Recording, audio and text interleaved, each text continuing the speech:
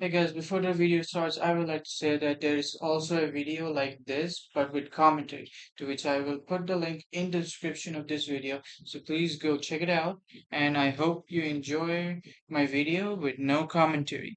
Thank you.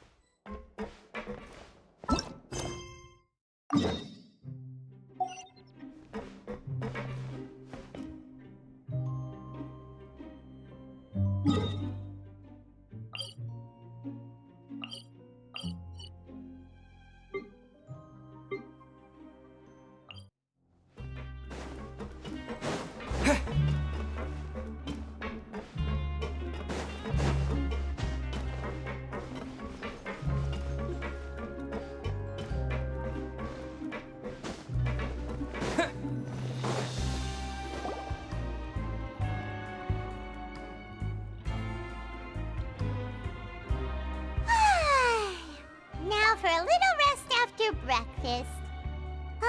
This is the life. Wait a sec. Isn't something important supposed to happen today? Oh, today's our big day! We're supposed to leave the Fortress of Mirapede! Come on, we've got to go complete the release procedures now!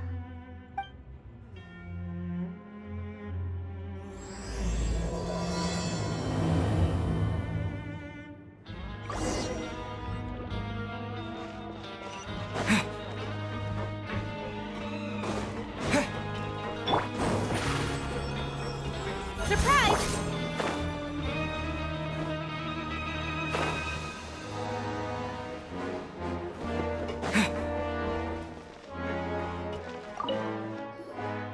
Please, sign here. This document will be effective immediately upon signing, and you two may exit the Fortress of Mirapede via the regular channels. It's been so long since we've been to the surface. Let's hurry up and... Huh? What's happening?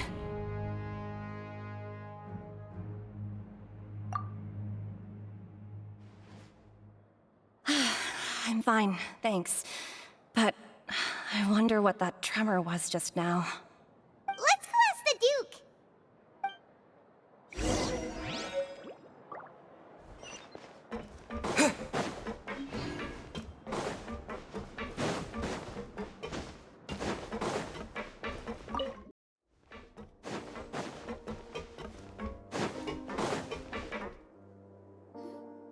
Your Grace?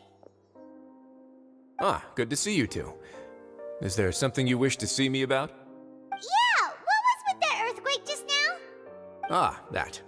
The tremor didn't originate from the seafloor. In fact, it seems it came from the surface.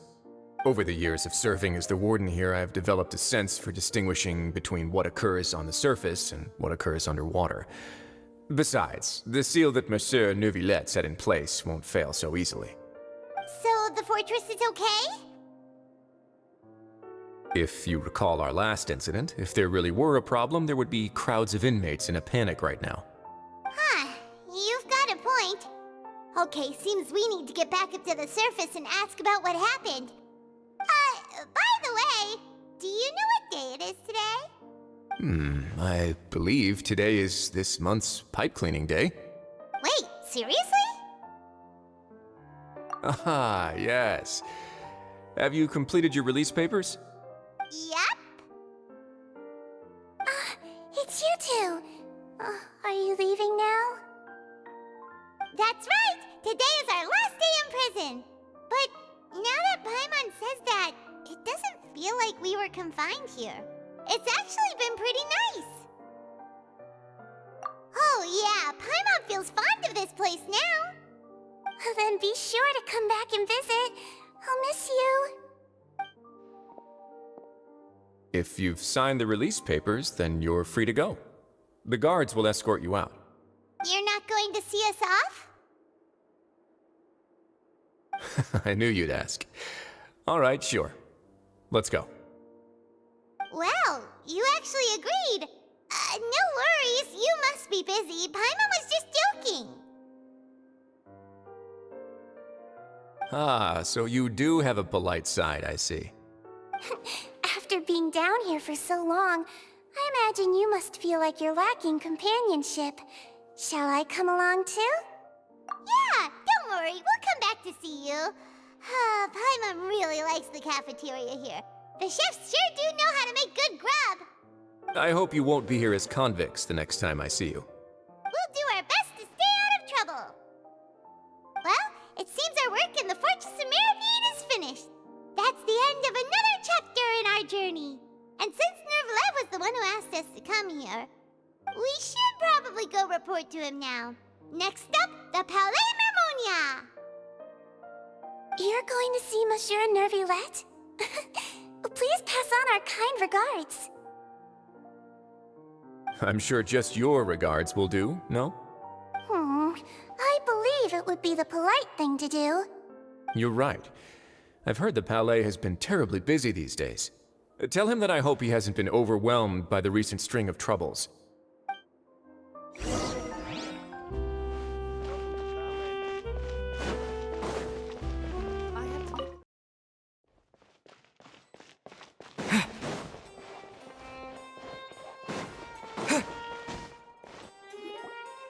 The Palais Mermonia sure is buzzing with activity today. Halt! Huh? Oh, it's you two. Apologies. Monsieur Nervalet did say you'd be welcome at any time. Excuse me, would you mind helping me take a look at this report? I'll be right there. Sorry, I've got my hands full here. You can see yourselves in. Everyone's so busy. Seems a lot has been happening.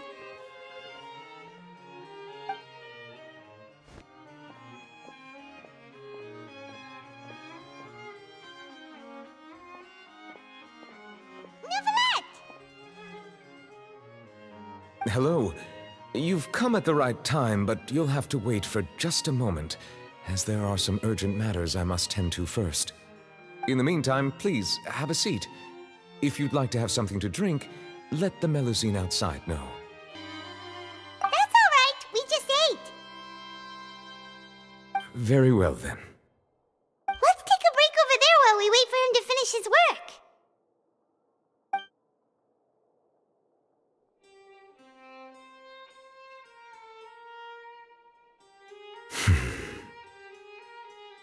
All right. That should wrap things up for now. Are you done with your work?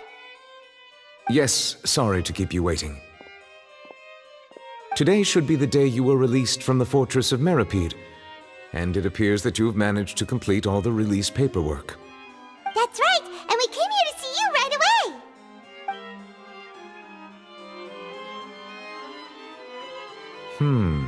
A massive whale. Do you have any idea what that might be? Judging from your description, that cannot have occurred in any ordinary waters, but rather something like the primordial sea. A whale of that size and shape cannot usually be found in the waters of Tevat. Therefore, we can only assume that Child is presently immersed in primordial seawater. Immersed in primordial seawater? But how? And is he okay?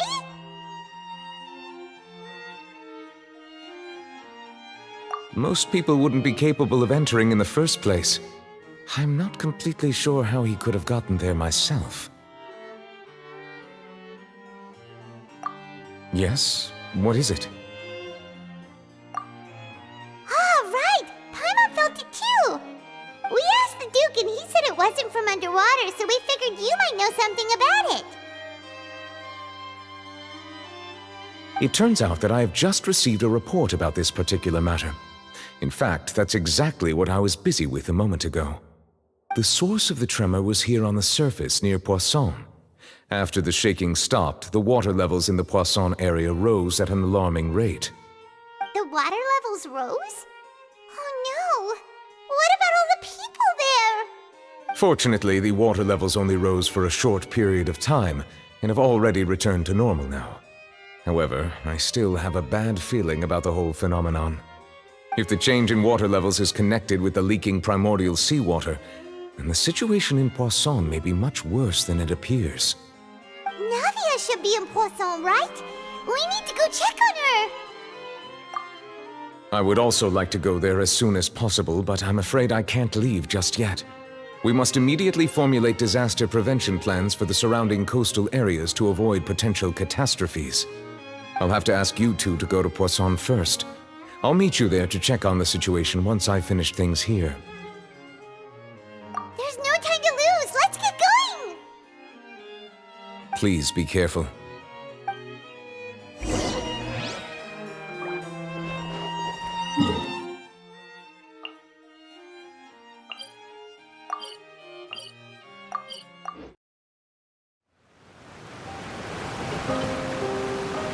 Oh no!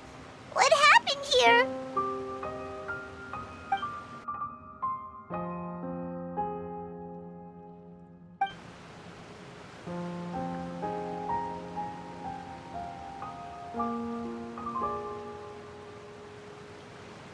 Navia should be around here, right? We need to make sure she's still... Paimon means we need to check on her.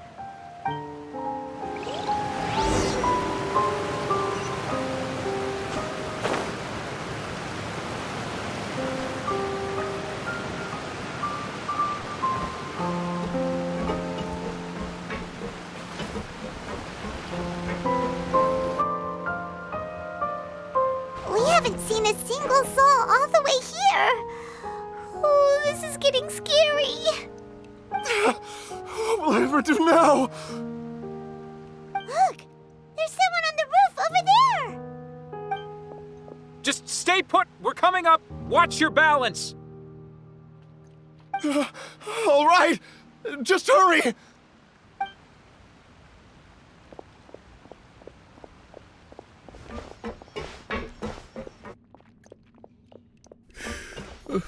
I'm not young anymore.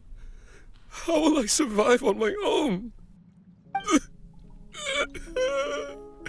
My Desiree! Oh, he looks pretty sad. My leg! My leg! How could this have happened? It hurts! Just hang in there. Help is on the way. You can hold my hand if it makes you feel better.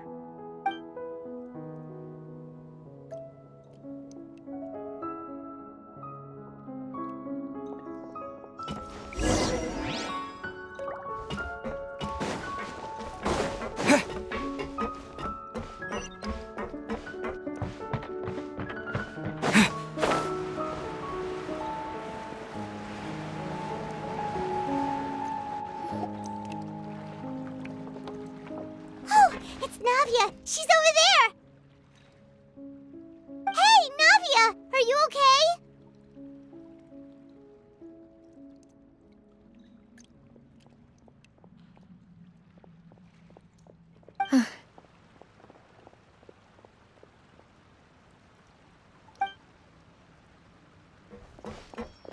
You're here. We heard there was a situation in Poisson, so we came as quickly as we could. Yes. As you can see, the water level suddenly rose. It caused quite the disturbance, in fact.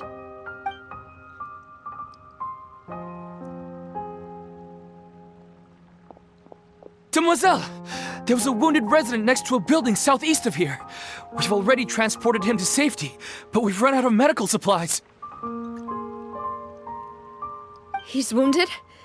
How badly? He fell, so it's probably a broken leg. He's pretty shaken up. When the water level rose, he desperately climbed up to the roof. Once the water receded and he saw the ground, he became terrified and eventually... He jumped down then. Find the leader of Squad 1 and tell him to take the wounded resident to see a doctor. He should know where to go. Understood. I'll take over his search and rescue mission in the meantime. All right, you'll be in charge.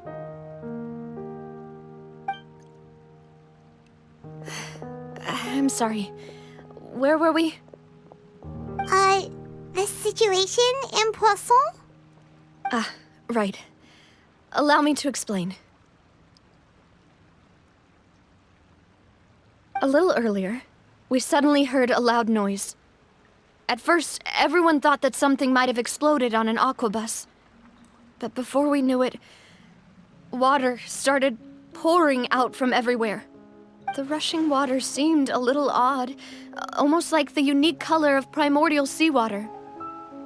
Some people didn't realize the danger and thought it was just ordinary water, leaking from somewhere.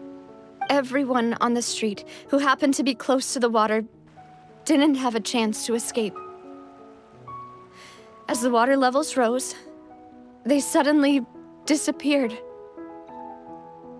They were all dissolved. Those who realized what was happening started to flee in a panic, desperately trying to get to higher ground. Many were injured in the stampede, and some people fell from significant heights.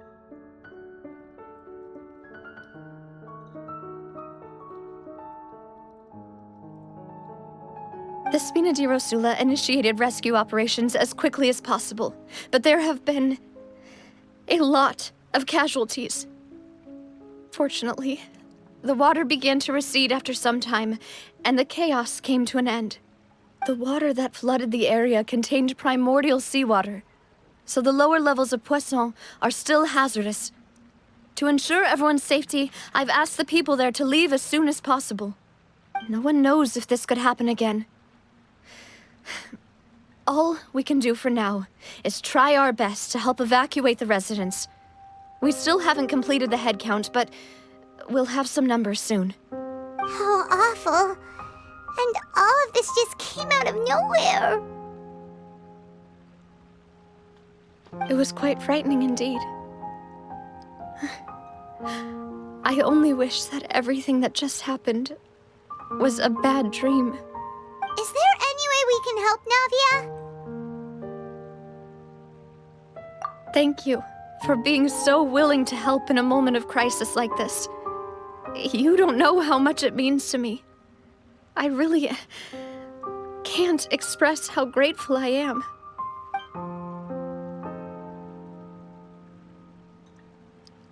Don't say that, Navia. That's what friends are for.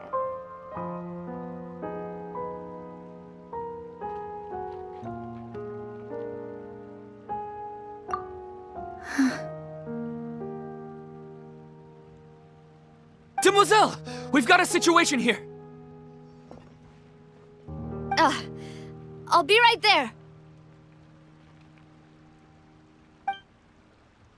Sorry, I need to go for now.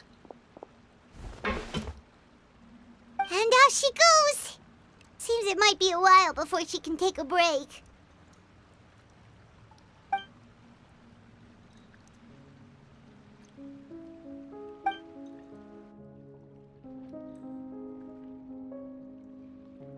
Okay, the wounded are being tended to, and we finished a preliminary head count. More support has just arrived, so I suppose I finally have a moment to focus on my own matters. Of course, we should remain ready for anything, and continue doing our best to rescue others. I'll be sure to have everyone at the Spina di Rosula ready to render assistance. Traveler, Paimon, would you two accompany me to my father's grave for a moment? Huh? Right now? Thank you.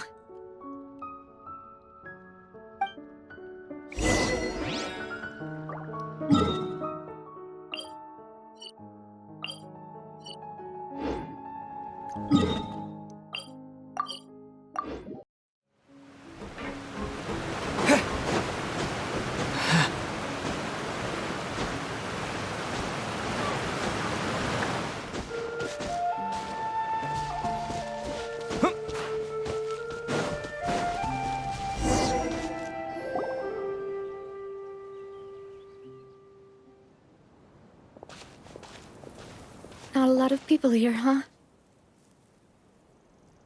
Well, given the time of day and the whole situation in Poisson, Paimon doesn't think there'd be a ton of people here visiting graves. Right. That's how things are now. The living are so exhausted that they've no strength to spare any words for the dead. Navia?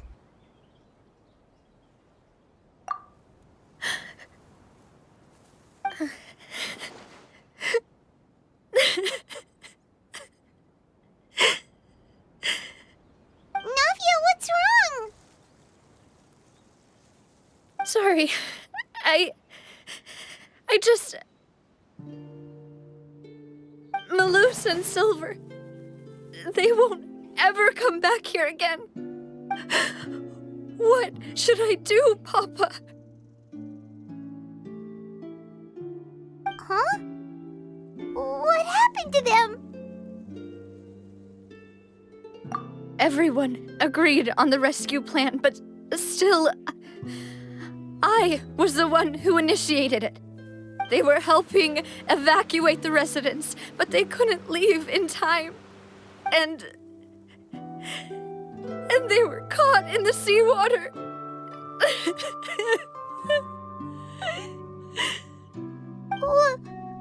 What should we do? I've known them for so long. And I know they weren't afraid. But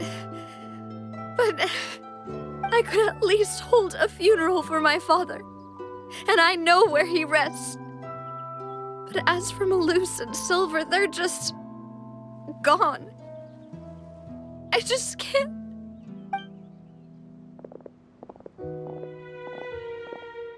Everything looks so clean after it rains.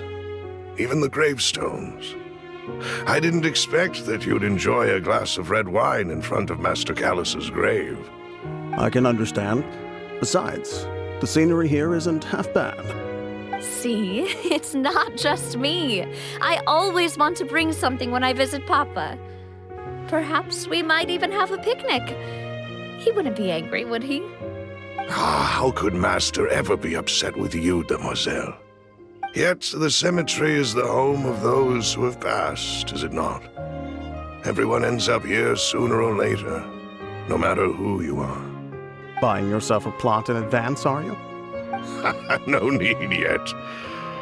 But when I do, I hope you'll let me be buried beside Master Callus, demoiselle.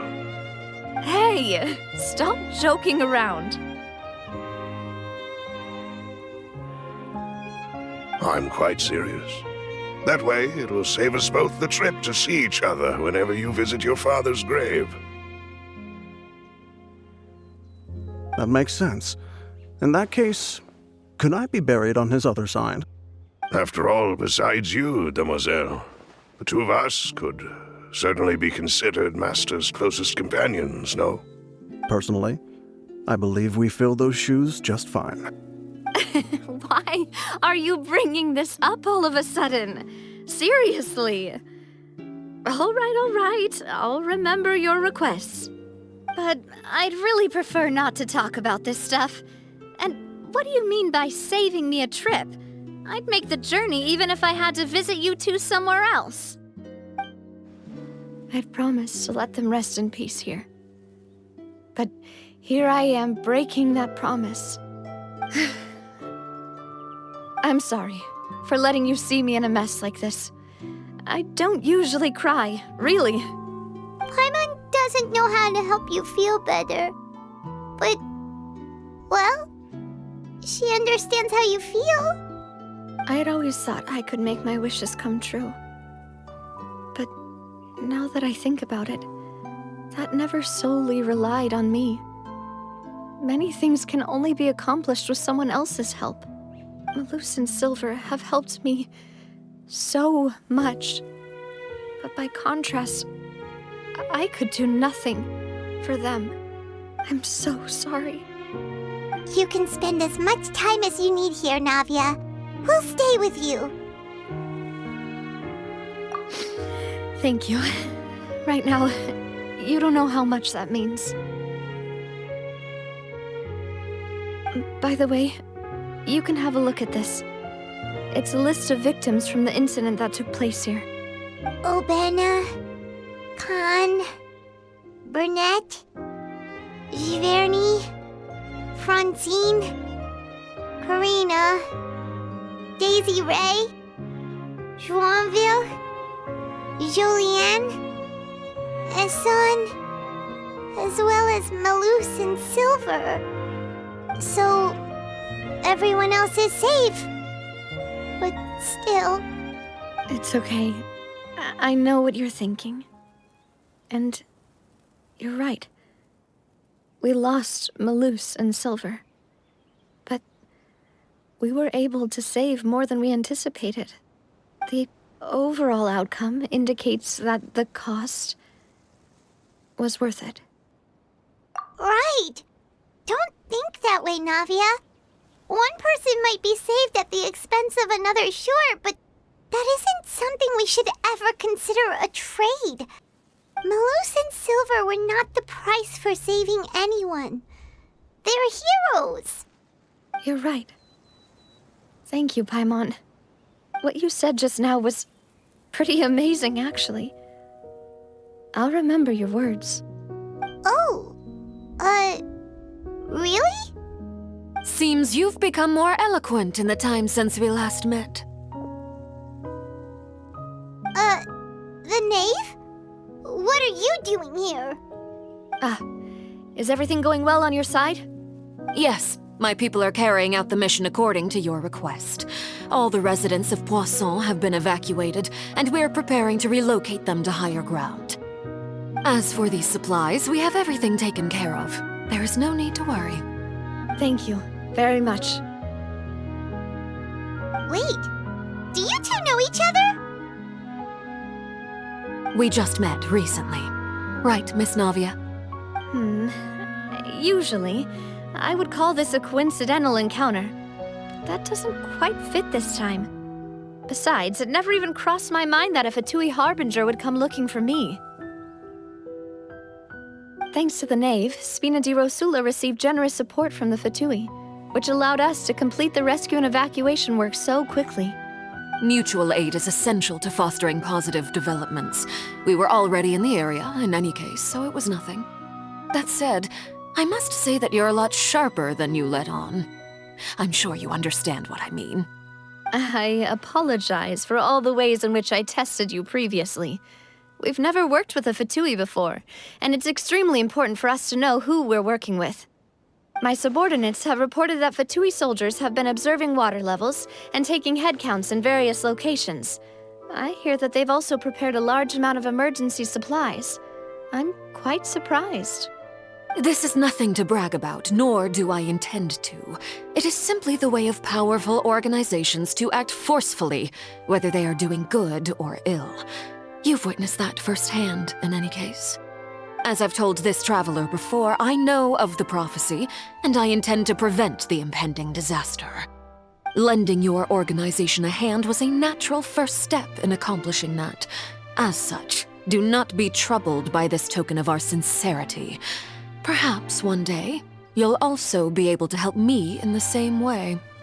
Without your help, there would have been many more casualties. I won't forget your kindness. Furthermore, I sincerely regret what happened to Malus and Silver. I only wish that my people could have arrived a little earlier to prevent this from happening. Don't say that. You and your subordinates did everything you could. As Paimon said, Malus and Silver didn't choose to sacrifice themselves for any specific person, and they weren't the price paid for others' salvation. They chose to become heroes themselves. I've never liked hearing people put it that way. It's like trying to relieve pain by saying some noble-sounding words. But right now, there's nothing more suitable. They really did become heroes. You're right. I'm sorry for your loss, Miss Navia.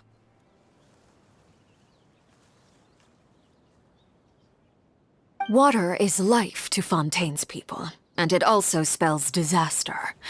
It's no wonder that people always say that prophecies represent fate. Fortunately, I've never been one for such opinions. So, you're one who will try to change fate, then? Of course. That is why I'm going to Hotel Bouffe de Thé. I still have some things to take care of, and the children need my attention. By the way, Traveler, Paimon, one more thing. Alright, then we'll just... Huh? This isn't right. Paimon thought you would ask us to walk with you for a moment so you could tell us something in private. That is a clever and useful conversation technique, which I do like to use when necessary. But there's no need today. It would not hurt to have Miss Navia listening in. Traveler, I'm sure you remember that I said we could work together when we had the chance. You and I both know that there may be issues with the Primordial Sea. Previously, it was the Fortress of Meripede's sluice gate, and this time it was the water levels in Poisson. These are both signals.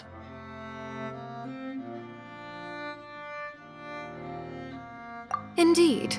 Allow me to share the latest intel I've received from the House of the Hearth's intelligence network with you. During some recent investigations, a child claimed to have discovered some ruins near Poisson. The ruins date back to ancient times, and seem to be worth investigating in many ways. Judging by the dating of the ruins, they may be related to the prophecy and the coming crisis. The situation is becoming more urgent, so any pertinent information will prove extremely precious. My people initially came to prepare for ruin exploration. Unexpectedly, this disaster struck, and at present, we're all busy prioritizing the rescue effort. So that's why the Fatui were already in Poisson. I wanted to take the children along, but unfortunately, Linny, Lynette, and Fremine have all been dispatched to higher ground to assist affected residents.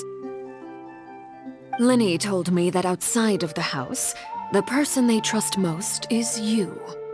Which is why I want to give you this task.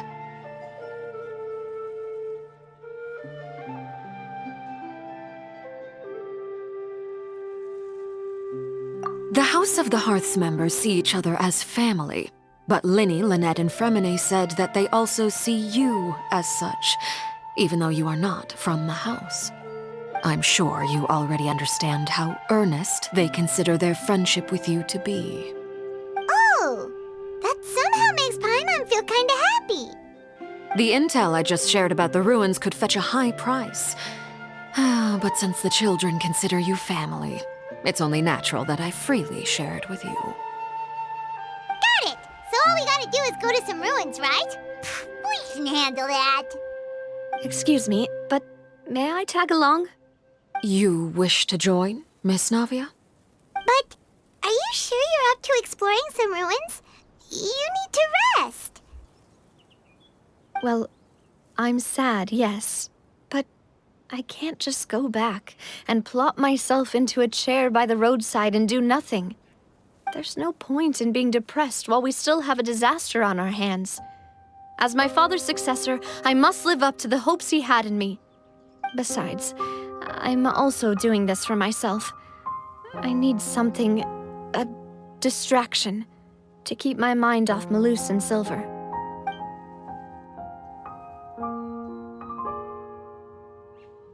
Since you put it that way, I have no objections. What do you say, Traveler? All right. The ruins are to the south of Poisson. Here's the map. Okay, the three of us will handle it. Come on, let's pack up and get going.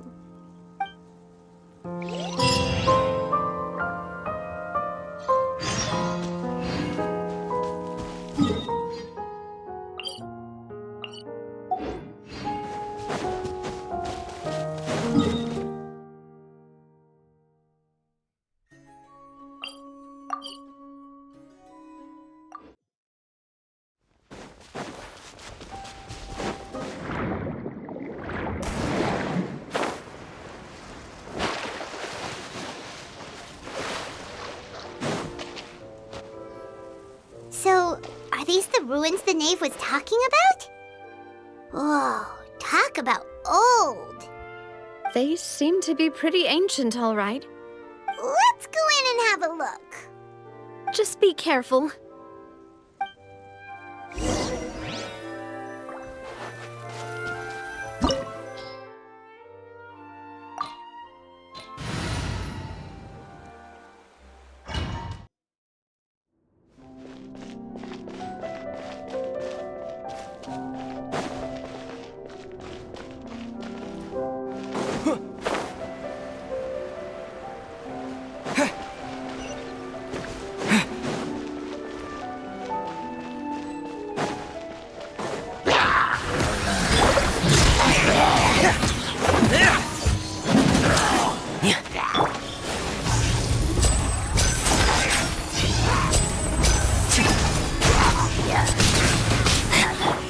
Step on up!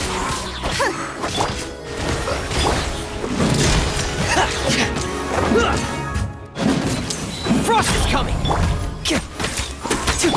Surprise!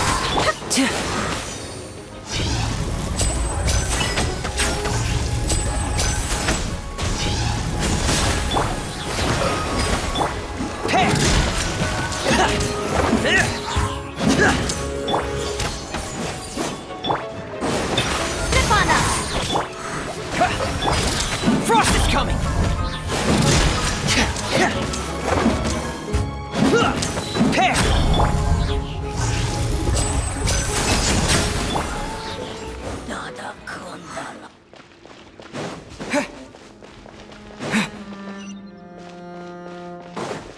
The floor here isn't safe.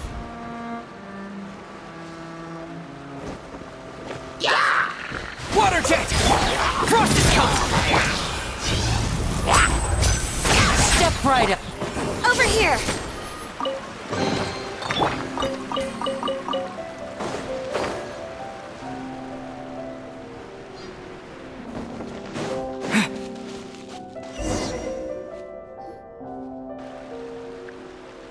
This place has also been contaminated by primordial seawater.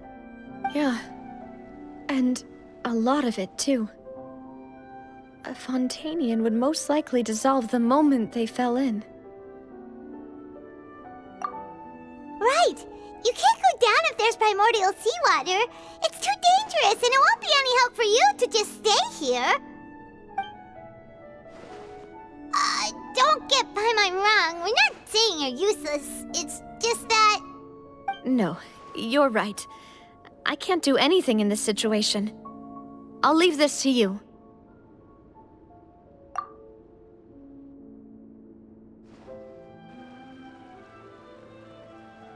That complicates things. Maybe the only way left is forward.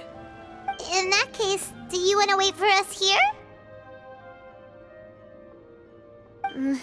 The water levels here are unstable, and there's a chance the water will rise. So staying here wouldn't be safe either. I'll go together with you. Perhaps we'll find the exit just up ahead. All right. Come with us for now then, but please be careful.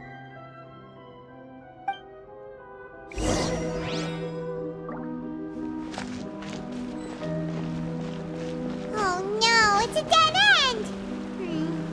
Let's try climbing over from the side.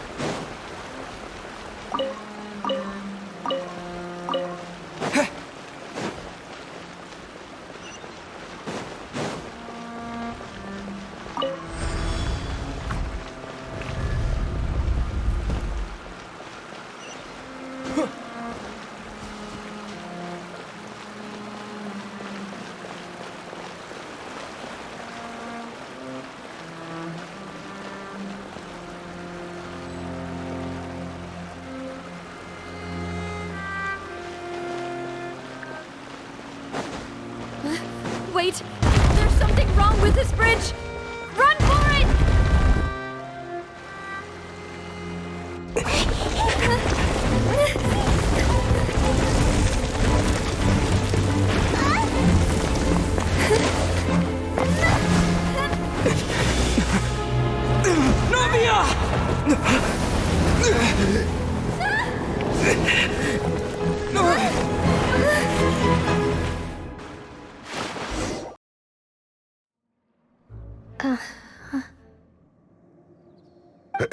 Demoiselle? Huh? Demoiselle, what are you doing here by yourself? Would you be standing here till dark if I hadn't come to get you? Maybe she just wants some time to herself, Malus. Oh, was I sleeping? Yes, it would appear so. I must be tired. That's quite possible. However, you were the one that suggested we go out for a walk. Oh, right. I nearly forgot. It must have slipped my mind when I dozed off. I haven't had a nap today yet. Have I? This is a familiar feeling, yet something's a little strange. Is something the matter, Demoiselle? Oh, no. No, I'm fine. I was just trying to recall why we came out for a walk. Do you remember Mr. Giverny? He'd requested our help before with foreign merchants who had a debt dispute with him, and we'd resolved the matter not long ago. We were headed to see how things were going with him at the moment. Ah, right. Yes. I remember now. Oh, Miss Navia. Ah, Mr. Malus, and Mr. Silver, too. It's good to see all of you. How have you been? I've been great. Thanks to your help, those bothersome merchants finally realized that I wasn't the one they were looking for. Why, I wasn't even the guarantor for that person. They were knocking at my door day and night. Even my neighbor, Obina, was getting fed up with them. Sometimes force is required to calm someone down and get them to listen to what you have to say. That's right. Oh, by the way, Burnett, what was it that you wanted to give to Miss Navia again? Oh, yes. One moment, I have it right here. Miss Navia, these are some flower seeds that I prepared. Please take them. They're a very good variety, and they'll become very big and beautiful once they bloom. I don't know what we would have done without your help, so this is a little token of our appreciation. I hope you won't refuse. Ah, did you cultivate them yourself? Thank you so much. I'll certainly take them. Malus, we do still have some empty flower pots at home, right? Why, we can have as many pots as you'd like, demoiselle. Perfect. In that case, we'll swap out some of the decorative plants for some of Mrs. Burnett's flowers. Very well. Wait. Something seems to be off here. Excuse me, madam. If I'm not mistaken, your name is Burnett, correct? That's right. Is something wrong? No, it's nothing. This is the first time we've ever met, but your name seemed familiar to me. I must have heard it when I was discussing things with your husband previously. I've heard this name before. Sometime recently, I'm sure of it. And why are there so few people around here? Where did everyone go? We must mind the time, demoiselle. We still have important things to attend to today. Huh? We do? Like what? Well, now, did you forget? Miss Navia, here you are. I've been looking for you. Please, come to the Opera House. Your trial is about to begin. My trial? Wait, why would I need to go to the Opera House? Yes, she's right, demoiselle. It's just about time now, so we should get going. Oh? All right then. Look, it's Navia! She's here!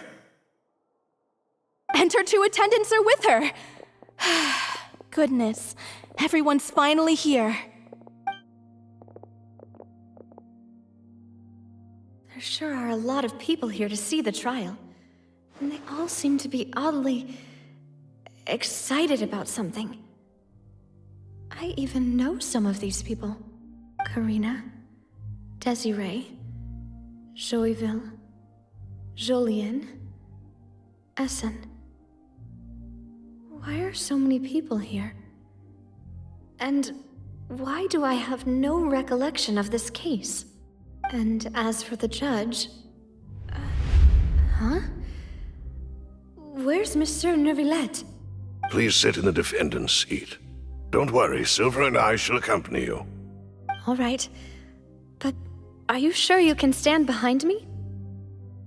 Typically, it wouldn't be allowed, but today is an exception.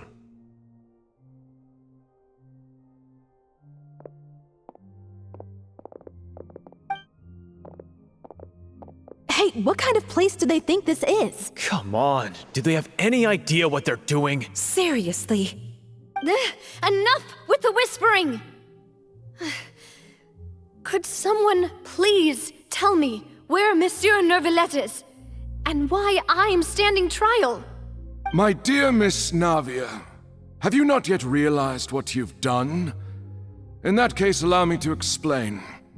As all here know, you are Master Callus's successor, the head of the Spina di Rosula, someone held in high regard by every soul in Poisson.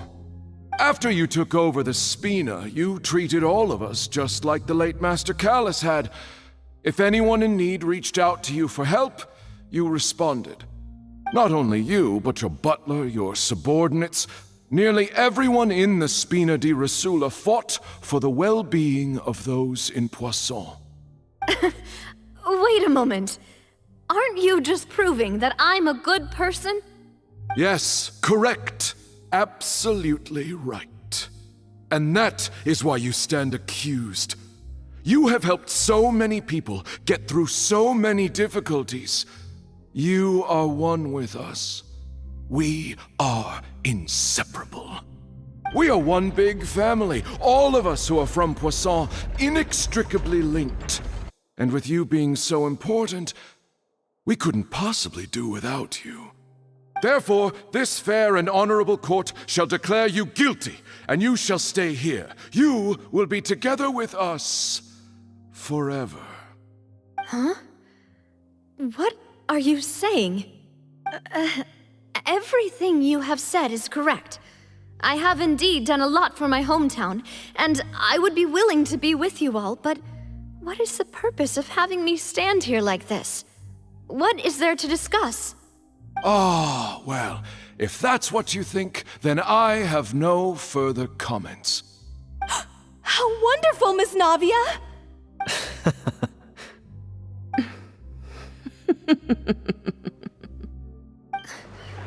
I know all these people.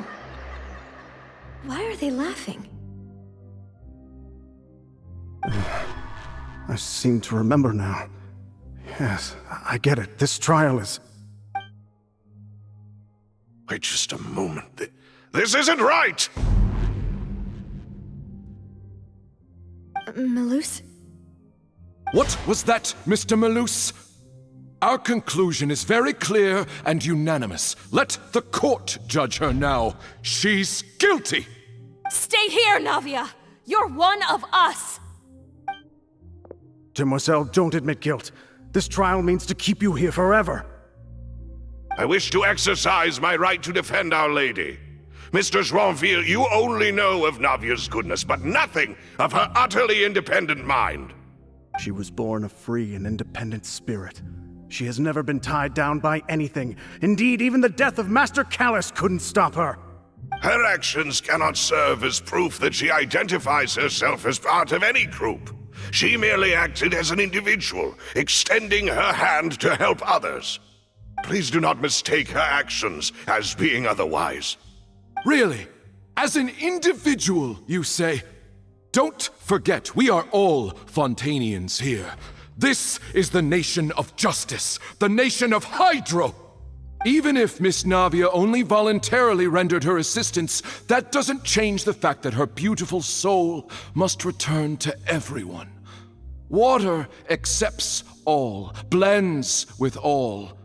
It will surely accept her kindness. Everything is measured here in the nation of Hydro, and in the end, everyone shall meld together.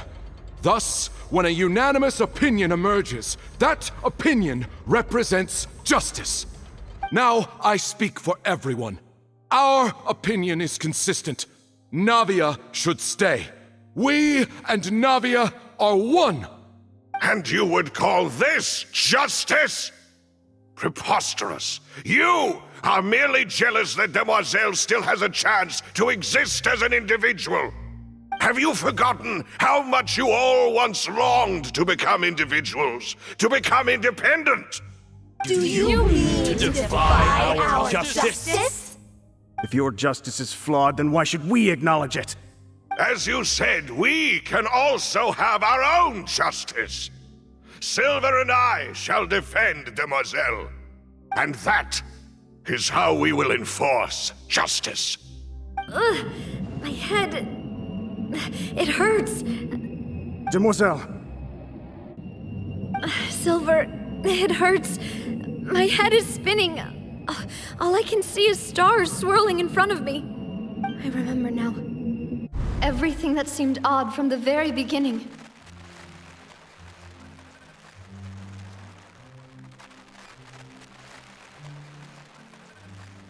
Karina, Desiree, Joyville, Jolien, Essen, and Mr. Giverny and Mrs. Burnett, who we met earlier. Even Malus and Silver. I don't want to admit it, but they're all dead. Don't be afraid, and don't admit guilt. We will protect you to the very end. Absurd! Who are you to say that she cannot be judged? We are the majority, and in the nation of trials, the majority is absolute justice. We are the will of all. Don't let them escape! We shall keep Navia here with us! Mr. Malus and Mr. Silver, must you be so stubborn?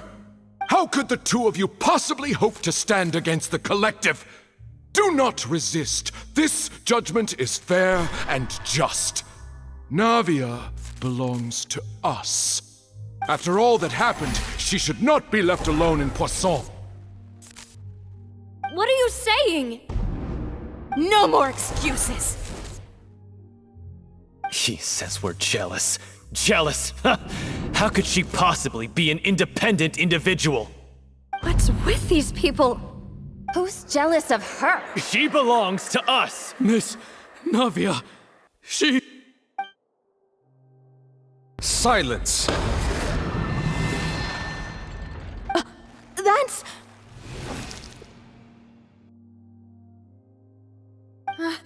Monsieur Neuvillette! Such commotion is prohibited in the court. The accusations you just presented are nonsense and cannot constitute a proper trial. The court will adjourn for the rest of the day. In this, I shall hear no objections from any unauthorized party. Our thanks, Monsieur Neuvillette. Please leave with me, Miss Navia, while there is still time. But... Go on now, Demoiselle. This is your only chance to leave this place. What, can't bear to leave us behind or something? Malus. My apologies. I couldn't resist making one little joke once I realized that this shall be our last goodbye. Malus. Silver. Quickly, you must come now. Goodbye, Demoiselle. Farewell. No, wait! Just a second! Hey, Navia? You're awake. Good. I must have been dreaming. Malus and Silver were still alive, and they were defending me at some insane trial. It looks like you're all right. Did all the sad feelings cause you to have a nightmare? Paimon could give you a hug. The ruins you were exploring suffered a cave-in. When I arrived, I found you falling toward the water. You were just about to be dissolved within, but I...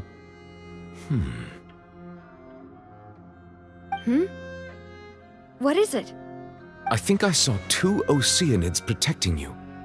It was only for a moment, perhaps even a fraction of a second, but they gave me the chance to retrieve you. Were it not for their intervention, I would not have been able to rescue you before your consciousness dissipated.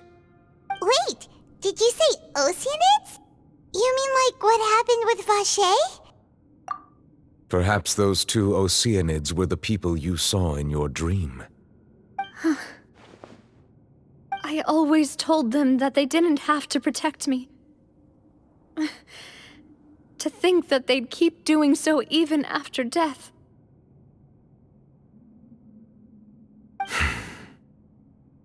Please come with me.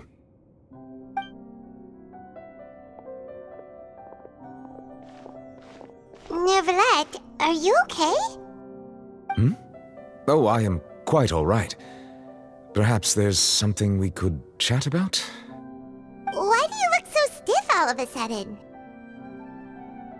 Oh, Paimon knows. You're the type who feels awkward when there's nothing to talk about, right? I merely thought that we should give Navia some time to herself. Huh? Why didn't you just say so then? Don't you think it's even more awkward to call us over like this and then have nothing to talk about? I suppose so. Ah, Sigewinne. I hope all is well with her these days. Her work in the Fortress of Meropide has not been too much for her, has it? No way, don't worry. She's doing fine down there. She's an amazing head nurse. I see. Well, that is good. I have always worried that Sigewinne would need a lot of time to understand the world of humanity, just as I have. Oh, and the Duke also says hi. Even though Sigewinne made him do that. He hopes that you haven't been overwhelmed by all that's happened lately. Thank you. I have indeed been busy lately, and I also hope that everything is going well in the Fortress of Meropide. He still doesn't know what to talk about. Let's chat about something else then. So, Neverlet, you're probably quite the swimmer, huh? Yes, of course. This isn't going anywhere. Let's try something else. How did you find these ruins? Did the knave tell you? Yes, in fact. I had arranged to meet you in Poisson, but when I arrived, I discovered that the Fatui were helping the residents evacuate. They had even transported a large quantity of supplies to the area. Amid my astonishment, I ran into the knave, and we had a chat. She informed me that she had asked you to investigate the ancient ruins here. Yeah, we originally planned to meet up with you, but we thought you might still be busy with all those official documents. We didn't think exploring the ruins would take very long, and who would have thought you'd wrap things up so quickly?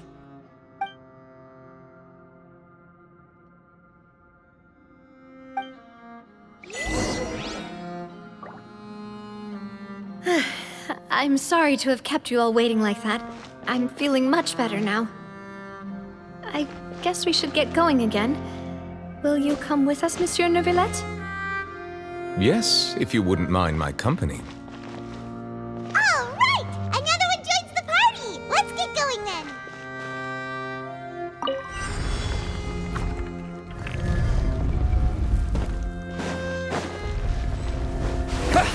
Be amazed!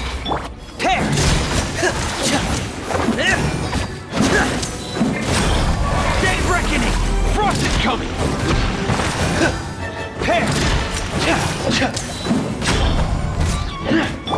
Now disappear!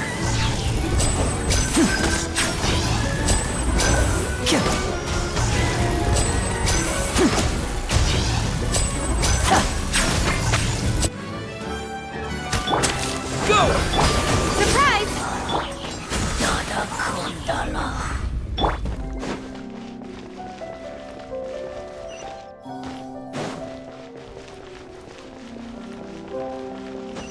Oh no, another unstable path!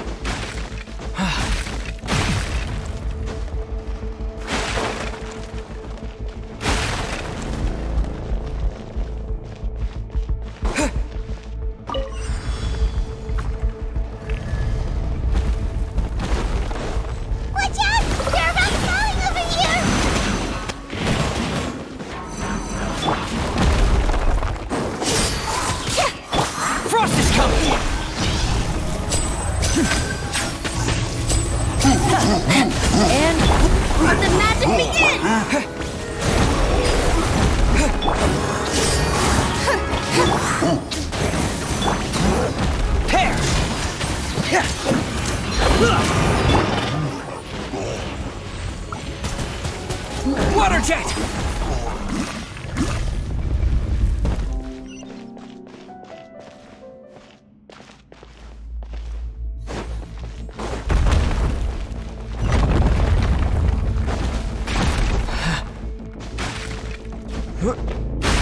Seems we're almost at the top. Keep it up!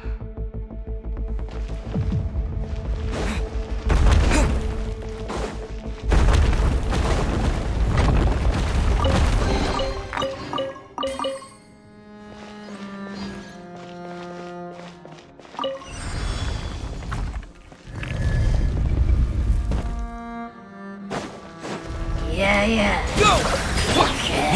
Frost is coming! Cue the spotlight!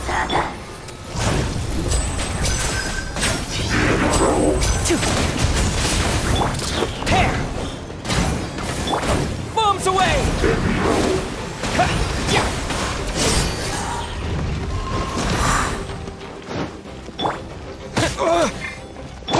Frost is coming! Now disappear! Step on up! Over here! Be amazed! Hair! Going under! Frost is coming! Hair! Getting gear! Hair! Water jet! Step on up!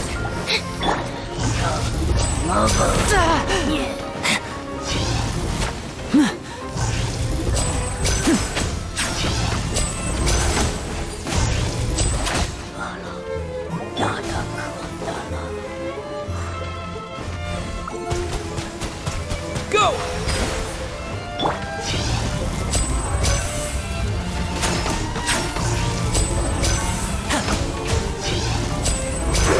And voila!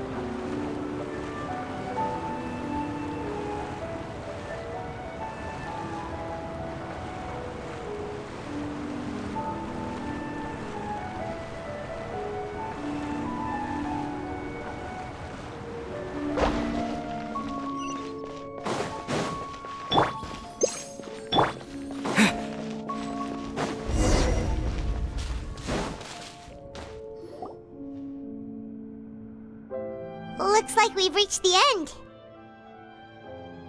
This is the place? There should not be any other hidden spaces in the vicinity.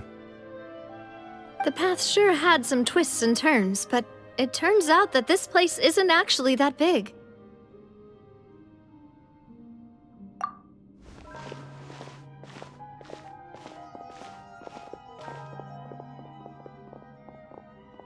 Stone slates. It seems like they were put here as an offering. Could we take them down and have a look? Perhaps we should just leave them be for now.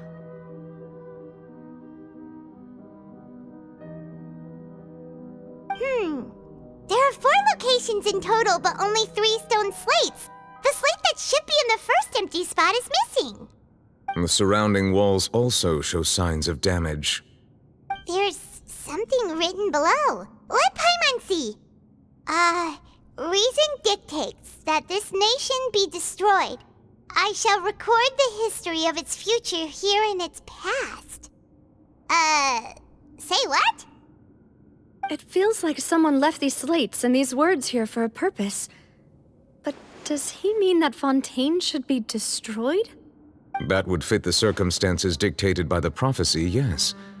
Indeed, the slate's contents correspond to it. Take the second slate, for example. There's a person kneeling here. She seems so dedicated. And there's a whole bunch of other people behind her doing the same. She's facing this... what is this? Some kinda island in the sky? And is that Lady Farina in the third image? Did the Hydro Archon fall into the water? And is that a ring of people around her? Paimon doesn't quite get it. Are they all in the water? The fourth image. I know this one. This exactly matches the content of the prophecy. The people will all be dissolved into the waters, and only the Hydro Archon will remain, weeping on her throne.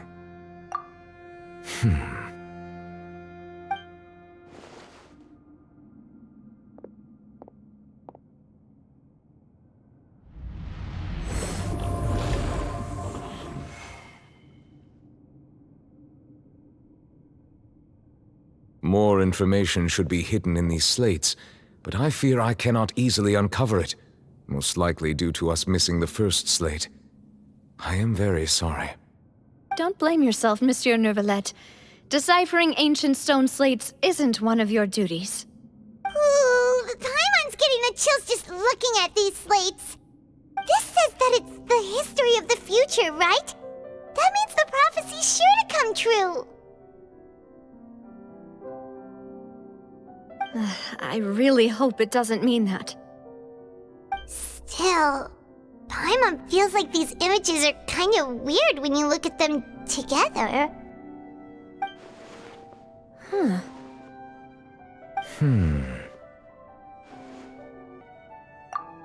That's right! If the images are in chronological order, shouldn't the fourth, the waters drowning Fontaine, come before the third, where the Hydro Archon herself falls into the water? And yet the order is reversed here.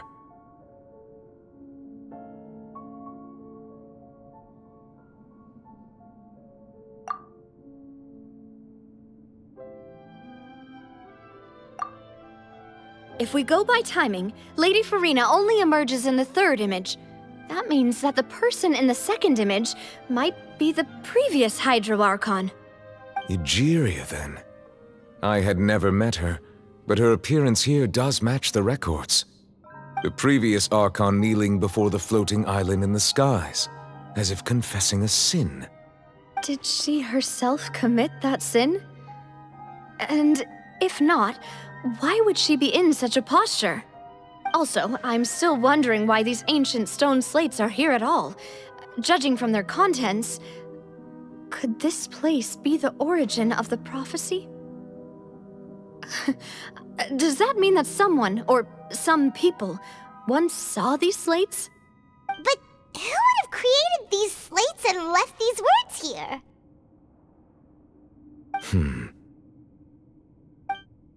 It seems that any further clues will have to come from Farina. In that case, there's no time to lose.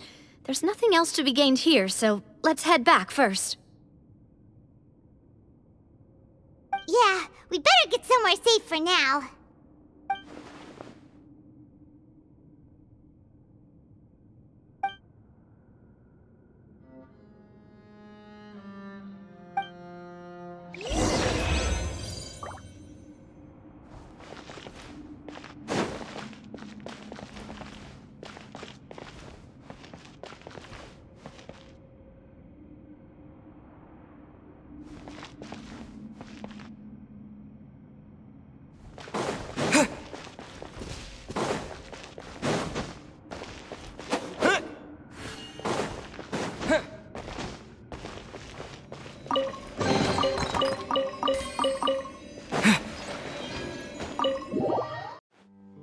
Let's split up here. I'm going to check on what's happening with the Spina. You know how it is. There's some things you just need to be there for yourself. You still have energy for that, Navia? Paimon's already beat.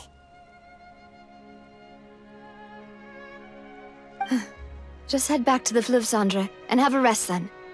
Thanks for keeping me company all this time. I'll depart as well. Thanks for your hard work today. Rest well, everyone. Traveler, I will go talk to Farina tomorrow morning to ask about the stone slates. I'm sure that you're concerned about this matter as well. If you have time, drop by my office. I will share the results of our discussion with you. Are you really gonna talk to her about this directly? Will that be a problem? Paimon's getting a little scared now that it's come to this. She has long been harboring secrets and will not give them up easily, which makes it all the more my duty to ensure that she understands the present situation. All right, we'll leave it in your hands then. You're probably the best person to talk to her anyway. I will be carefully considering my words tonight. Traveler, Paimon, our safe house at the Fleuve Cendre is always open to you, as ever. So please don't think you're an imposition. All right.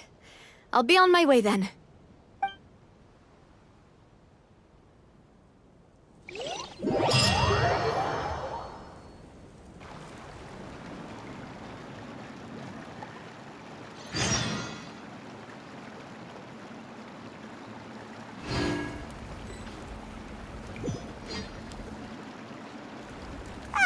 We're finally back! Welcome back. We've got a special menu prepared for you two tonight. Yay! And there's good food too! Navi, no, the boss is the best. Ooh, desserts! Nice, these are all Paimon's! Paimon's already starting to forget what happened today. Oh, that voice. Is that who I think it is? Huh? It's you two. What are you doing in Fontaine?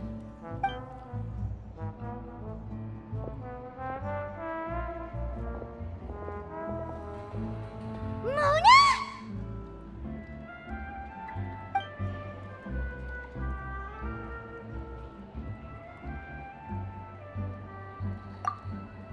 Seriously, nobody just uses a scry glass whenever they've got time to just see who they'll meet on the road. Still, we didn't expect to see you here. Wait, you're not a Fontanian, are you, Mona?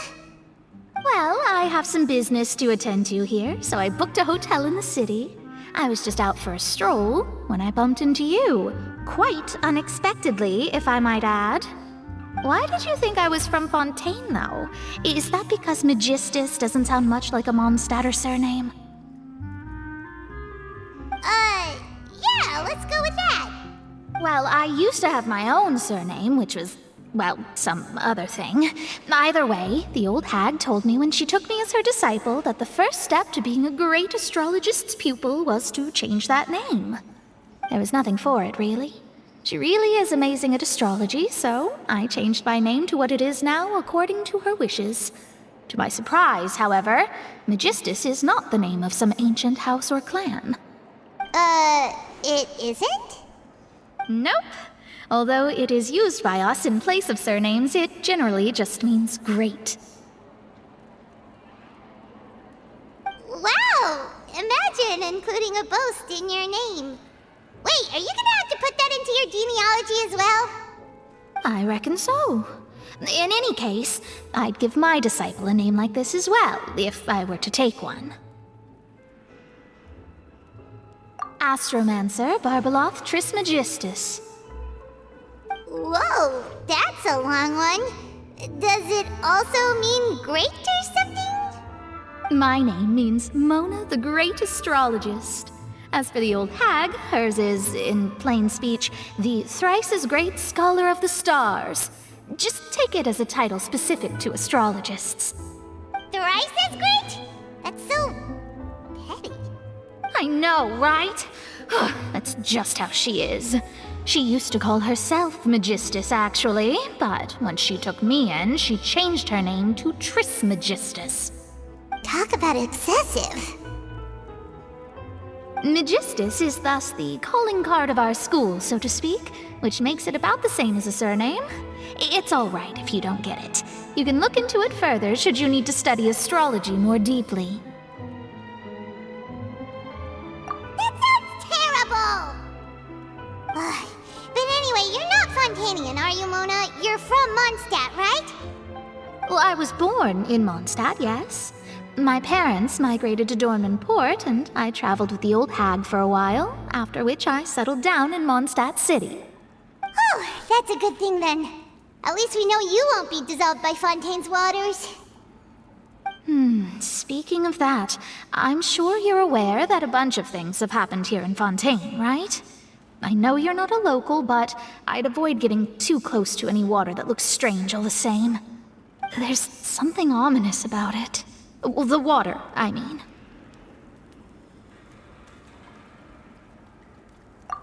That was the main reason, yes. Just a while back, the Steambird invited me to take part in a panel and speak about the circulation of the prophecy as an astrologist. The invitation was sent quite early on. I don't think anyone expected Fontaine to be in this much trouble. What do you make of that prophecy, Mona? Just tell us what you think as an astrologist. Your word would go a long way to make things more certain and less scary. What I can tell you is that I'm an astrologist, and that this prophecy concerns the fate of Fontaine, even that of all Tevat. Ascertaining this is akin to reading the fortune of the whole world. I'm afraid that this is not something that just anyone can do. If I could do it, you would no longer call me an astrologist, but a visionary. But on the flip side, the prophecy is so huge and powerful that it must surely come from a powerful visionary. Its contents involve the fate of the world. Disregarding it would be a mistake. A visionary? Sounds really powerful and all, but does such a person really exist? Of course. The old hag could do it, and I'd bet there are others amongst those Hexenzirkel colleagues of hers who could do something similar. Huh? Are you sure? All right, I'll help you. It isn't often that I see you with such a serious look on your face. I'll tell you once I hear back from her. Thanks, Mona! You're amazing as always! Oh, well, this is something only I can do after all. So yes, your praises are quite welcome. That's the greatest of astrologists for you! Of all the people we know, you know the star's the best! Indeed, indeed. That's the spirit. Oh, sorry. I came to see what all the commotion was about. If there's anything you need, do not hesitate to inform the Spina di Rosula. Oh, whoops. Guess we were getting a little too carried away there. Well, I'll go tend to my own business now. If I receive any news, I'll be sure to come find you two again. And there she goes, quick as rushing water. And here we are with the Spina guy giving us suspicious looks. Right, but we were able to recruit Mona's help, didn't we? Our Fontanian friends will thank us someday.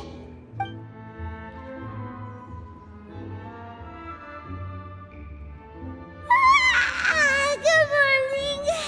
To be honest, I'm still feeling kind of sleepy. But it's time to get up, Traveler. We agreed to go see Neuvillette, so let's pack it up and get going.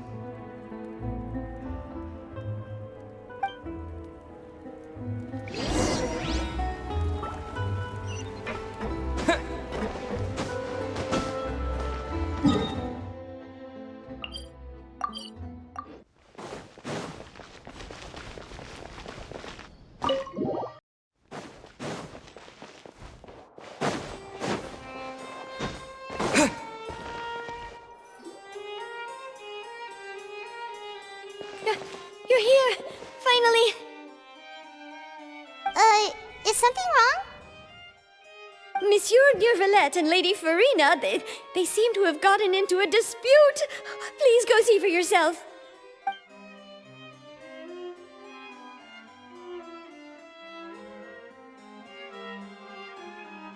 Like I said, I've already explained everything! And yet the problem has not been properly solved. There is little space for excuses between us. It is not my intention to offend you, but please, tell me where you stand. You are the Hydro Archon Focalor, are you not? Look at this. This is a list of the victims from the recent Poisson incident.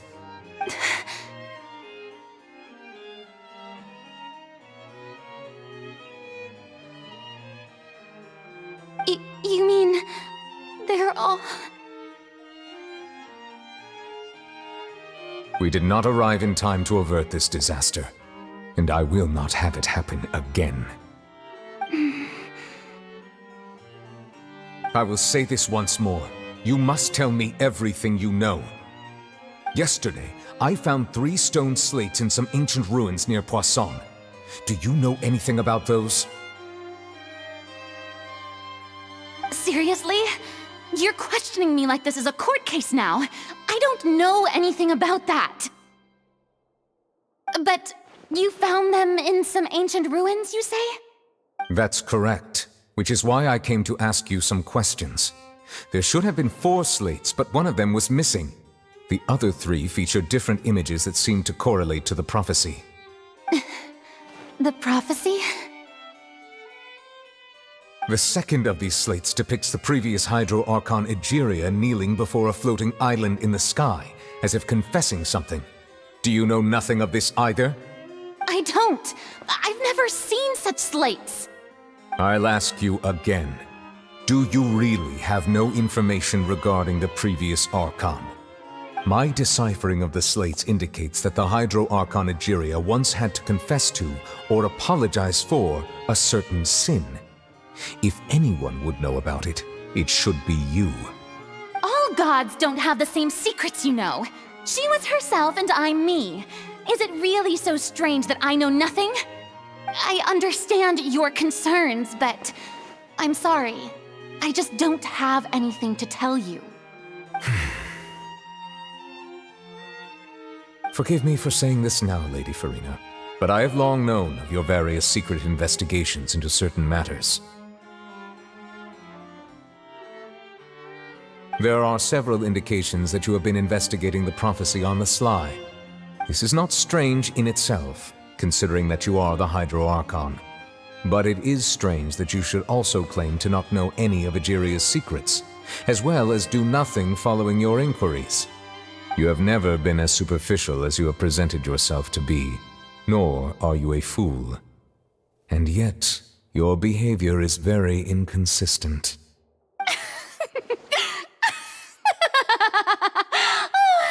So you've been watching me all this time, have you?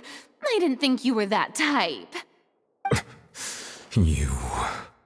Well, since you know about my secret investigations, then you should know I'm actually working to take care of it. There's no point questioning or suspecting me.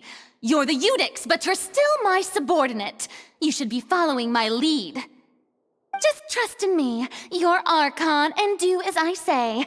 Never mind whether you can truly convince yourself to or not. It'll all turn out fine.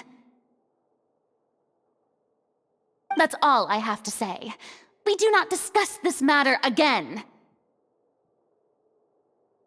Oh, the opera's about to start. Toodles!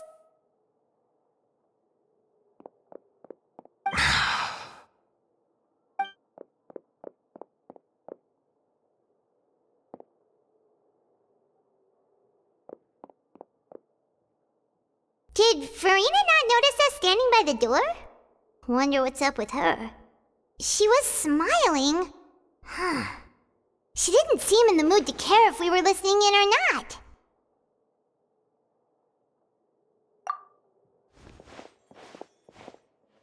I assume you've been outside for a while now? Oh! You noticed! Seems Farina didn't even realize we were here. She was in a great panic, though I cannot discern the reason. Our discussion reached impasses time and again, a state of affairs that we cannot allow to continue. Still, I do not understand. Dialogue is the basis for understanding, so why did she keep refusing to engage?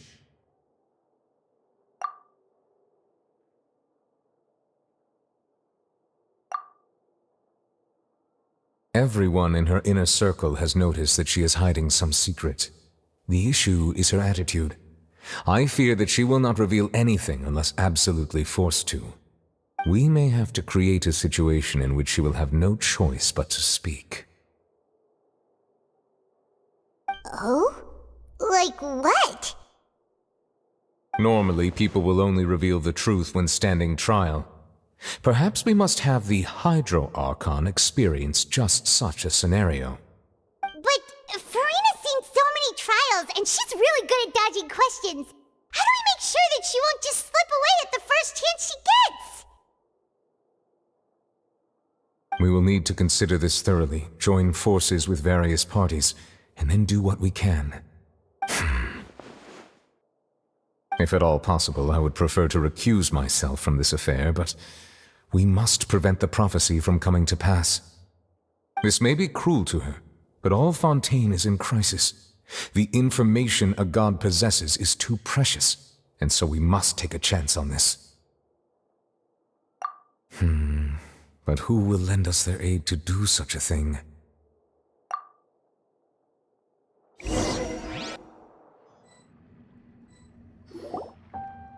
Well, that's everyone, huh? Speaking of which, it was pretty smart of you to think of hiding here. Poisson was just involved in a disaster, so it's presently devoid of people. That naturally makes it the best choice. And here you are drinking tea like it's the most natural thing in the world, huh? That's what families should do. Sit and enjoy a leisurely time together. It's nice to enjoy tea here, you know? Care for a cup? Lend me your ears, everyone. Or perhaps one of you might like to start us off. How about you, friend? Me? No, I don't think I can. Then, how about you, good sir? I fear that I will cause the mood on this boat to become as somber as it is in court. Well then, I guess we're lucky we've got a local like me to organize things. Wonderful, the spotlight at last. I guess I'll be facilitating things from here. That was a little long-winded, don't you think? Oh, you might be right. Anyway, to cut to the chase, our friend here, the Traveler, has brought us together to discuss something. As for what that is, well, let's start by saying that we'll be pooling our efforts together to create a series of traps. Oh, how intriguing. Well, it's just an expression, really. One that I just learned from Chlorand, and used on the spot. So, let's invite her to explain in detail. A round of applause, please.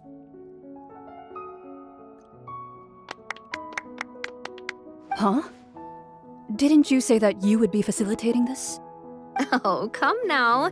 Your work doesn't involve much public speaking, right? This is a good chance to practice. You might even pick up some fancy oratory tricks to impress your boss with in the future. I see. And what does my boss say?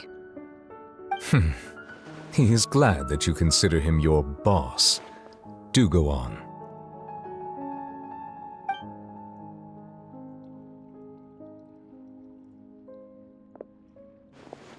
In that case, do any of you have experience hunting? Not that I recall. Fremine and I once used a wooden stick in a basket to catch wild rabbits when we were younger. As for Lynette, oh, right. You were sick that day, weren't you? I've also gone diving to catch some fish before. Does that count? I'm afraid not. You may or may not have heard, but Fontaine once played host to a group known as the Marechaussee Hunters. Though that was their name, they did not hunt animals, but rather various monsters left behind by the ancient dynasty of King Remus. Today, Fontaine's monster population has already thinned greatly, so the hunters have blended back into society, taking up arms in other lines of work. They even left a unique methodology of hunting in their wake. A trap comprises of the following components: bait, a trigger, and a containment device. Sometimes a lethal implement will also be necessary to deal with the prey. So, if we were to build a trap together, right now, what would you choose to build it with? For me, I would prefer something basket-shaped. Pigeons and rabbits will see the bait and naturally enter the snare. Our line of work requires a deft hand, and we're some of the best in the industry, so you can count on our techniques. You used some of those techniques while moving the people of Poisson, didn't you? My subordinates mentioned that you even performed some magic for the bawling children. Yes, and I even managed to gather some intelligence in the meantime. I'm quite the multitasker if I do say so myself. I'm afraid I can't claim that as my strong suit. I prefer more stable methods, like placing bait in the water and waiting for the fish to come within reach. That's the kind of method I would count on. Calm and steady. Exactly the kind of person who would catch loads of fish. And I can be their assistant. With discretion, I'm sure. I'd probably use some sort of mechanical animal. Papa once bought me some small clockwork squirrels, mice, and such. When placed in the forest, they can attract others of their kind. I remember that you liked those too, didn't you? I did. And that would be a good way to go about it. If they're realistic enough, animals of the same kind will follow them all the way to the trap. What about you, Monsieur Neuvillette? I fear I do not have any related experience. That makes sense. You usually solve problems directly, without the use of any such tricks. But I do have one more question for you, Monsieur. If we were to create a trap now, how would you design it? I would like for it to be effective, but bring no harm to the prey. A more gentle trap would be ideal. Kind, as always. However, our intention doesn't necessarily change the containment device and the type of implement we need. If we wanted to kill the prey in one strike, we would need a powerful implement. However, that also goes for prey that must be captured and safely contained. Wait, why's that? Only a hunter who's a true expert at subduing their prey can snare it without harming it. The line that divides life and death is often exceedingly thin. So are we going hunting together? We hadn't thought of seeing ourselves as hunters. It kinda works, but maybe it's still not the best metaphor. If our means of capturing and dealing with our prey is to put them on trial, then the hunting metaphor is actually quite accurate. But we shall require much more courage than any hunter to judge a god, a being whose seat is an exalted throne. Oh, so that's what's going on. Sounds very interesting.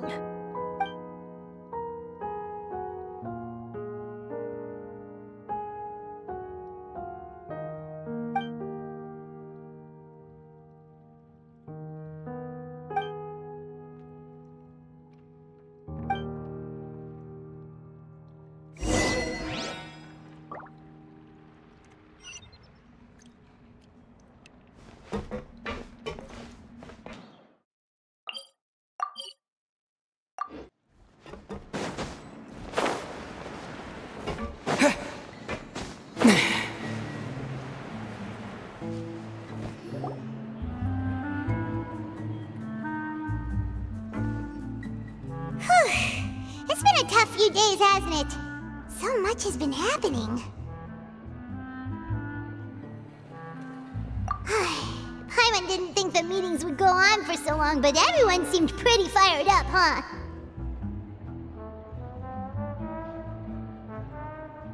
Paimon thought they'd be at least a little frightened. Well, Fremine was, now that Paimon thinks about it, but everyone else just looked a little surprised. Well... It's hard to say. Paimon doesn't have any experience with this sort of thing. But with you around, Paimon sure will do great. After all, you're the most reliable person in the world, aren't you?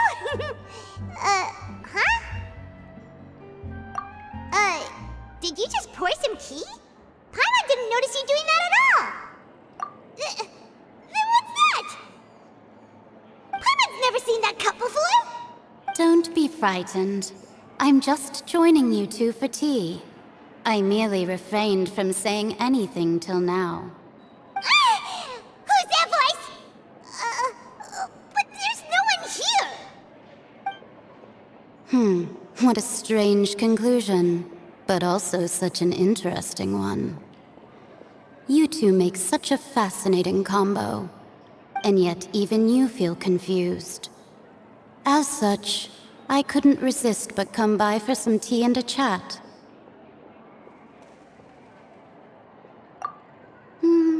Consider me a passerby, just accepting a commission from my friend's disciple on a whim.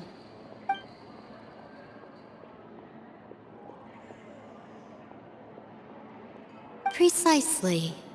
Call me N, a mage who wanders the world.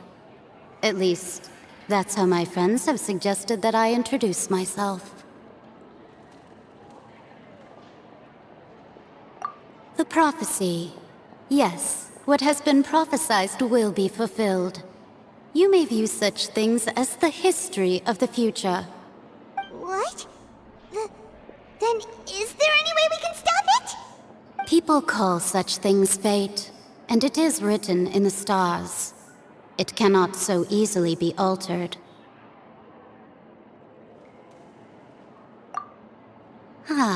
So you've caught on.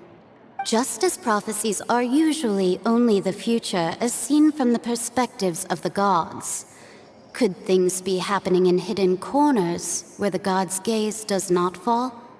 Are the things that you shall see different from the fate that the gods perceive?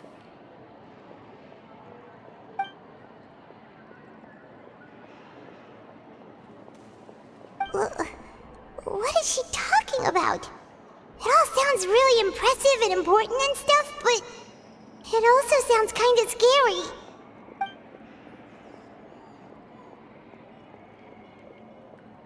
I believe that you understand, right? Some things are insignificant, but others you must reach out to change. Ultimately, fate shall serve as your only guide, no matter what will happen in Tevat's future. All you need to do is to play your part. This was good tea, by the way. Thank you for your hospitality. Well, that'll be all for today. The voice. It's gone.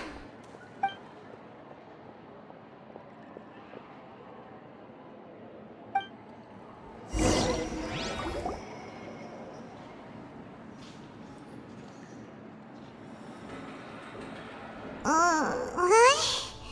I want to hear someone talking. All right, coming. Hey, it's you who's getting lazy, okay? Well, I see I've walked in on some lively banter. Luna! Fine, just fine. I went to take part in that Steambird panel. It turned out to be more interesting than I expected.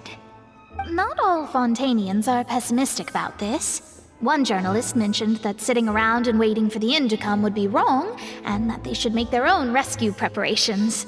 I agreed, so we had a brief chat with her. Did she have pink hair by any chance? Why, yes! It was Charlotte. You remember her, right? That daredevil journalist? I'm in full support of her view. Prophecies are very important, but how can people allow their lives to be commandeered by just a few words? That's right! Paimon's glad to hear something sensible for once. Yes. About what we had discussed before. I did try, but I'm afraid I couldn't reach the old hag. I'll try again tonight, but I wouldn't get your hopes up. Huh?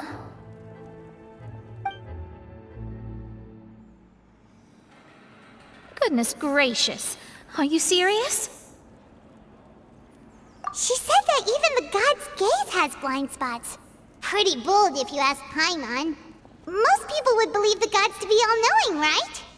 The Hexen Circle members are certainly anything but ordinary. As for the mage named N, the old hag has mentioned her a few times. She said that N's sense of direction is incredible, and that she loves guiding those who are lost. But I've never met her, and if she were still alive, she'd be... well, suffice it to say that the hag's at least a few hundred now, and N's been around for longer than that. Whoa, the Hexen Circle sounds like a scary group. But they must really stay in shape to live so long. Their abilities alone are pretty terrifying. If she came to see you personally, then the problem you're facing must truly be of great importance. Well, it's not like Paimon could understand anything she said. Yes, she was quite cryptic, but I suspect she means that there is still a way to turn things around. She didn't say when or what that would be, though, so... perhaps it is something that you cannot know right now.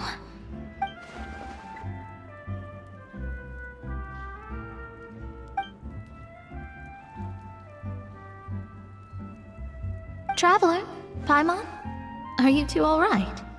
Oh, we're fine. We're just a little down right now. It kind of feels like the end is coming, you know? I see. I feel that same sense of desperation, too. I guess you could consider me someone who has often witnessed fate. So far as I have seen, it cannot be swayed. But even so, I still hope for, and believe in, miracles. Astrology is eternal and rational, but fate may not be. It is cruel, but it can also be beautiful. Perhaps that's what N was trying to tell you.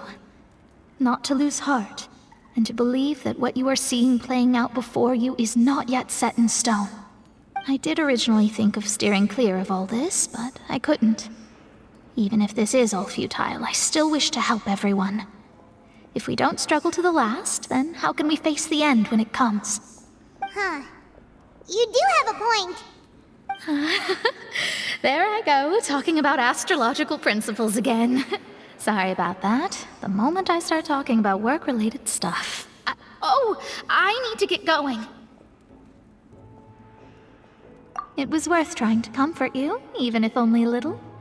I believe that you'll help those who are struggling in the same way I did. I suppose that might be why we always seem to meet by coincidence. Paimon feels kind of moved by what Mona said. But also kind of sad, too. Hey, Traveler. Paimon suddenly feels like going outside for a walk. Let's go. Let's walk around the city, shall we? There's a few spots we always like to walk by.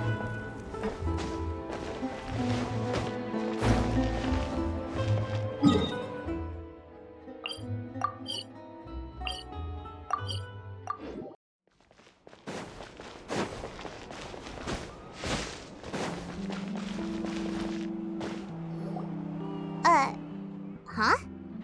Our names are written in this newspaper. What's going on? Let Paimon see! The underwater stronghold, the Fortress of Meripede, has continued in its noble autonomy, but that does not mean that others cannot interact with it. My recent attempts to enter the fortress bore little fruit. Huh. Guess Charlotte still hasn't given up on that. Thus, did an Outlander friend become the focus of this report, a blonde adventurer with their white fairy legends trailing in their wake. It is said that this mysterious traveler once visited the underwater fortress. So while the fortress's interior remains a mystery behind closed doors, do not fear, for the tales of the traveler contain surprises in spades. Journalist Charlotte's biggest scoop yet, the Traveler's Trail, World Walker. Huh. Charlotte took so many awesome photos of us and we never even noticed her! She hasn't been able to get a hold of anything at the fortress, so since we're easier to find, she's using us as the subject matter instead? Ugh, seriously? Well, fine. Those headlines and photos do look cool, so Paimon will forgive her this time.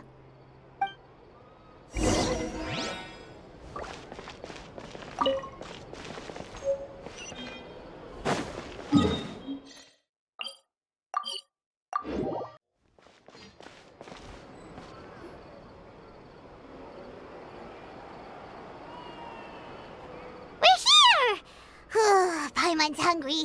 Should we go in and get something to eat?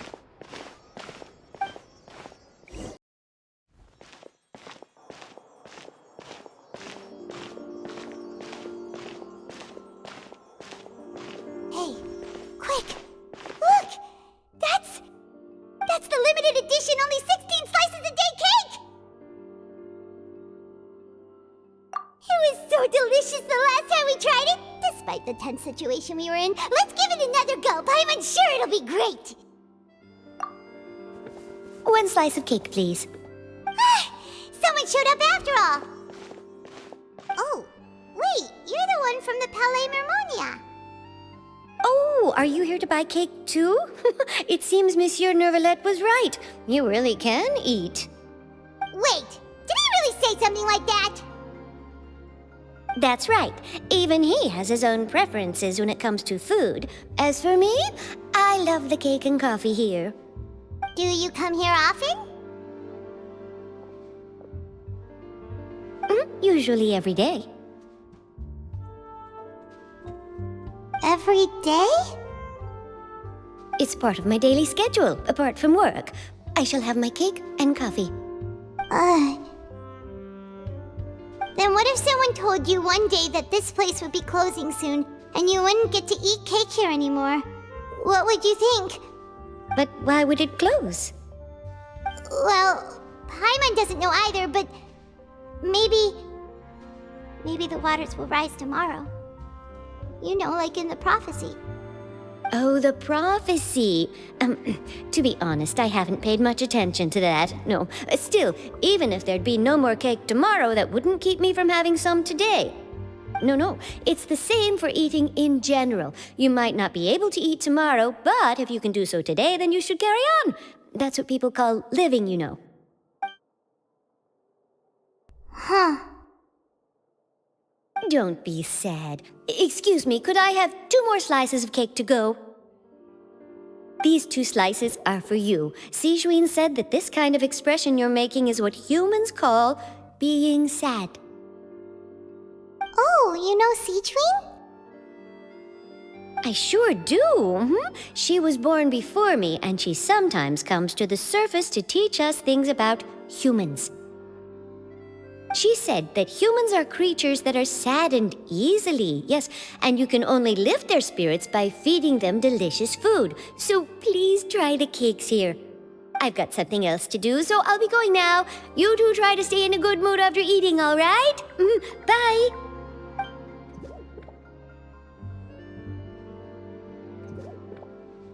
And there she goes. All right, let's dig in.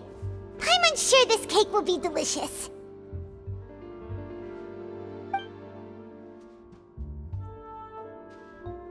It's more delicious than last time, and the flavor gets even better with a sip of tea.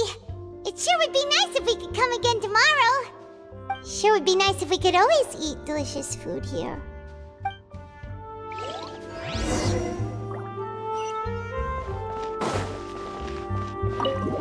Oh, we're near the Steambird office.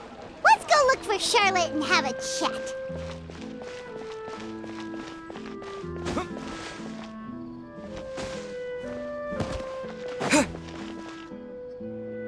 Wow! If it isn't the Traveler and Paimon!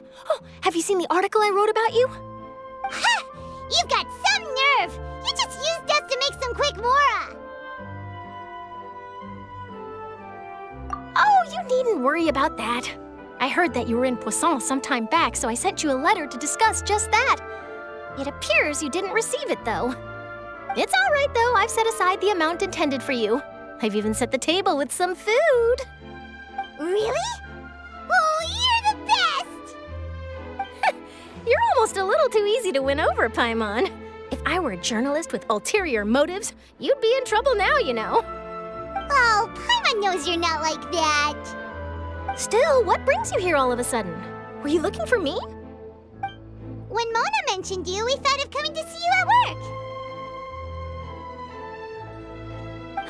I see! It seems you've already bumped into Mona here in Fontaine. So she mentioned me? What did she say? She said that you're a real daredevil of a journalist. Nice. In which case, can this daredevil journalist dare to request an exclusive interview with the legendary traveler and Paimon? Huh? So your article in the paper today doesn't count? Oh, of course it doesn't. That was more like live photography. What I'd like to do is dive deeper and ask you to talk about the things you've seen and experienced. Yeah, are we even qualified enough? Why not? If I say you're worth an interview, then you're worth it. But not right now, of course. I'll need a few days to prepare. Oh, in that case, we'll just chat when you have the time then? Oh, so that's a yes? Ooh, splendid! I'll tell the editor-in-chief immediately. I'll have to apply for lighting, a venue, some props, and... Whew, so much to get done now. Talk to you later. Wait, Charlotte, Paimon's still got a question for you. And what's that? If, just for example, Fontaine were to be flooded tomorrow, what would you do today? Huh, that's the prophecy you're talking about, isn't it? I mean, I do hear about it often, but I've never once thought that the day could be tomorrow. If you're seriously asking, then I might try and think of a way to leave Fontaine. Oh, but I'm still a journalist first and foremost. That means I have a duty to be reporting from the scene. And secondly, I wouldn't forsake my homeland that easily. From what I've seen, most people don't know what they'd do should the worst come to pass. In truth, it might be better just to behave like normal rather than worry over such an end. So in all likelihood, I'd probably still be prepping at the office for that interview of ours. I know what you're thinking.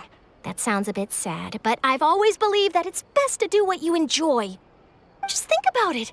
If this nation really were to be suddenly destroyed tomorrow, but I still successfully finish an exclusive interview with a truly unique person, then the story I would wind up writing would truly be timeless. And then do you know what I'd do? Well, I'd write that story, send it for printing, and use messenger pigeons to get copies out to the various nations as soon as possible. I'm not a dreamer, nor am I a workaholic, but I do love my job, and I'd be proud of leaving such an article behind. I guess you could say that I was born to be a journalist. But anyway, that's my answer. And on that note, I'll get back to my preparations. That's so nice. All of a sudden, Paimon actually kinda envies her. Anyway, let's go and take a look at the sea, shall we?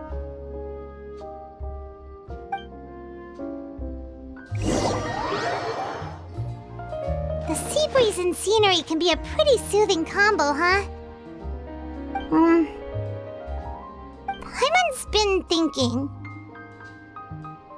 If it wasn't Fontaine, but all of Tevat that would be destroyed tomorrow, where would we go and what would we do? No, Paimon should ask, if you could choose, what would you like to do?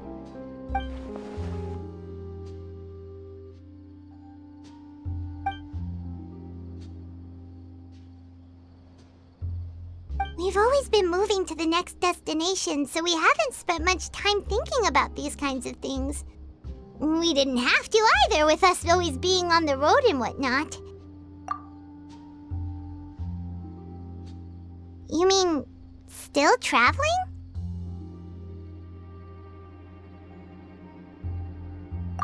Huh. Wait, isn't that what we've always been doing?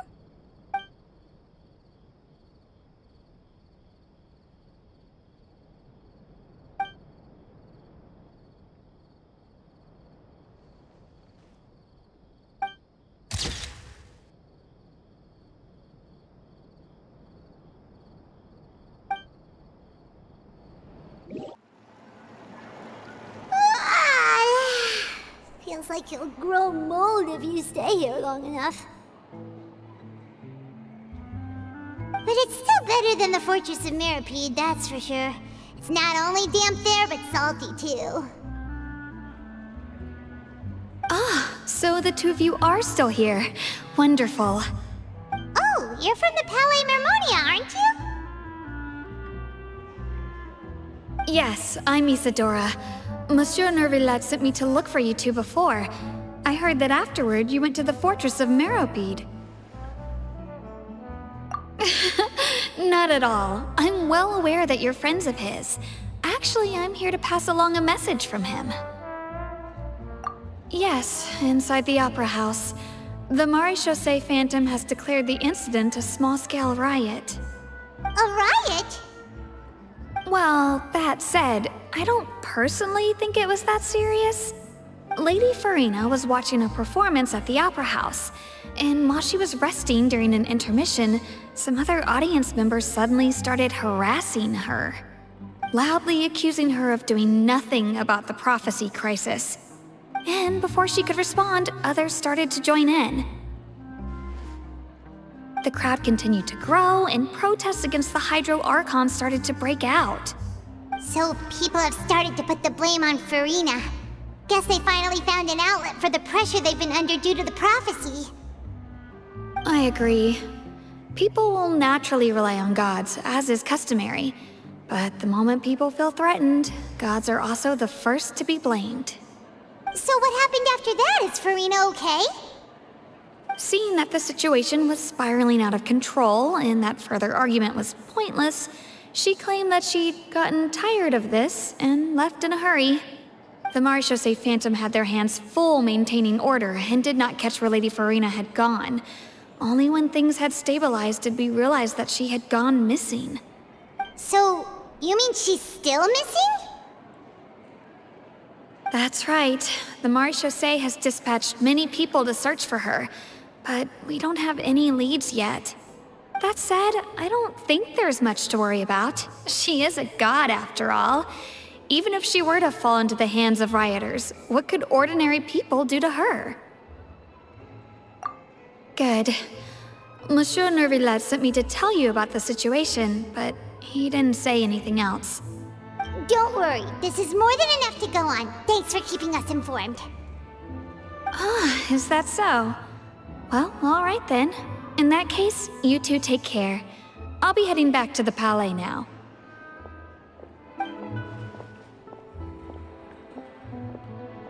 Well, sounds like we should hurry over to Poisson then. If we know Farina, she won't try to fix things in this situation. Instead, she'll look for a place to wait out the heat. And as we also know, she may be loud and dramatic, but she doesn't have a heart of stone. When Nervillet was talking to her in the Palais Mermonia, and she heard about Poisson, she couldn't hide her sadness and remorse.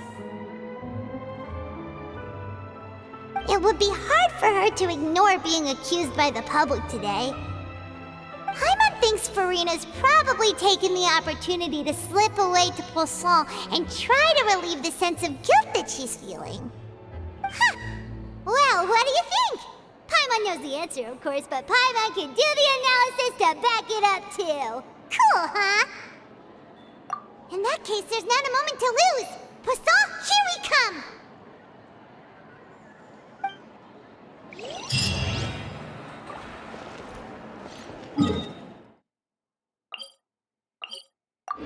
This place looks deserted. Guess all the survivors must have evacuated already. All that's left here are signs of death at station. Could Farina really be here? Let's try to find her as soon as possible.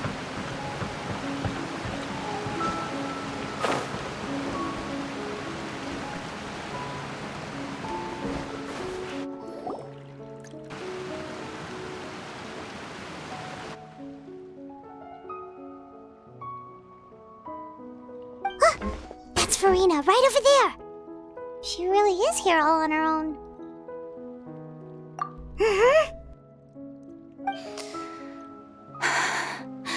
Should I just give up?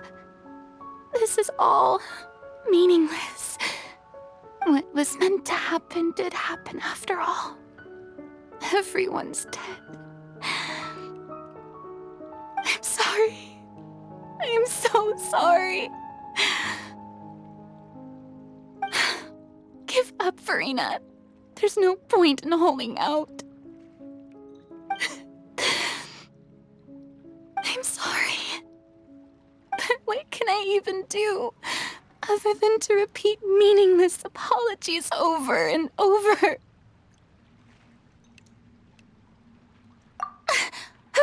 Who's that? Don't worry, Farina, it's just us.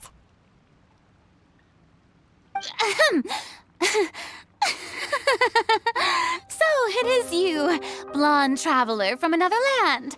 Why, I almost thought you were someone from that mob of my ignorant subjects, come to kneel and beg for my forgiveness. Farina, you were crying just now, weren't you? The tear stains on your face are obvious. What do you mean, tear stains? Oh, I remember. The show at the Opera House earlier this morning was so moving. I'm still trying to process it. Who did that uncivilized rabble think they were, disturbing my enjoyment of the arts? They even dared to tout their Archon. I must teach them a lesson. I can just imagine their twisted and frustrated faces once they realize that I'm nowhere to be found. Oh, and I'm sure Nouvellette and those people from the Maréchaussée Phantom are freaking out right next to them, too.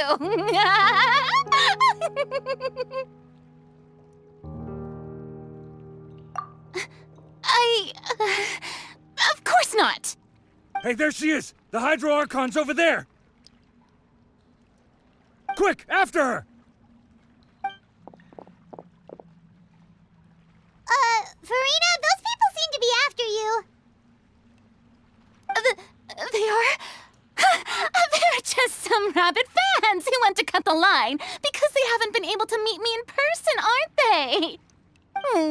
That's against the rules. I can't let them get their way. Farina just ran off! Quick, we have to catch up with her!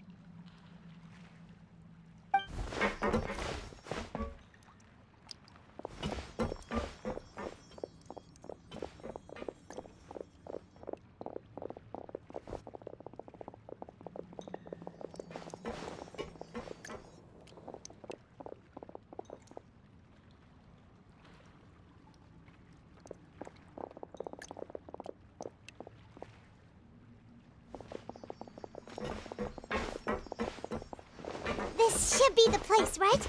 Hey, Farina! There's a good hiding spot over here. Quick, come to Paimon before the rest of them catch up to you. What is this place? Hurry, they're almost here! Fine. I suppose haste is warranted. Lead the way.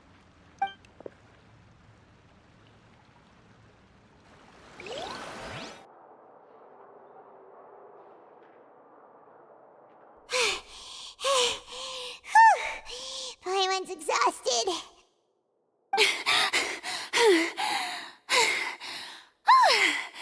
I'm so tired. I totally thought they had caught me.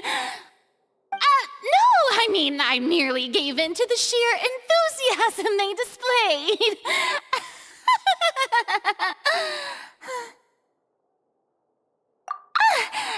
You're right. Yep, that's a good girl.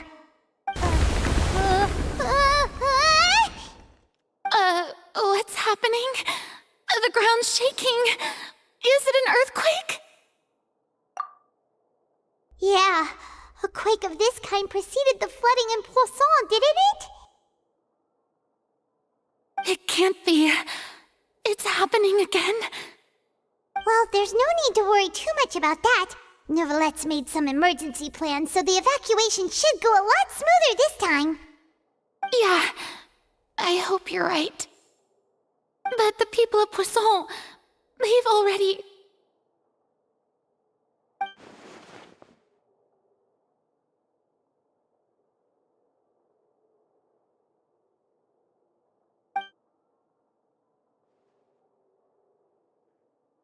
It's true. I've been investigating the prophecy for hundreds of years. I once had informants all over Tevat, searching for clues and feeding information back to me. I've tried all kinds of ways, too, to hold back the sea. Anything to keep the coastline from advancing. But all my efforts proved to be futile in the end. Really, the truth has been clear to me for a very long time. We cannot make an enemy of the divine. No matter what we do, the will of the heavenly principles will have its way, and the prophecy shall be fulfilled.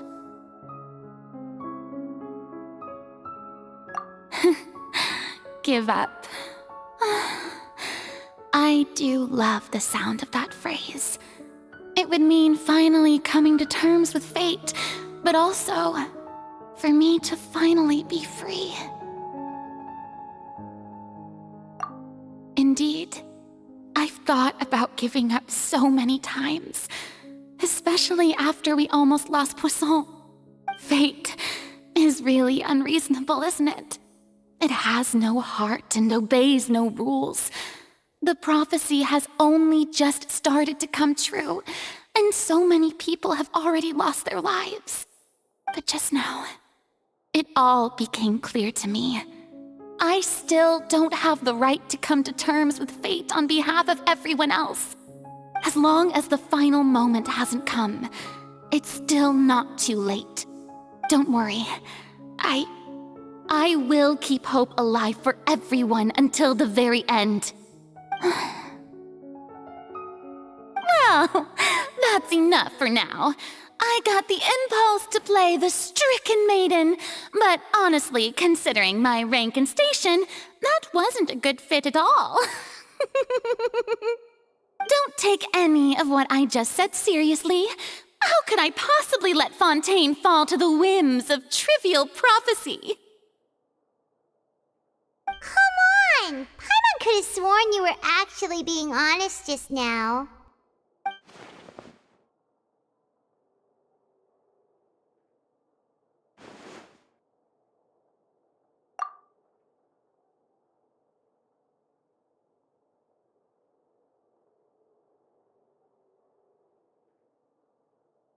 Share my burden. That's impossible. It was fated right from the start that this would be my duty alone.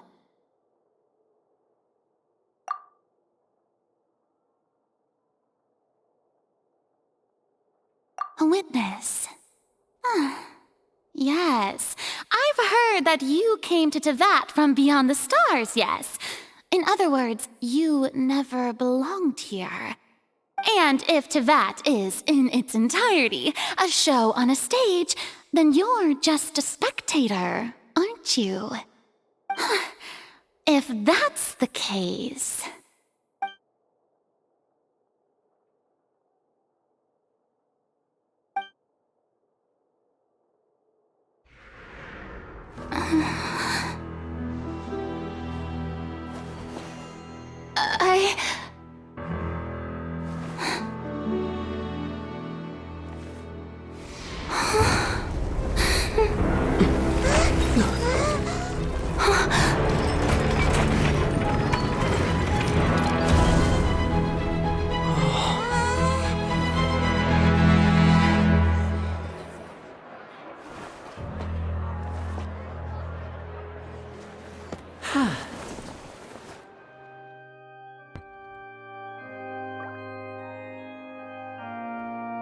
Ladies and gentlemen, this concludes my opening performance.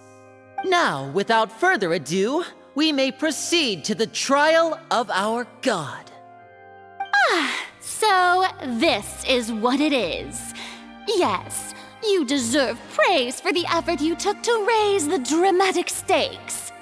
Do not forget, however, that I am Focalor, the god of justice, the embodiment of justice itself.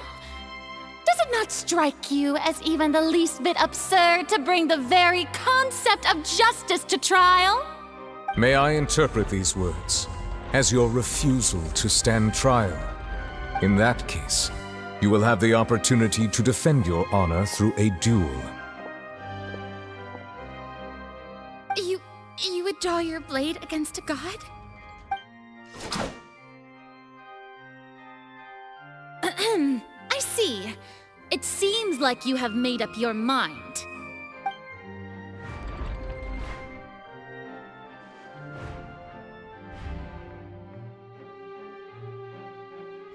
can't believe it. She just surrendered. What the heck is going on? Did I just see an Archon surrender to a human? Wow, how utterly humiliating. Lady Farina, what is the meaning of this? Shh! It would seem that there has been a misunderstanding. To be clear, the raising of both hands is not always an indication of surrender. Looking for excuses again, huh? I raised my hands just now to indicate my acceptance of the trial. No duel shall be necessary. I will admit that I've been running away for a long time. I'm sorry, everyone. I was unable to protect the people of Poisson. It is my duty to stand trial for my crimes. You are not the only ones to be disappointed in me. I, too, am exceedingly disappointed in myself. But now, it is time for the Hydro Archon to show you her courage and resolve. I, Farina, will use this trial to show the world the true meaning of justice! This time, I will protect you.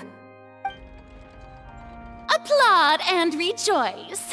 One of the most outrageous and fantastical arcs known to the opera epiclese is now unfolding before your eyes. Mark my words, this shall be one of the most exhilarating and brilliant shows ever to grace the stage of Fontaine! The trial of the Hydro Archon, Focalor, will now begin! Woohoo! Oh, now we're making history! Why does it feel like Farina just took over the whole thing? Like, come on! Didn't she just get forced to stand trial for her crimes? Also, even though she's still acting super dramatic, she is taking this seriously this time, right? All right, then. Who will be my opponent in this trial? The court asks the prosecutor to please take the stand.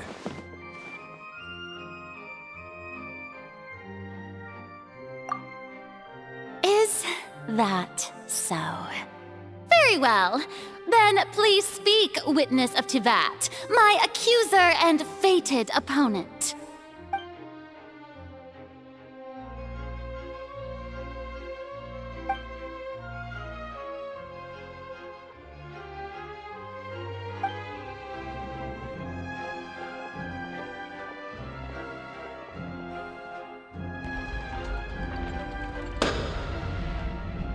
Also, please allow me to ask, as a final question before the trial begins. Just how much work did you do to force me onto this stage?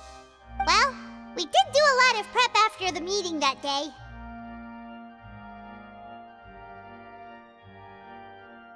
I can go over the tasks assigned to the Spina di Rosula, since they were rather straightforward and easy. Navia, the president of the Spina di Rosula. Most of the people who participated in the disturbance this morning were my subordinates. They changed into plain clothes and came to the Opera House as regular audience members, waiting for the perfect opportunity to incite insurrection against you. The people's resentment against their Archon has been building as more and more of the prophecy is fulfilled. A spark was all we needed to turn smoldering anger into a flame. Moreover, according to our understanding and analysis of you, when something like that occurred, you would likely flee the scene and head to Poisson by yourself. So, we arranged for a second group to lie in wait there. So, you mean, the ones who scoured the settlement for me were also from the Spina? And their goal was to force you to step into the giant magic box so you may personally participate in the greatest magic performance in all of Fontainian history. That's right. That house was a magic box, rather than someone's residence. As the super ultimate version of the setup that I used when I first performed at the Opera Epiclese. The volume of the box was increased by a whole order of magnitude, and the distance it traversed was the entire gap between Poisson and Araneas. Its cargo, of course, was an Archon instead of a human. My thanks, Farina. Without your help, we could never have pulled off such an extraordinary performance. You're welcome? Of course, this performance was only made possible with Father's support. The House of the Hearth spent a massive amount of labor in Mora to pull this off. We had to select a location, construct the giant magic box, dig a tunnel, and open up a path through the water. It was a lot of work for all of us. So, in other words, the earthquake that we felt within the giant magic box was just a normal tremor from the transportation of the whole house? That's right. It wasn't a sign of another disaster to come. Then, I can guess Nervilette and Cloran's parts. You gathered a crowd, prepared a stage, and made sure that the champion duelist would be immediately ready for a fight. Also that as soon as I appeared on the stage, the trial may commence without a hitch. Am I right? Yes, that is correct. Well, Clorand, I must commend you for your courage. Only the most outstanding champion duelist in all of Fontaine would accept a duel with an Archon without flinching. Thank you. As for you, Traveler, I suppose your role was to keep me distracted with conversation once you found me in Poisson. You'd make sure that I didn't notice anything amiss before revealing yourself as my prosecutor once we'd arrived onto the stage. Oh?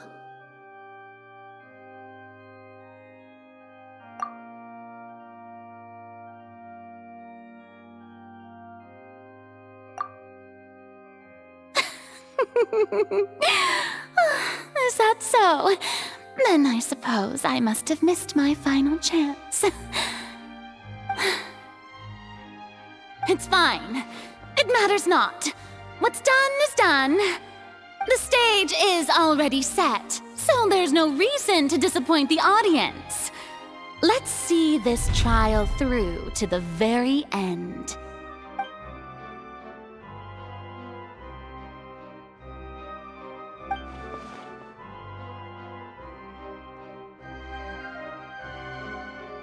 Sir Prosecutor, please allow me to pass this along. This is a document that Miss Charlotte applied for and received permission to share with you during the trial. According to her, it should speed up the proceedings. Huh? Charlotte wanted to give us something? Oh, so she's here too! Hey, Charlotte! Oh, let Paimon see. Isn't this the exclusive interview that she did with us before? So she's already finished it, huh? Wait, then that means this document is a perfect timeline of everything that's happened ever since we stepped foot in Fontaine! So in other words, we can refer to this anthology of evidence every time we want to use something from our journey as evidence for an argument! Let's quickly confirm the information in it. Just think of it as a refresher, alright? You defeated the Hydro Archon in the very first duel you took part in at the Opera House. That's one for the history books, all right. I didn't think that you'd wind up getting to the bottom of the case I'd been following all this time. I guess you could also see this as a happy coincidence. This is the first time Monsieur Nervilette had a difference of opinion with the Oratrice. Even the Hydro Archon can't figure it out.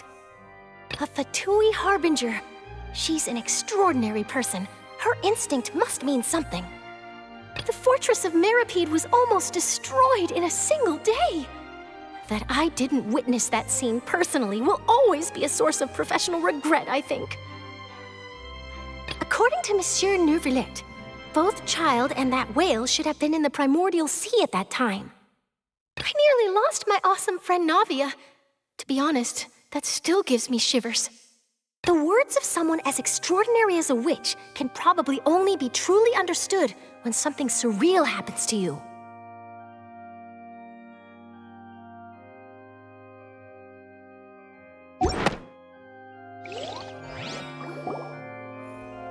The prosecution and the defense are both in position.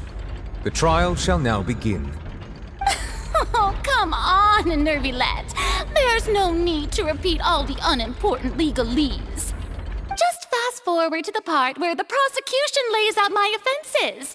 As the defendant and the lead actress of this performance, I still haven't even been informed of my supposed guilt in all of this. Of course, it is only natural for humans to struggle to understand the actions of a god. However, you will need more than that to convict me of a crime. That's true, but my charge here is unrelated to your conduct as an Archon. Instead, I would like to charge you as a fraud who's never been the Archon in the first place. Wait, what was that? Lady Farina's a fraud?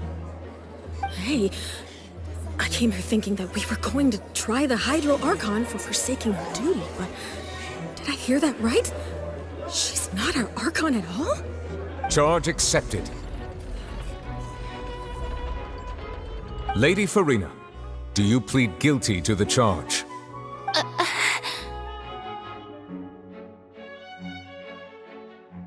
Lady Farina. I plead not guilty. How can I be guilty?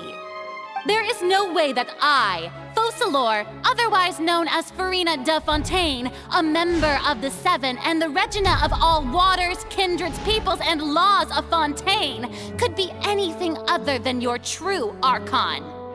Yeah, even though Lady Farina can be rather eccentric, isn't it going too far to doubt her very identity? Yeah, I've never questioned her identity either. Sure, Lady Farina can be super irresponsible, but what grounds does that prosecutor have to make such a huge claim? I have cause to believe that common sense will prevail in this case. Many of the members of the audience have known me as the Hydro Archon ever since they were born. There would be no fooling their memory. See? Even the Oratrice has decided to show me its favor. Are you sure you want to commit to a charge that will never be upheld?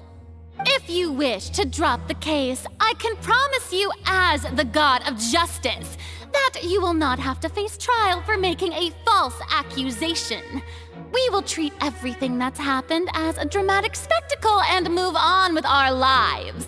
What do you say to that? Huh. An argument with near impossible odds, huh? We have to not only refute Farina's claims, but also overturn the long-held beliefs of the people. Well, I tried to give you the chance to surrender. If you must persist, then let me ask. If you believe I'm not the Archon, then what manner of being do you think I am? And if I was not the Archon, then how did I manage to live for over 500 years?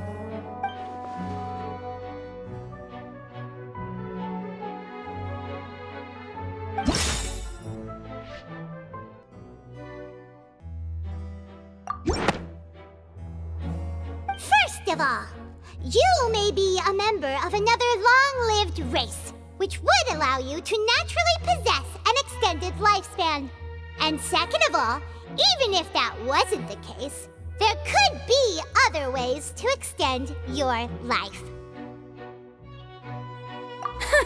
Who gave you that idea? Was it the knave? You'd sink so low as to use a harbinger's words against me. A curse? I once thought it possible that the aura of an Archon might naturally resemble a type of curse. But in light of this claim, perhaps what I sensed was not your divinity, but a curse after all. Nervylette sensed it too, huh?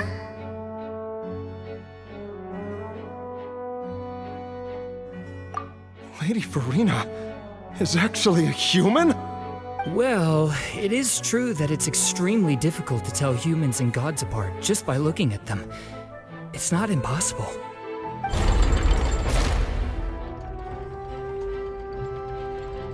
Well, don't start celebrating too early now. Even if I have been carrying a curse like you said, does that prove that I am merely a human being? Besides, everyone knows that the main difference between a human and a god is the possession of authority. Gods can do what humans cannot. That's why they're worshipped as gods. For centuries, manifestations of my authority have served the nation of Fontaine. One need only to turn their eyes towards the Oratrice Mécanique d'Analyse Cardinal in this very opera house, or consider the indemnitium that is used in every aspect of life.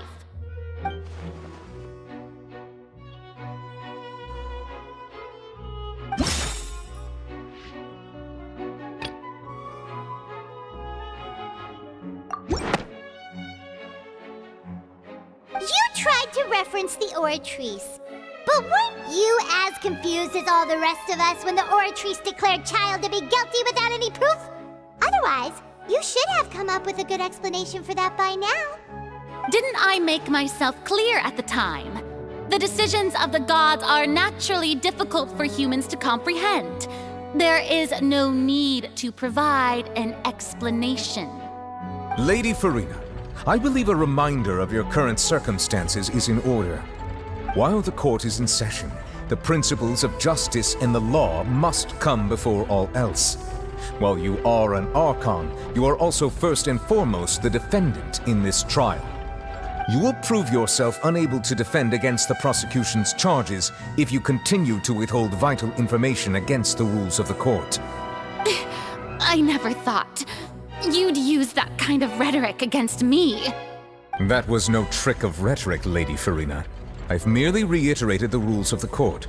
Rules that all should respect and follow. So, you neither knew why Child was declared guilty, nor did you understand the structure and operations of the Oratrice. Instead of having been created by you, the manifestations of authority you mentioned have been made by the real Hydro Archon, haven't they? The real Hydro Archon? Well, now you're really losing me. It is true that I did not know why the Oratrice gave out a guilty verdict that day. But the Oratrice handed out that verdict unilaterally, and it has been operating independently ever since it was first created. You can't argue that just because a divine creation is flawed, that the god behind it must also be no god at all. She's still throwing out all kinds of excuses. Seems like she's confident that we won't be able to produce proof that she has no power over the Oratrice. My power as an Archon. There are many ordinary citizens in the audience. How can I just carelessly demonstrate the formidable power of an Archon? If that poses a concern, I'm prepared to extend my protection to the audience. You don't need to go that far.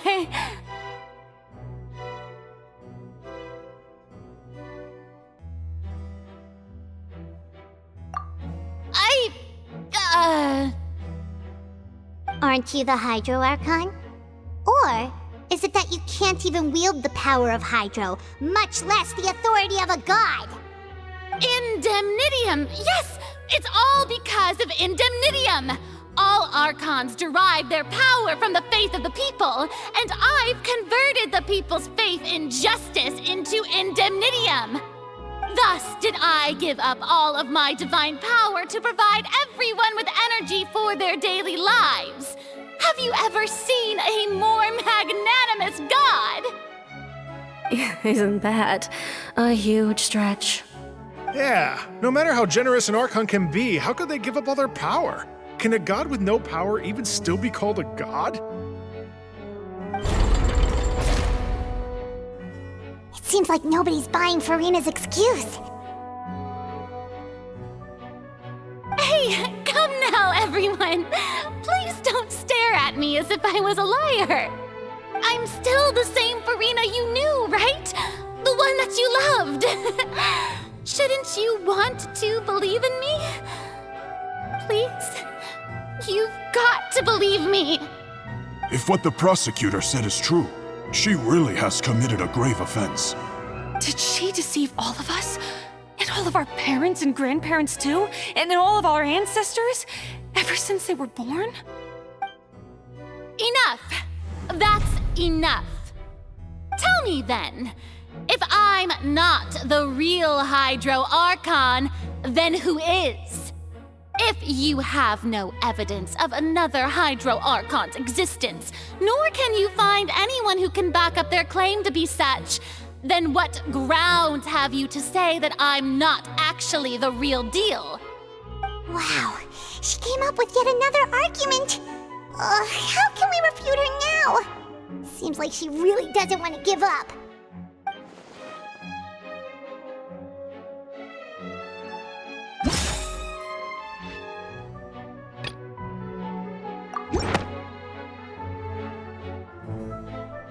It has been established that all Fontainians can dissolve in water from the primordial sea. And that means... Since you insist on claiming to be a god and not a human, then there's a method that you can use right here and now to eliminate all suspicions of you being the latter. Miss Navia, please apply to serve as a temporary attorney for the prosecution before addressing the court. Though you act in partnership with the prosecutor, you must still adhere to proper procedure. Super sorry, Monsieur Chief Justice. I swear this really will be the last time that I'll speak out of turn. Now, I've brought some seawater from Poisson. As everyone knows, a massive flood struck the area not long ago, taking many lives, including those of some of my closest friends.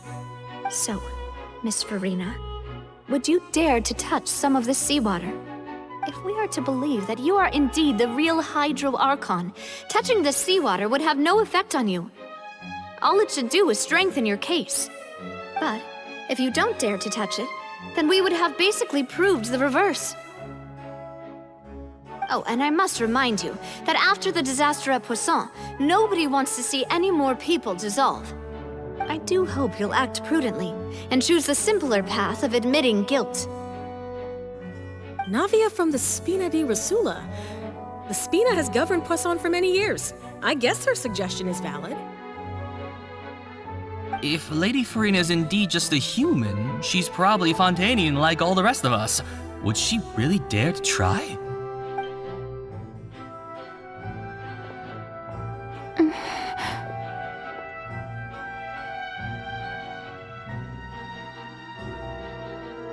Lady Farina, this test has been unilaterally proposed by the prosecution.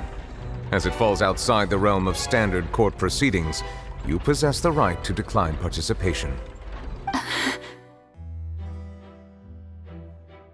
Well, of course he had to tell her that. But refusing to participate is basically the same as a confession of guilt. She's just staring at the water without saying a single word. It really does seem like she's quite terrified of it. That could only mean... What's going on? Is she really planning to... That's not what we thought she would... Due to the inherent risk of the test, Lady Farina, you may...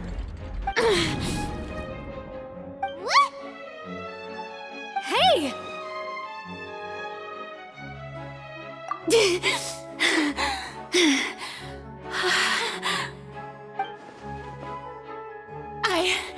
I'm fine! Look at me, everyone! My hand is still here! I haven't been dissolved! Will you believe me now? I really am your Archon! I'm nothing like a normal human who would fall apart as soon as they touch this water! Really, was this not the most obvious thing in the world? Miss Siegewien? If you are present, Miss Siegewien, please come forward and attend to the defendant. Siegewien? Don't be nervous. It'll just take a few seconds. Let me see. That should be enough. Please announce the results of your evaluation to the court, Miss Siegewien.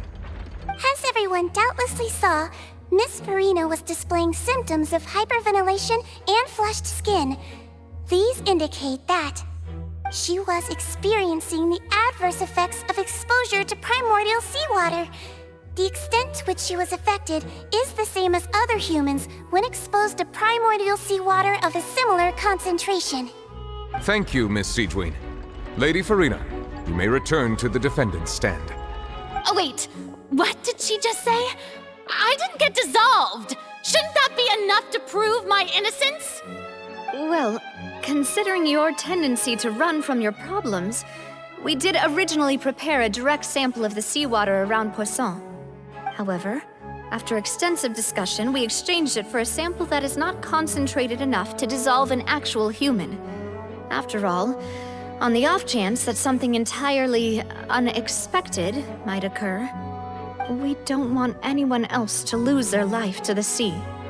Yeah, so out of regard for Farina's life, you secured a low-concentration sample and asked the head nurse to serve as an expert witness. It's a great thing that the direct sample wasn't actually used. Farina could have...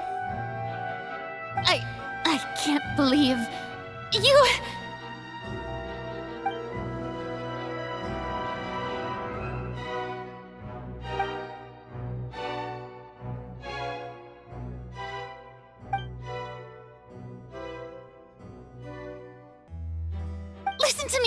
Listen to me, everyone! Please don't give me such cold and disdainful looks!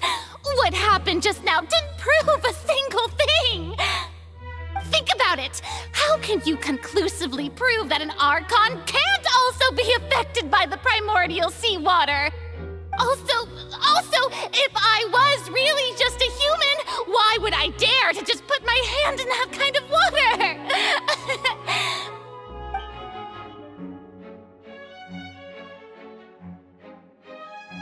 Please, everyone, anyone, just listen to me! I swear, I really am your Archon!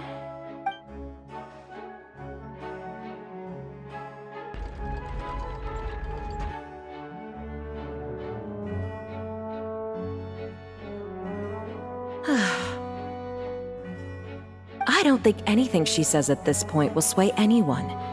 The odds are just too stacked against her now. With all the things that have been said, Paimon doesn't think there's any way left for Farina to win. I believe the time for arguments and presentation of evidence has come to an end. If there are no objections, we will move on to the final judgment.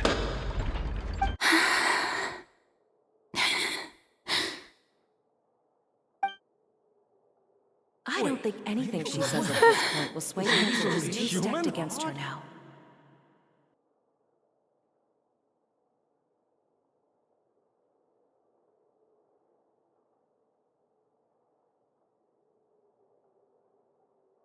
In my capacity as Chief Justice, I shall now render judgment on Farina's misrepresentation of herself as the Archon of Fontaine. As a human who knowingly deceived her fellow citizens, Farina is... guilty.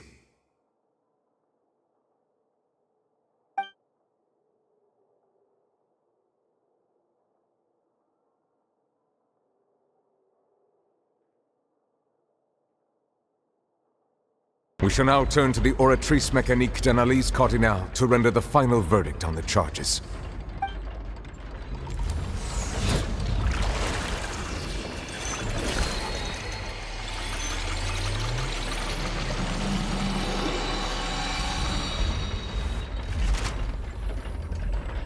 According to the judgment of the Oratrice Mécanique d'Analyse Cardinale, Farina is...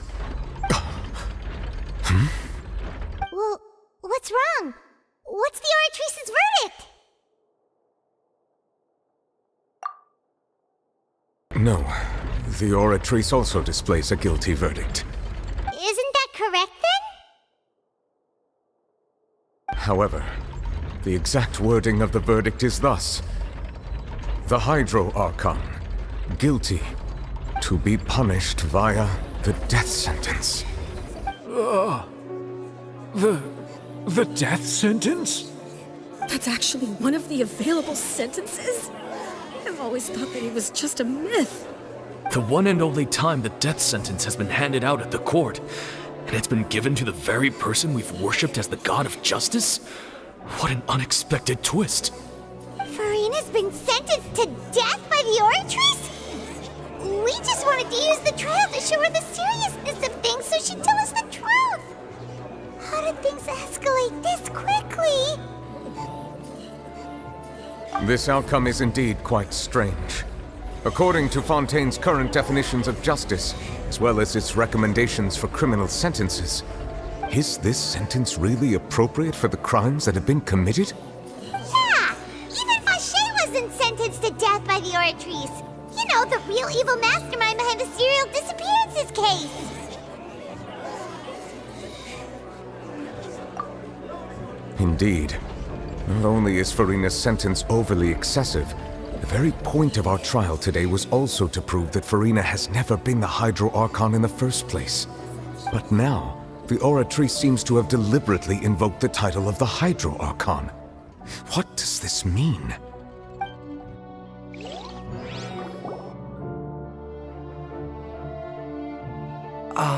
Excuse me, if I may interrupt.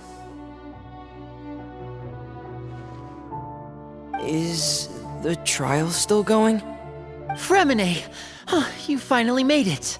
I assume this means you've completed your mission? Mm-hmm. Any mission Father assigns to me will always be top priority.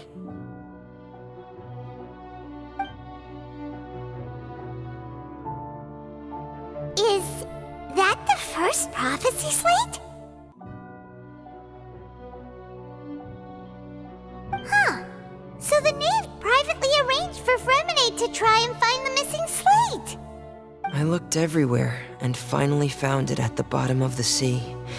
It took me a long time to get around some dangerous stretches of water. But has the trial already concluded? Then doesn't that mean I've come too late? Oh no. Father will be disappointed in me.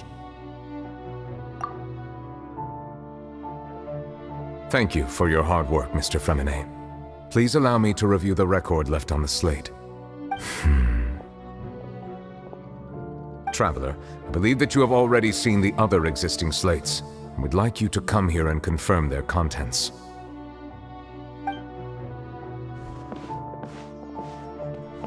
Huh? So what do you see? What is it?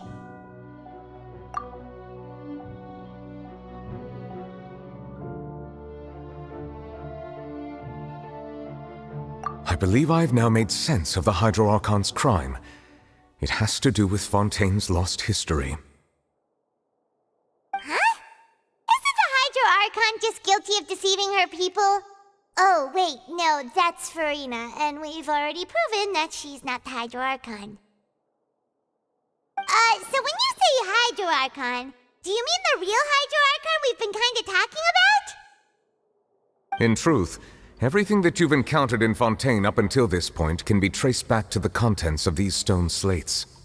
However, I'm uncertain as to how much sense they currently make to you.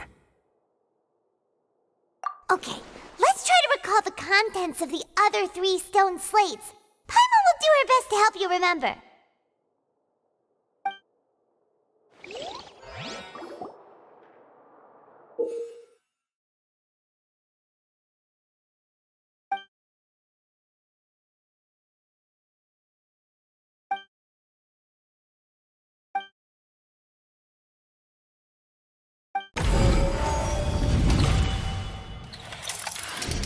The first stone slate describes what you just said.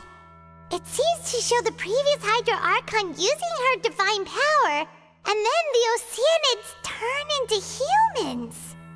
Does that mean that Fontainians are transformed Oceanids? Oh, Paimon wasn't expecting that. But if Oceanids can turn into humans, then perhaps this process can be reversed as well.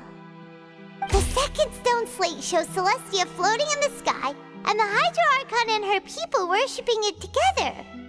But the heavens still brought judgment down upon them.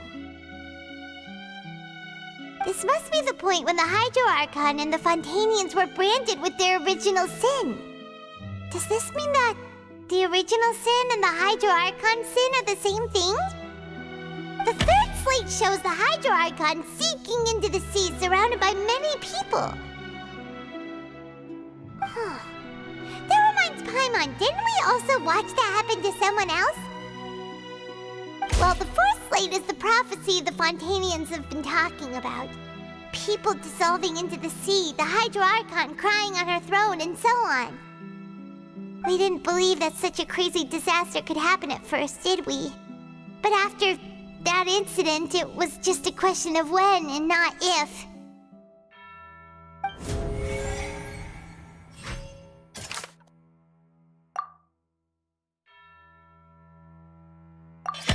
We know from the case of the serial disappearances of young women that Fontanians can be dissolved in primordial seawater, and the first stone slate tells us that long ago, the Hydro Archon used her power to turn Oceanids into humans. This might be the reason that Fontanians can dissolve.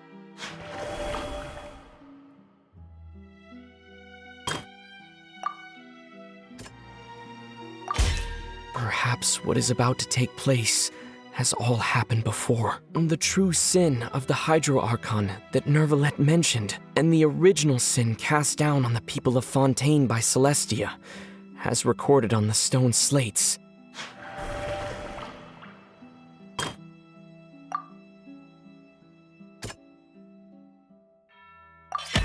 It's not as simple as falling into the sea. When Navia fell into the sea, her consciousness was subjected to judgment. The stone slates show the people gathered around the Hydro Archon in the sea. Could that be alluding to the same thing?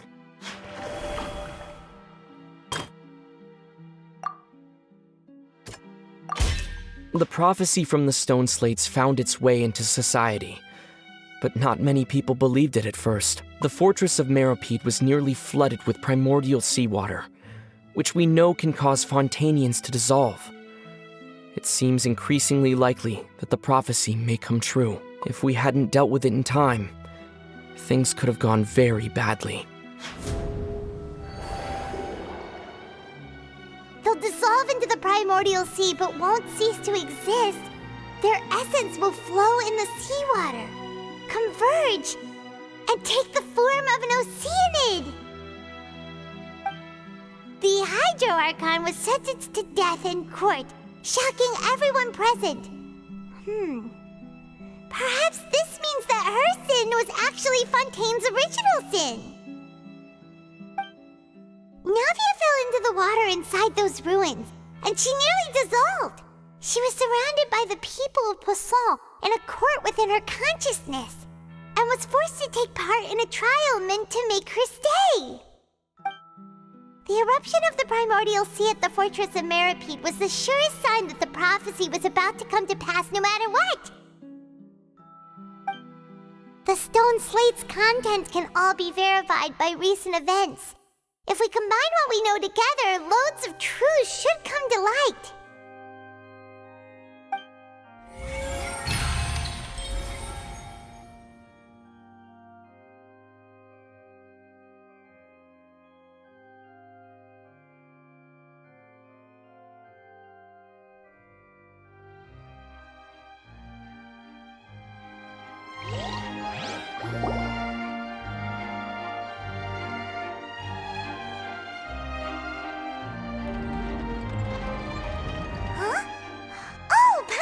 It now, so that's how you can make sense of it. But then it feels like we're going to have to share some truly shocking revelations. Let's hear them.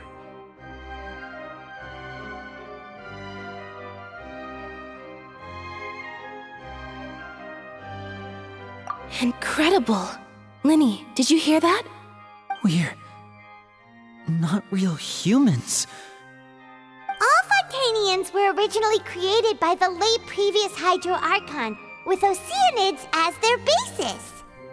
The evidence for that can be found in how only Fontanians could dissolve in primordial seawater, and how all the girls Vacher dissolved were also turned into Oceanids. Oh, and according to Navia, when she was about to get dissolved, she also saw everyone gathered around for a trial. All of them in the shape of Oceanids. Indeed.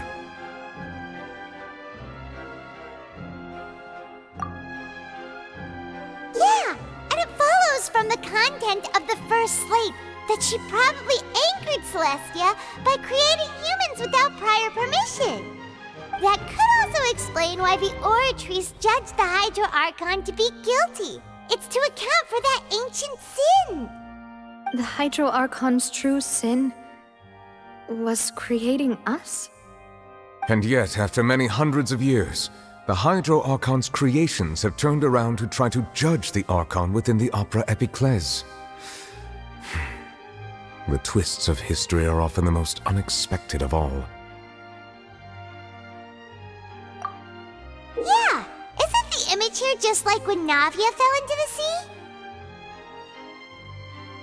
So wouldn't it be trying to show the image of the Hydro Archon also falling into the sea once the prophecy has been fulfilled in the fourth slate? In the end, the people will all be dissolved into the waters, and only the Hydro Archon will remain weeping on her throne. Only then will the sins of the people of Fontaine be washed away. Did Paimon get all that right? You've made some keen deductions. I must say, given how much you still don't know, it is impressive that you've already managed to connect so many pieces of the truth. However, while you were able to decode all the information on the slates, they've also been etched with an additional layer of hidden information using a different power source. When we were at the ruins, I tried to decipher the hidden information recorded in the slates. But since we only had 3 slates at the time, I was unable to come to a full conclusion. Now that the slate collection is complete, I shall make another attempt to decipher the narrative recorded within. If everything goes well, we should finally be informed of the unadulterated truth.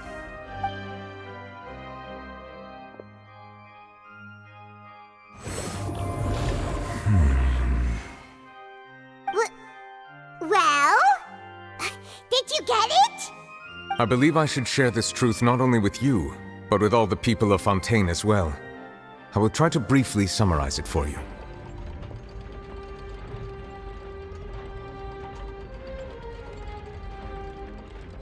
Your hypotheses regarding the origin of Fontainians and the sin of the Hydro Archon were both correct.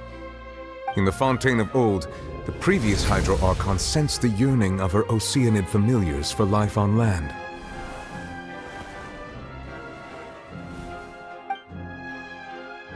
The Oceanids were enamored with the beauty and romanticism of human beings, and wishing to have those experiences for themselves, expressed to the Hydro Archon their desire to become of a similar kind.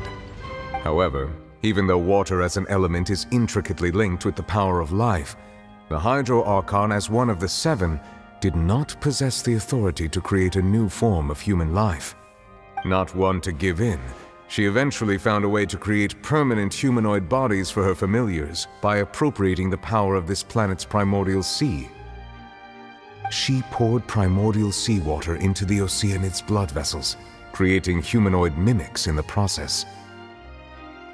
But if Fontainians were to ever come into direct contact with water from the primordial sea, the power within their bodies would escape these artificial restraints and return to the sea.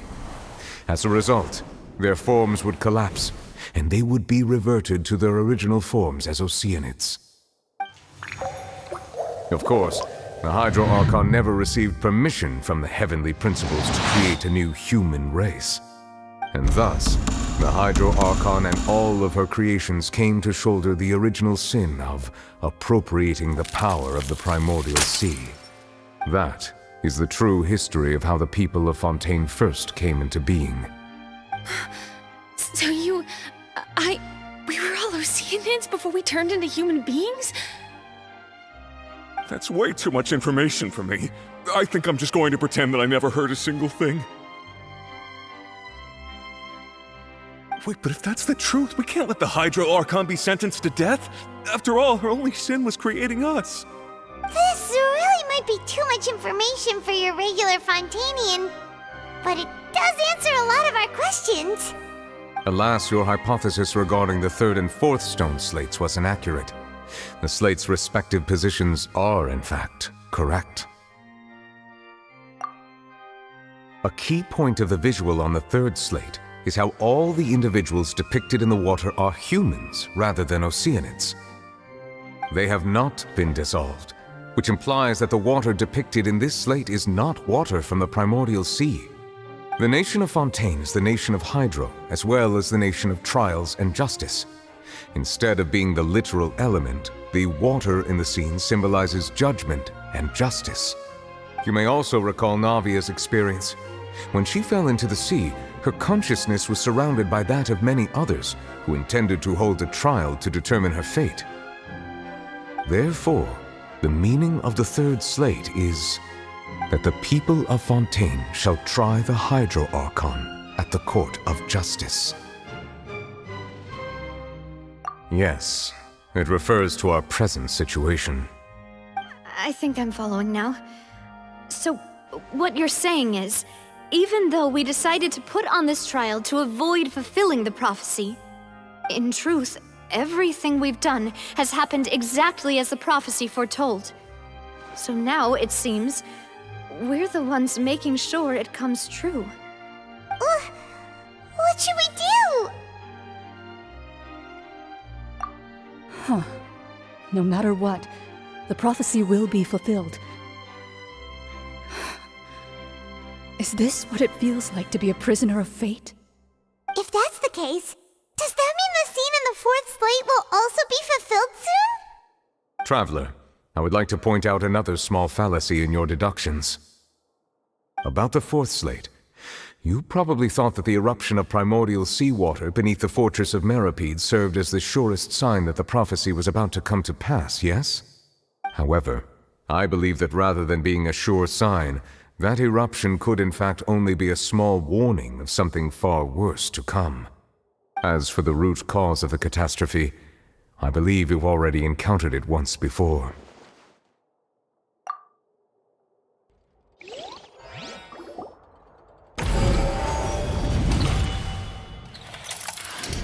This eruption was just a small warning of the things to come. We must find the root cause of the disaster.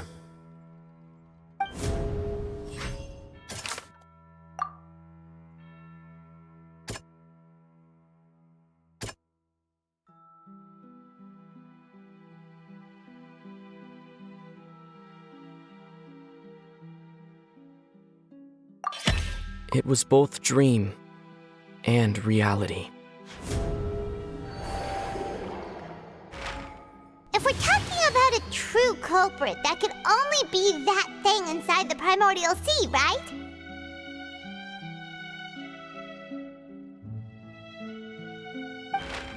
The truth, the original sin, the trial, and the root cause of the disaster.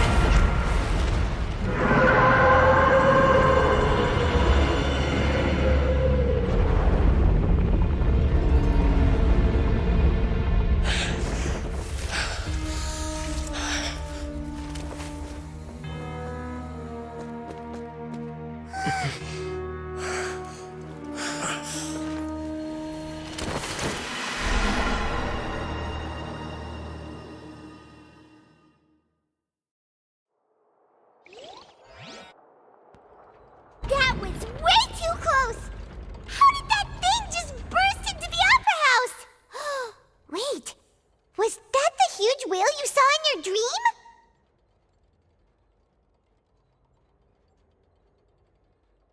So we've met it at last. I understand very well why it has chosen to make an appearance here.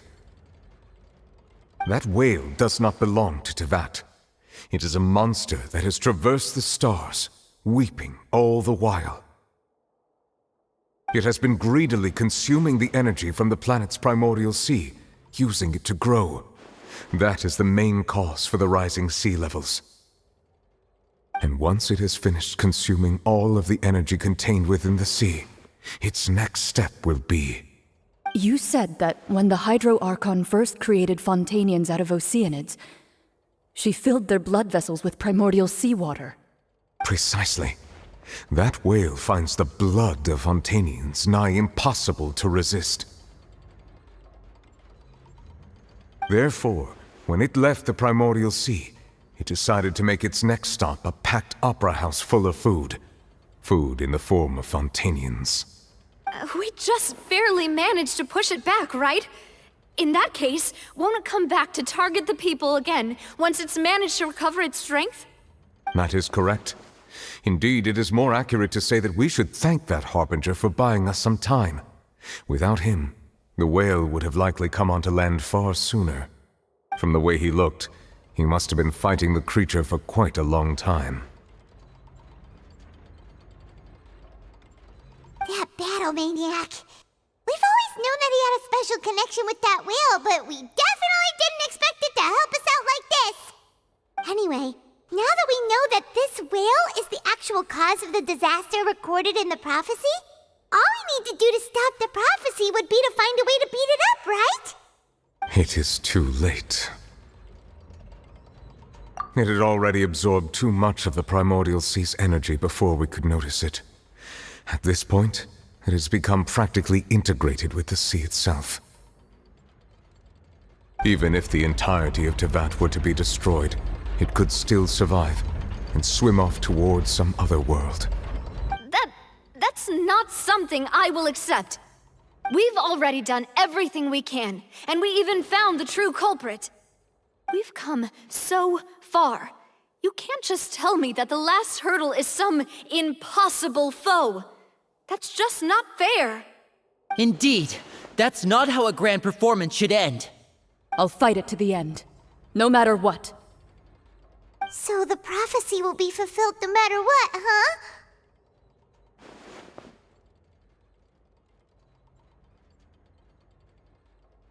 The prophecy. Yes, what has been prophesied will be fulfilled. You may view such things as the history of the future.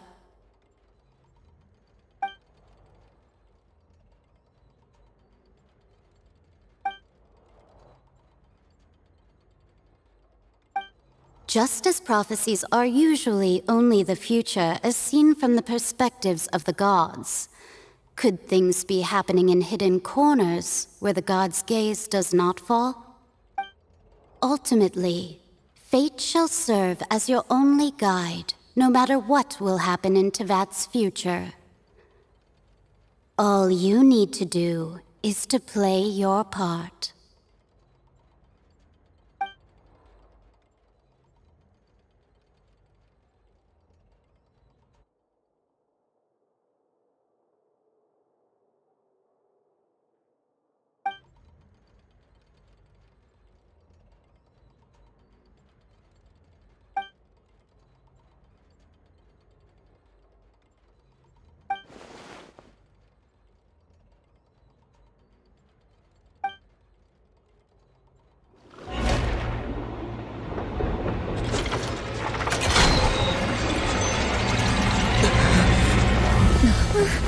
What's happening with the oratories?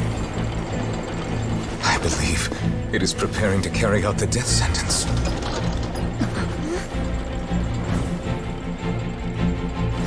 Farina!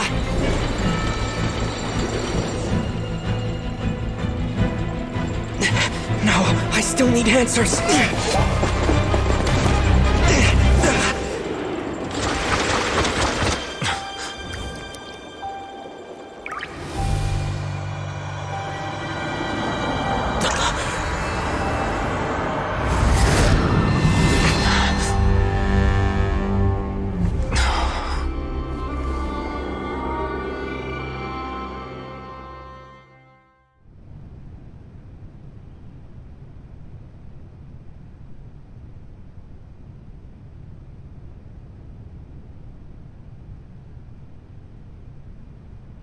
You.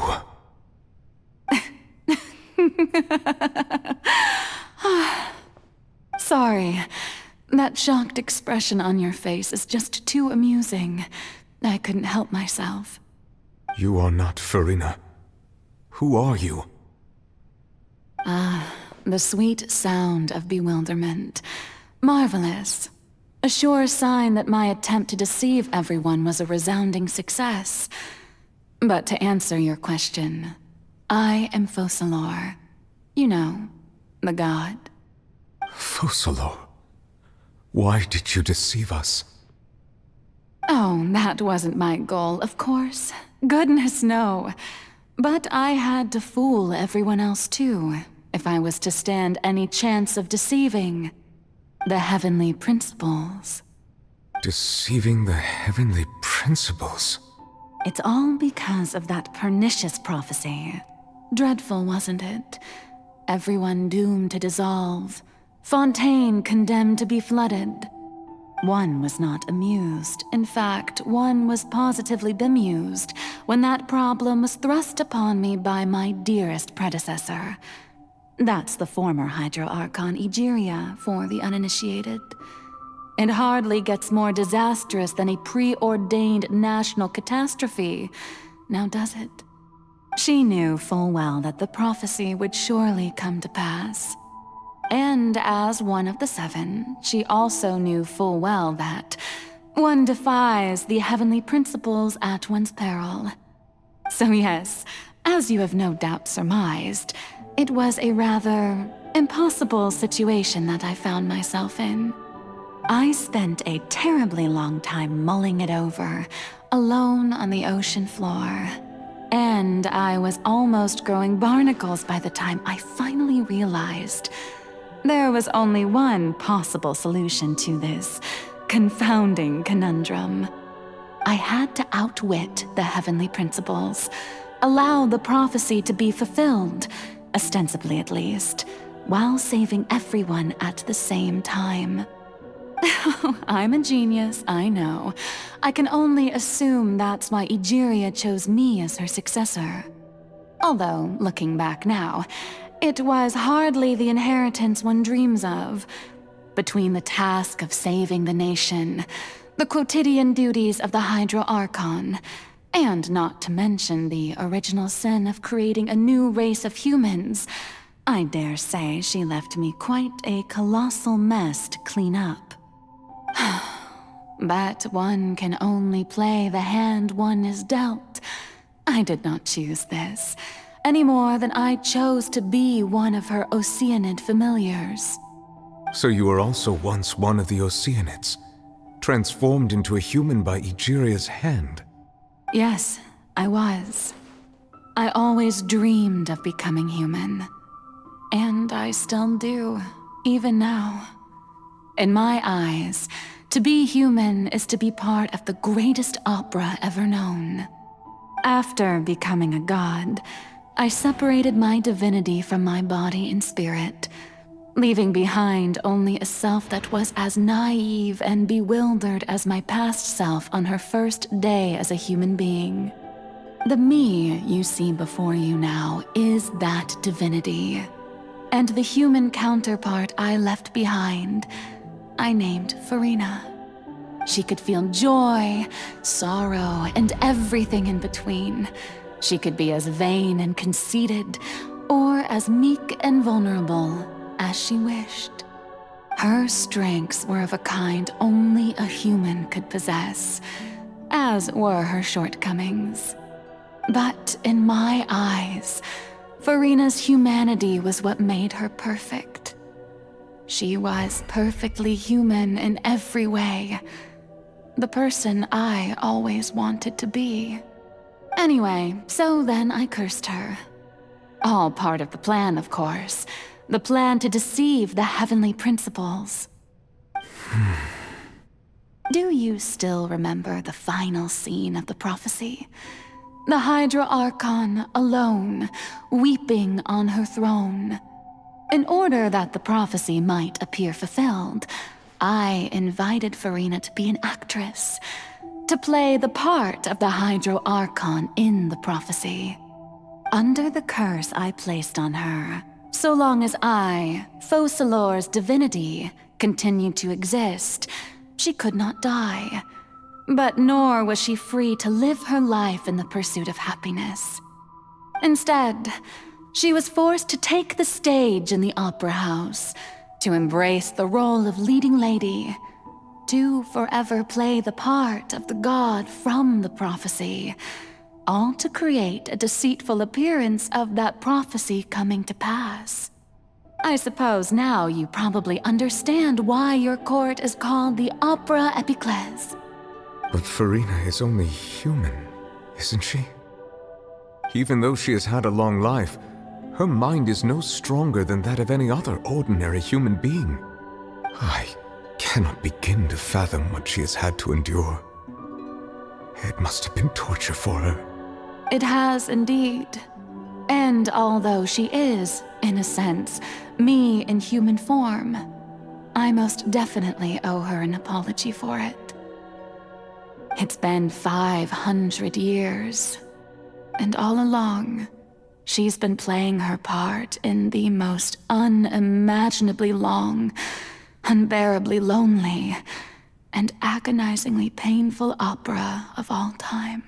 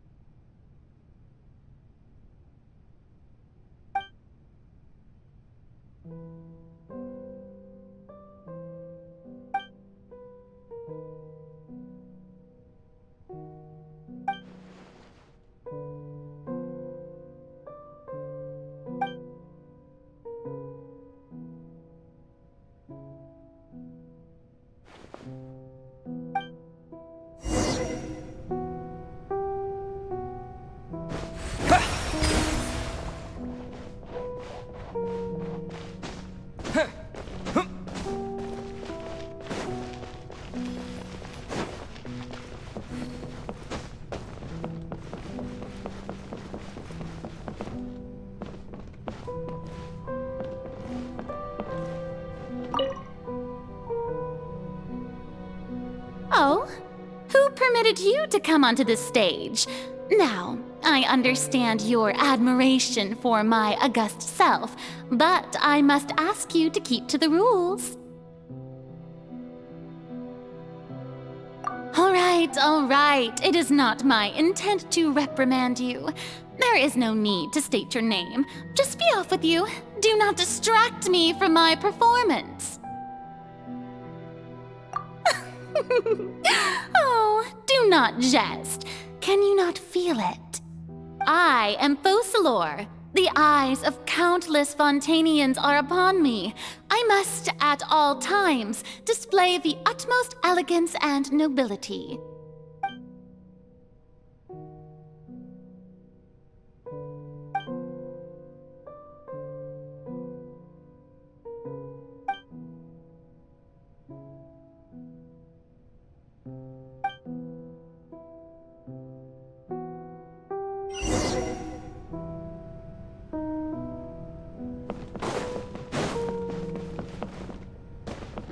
Dear audience, the performance is experiencing a technical difficulty, but worry not. The gods shall resolve it soon enough.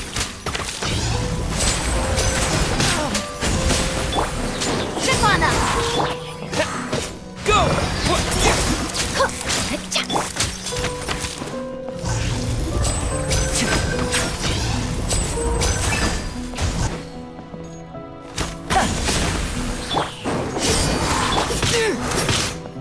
Water jet!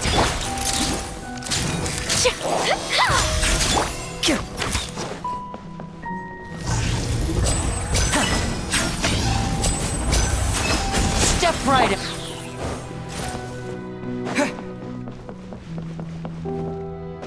Hey, what gives? The audience is still watching me, you know. Guards? Wait, where are the guards? Guards!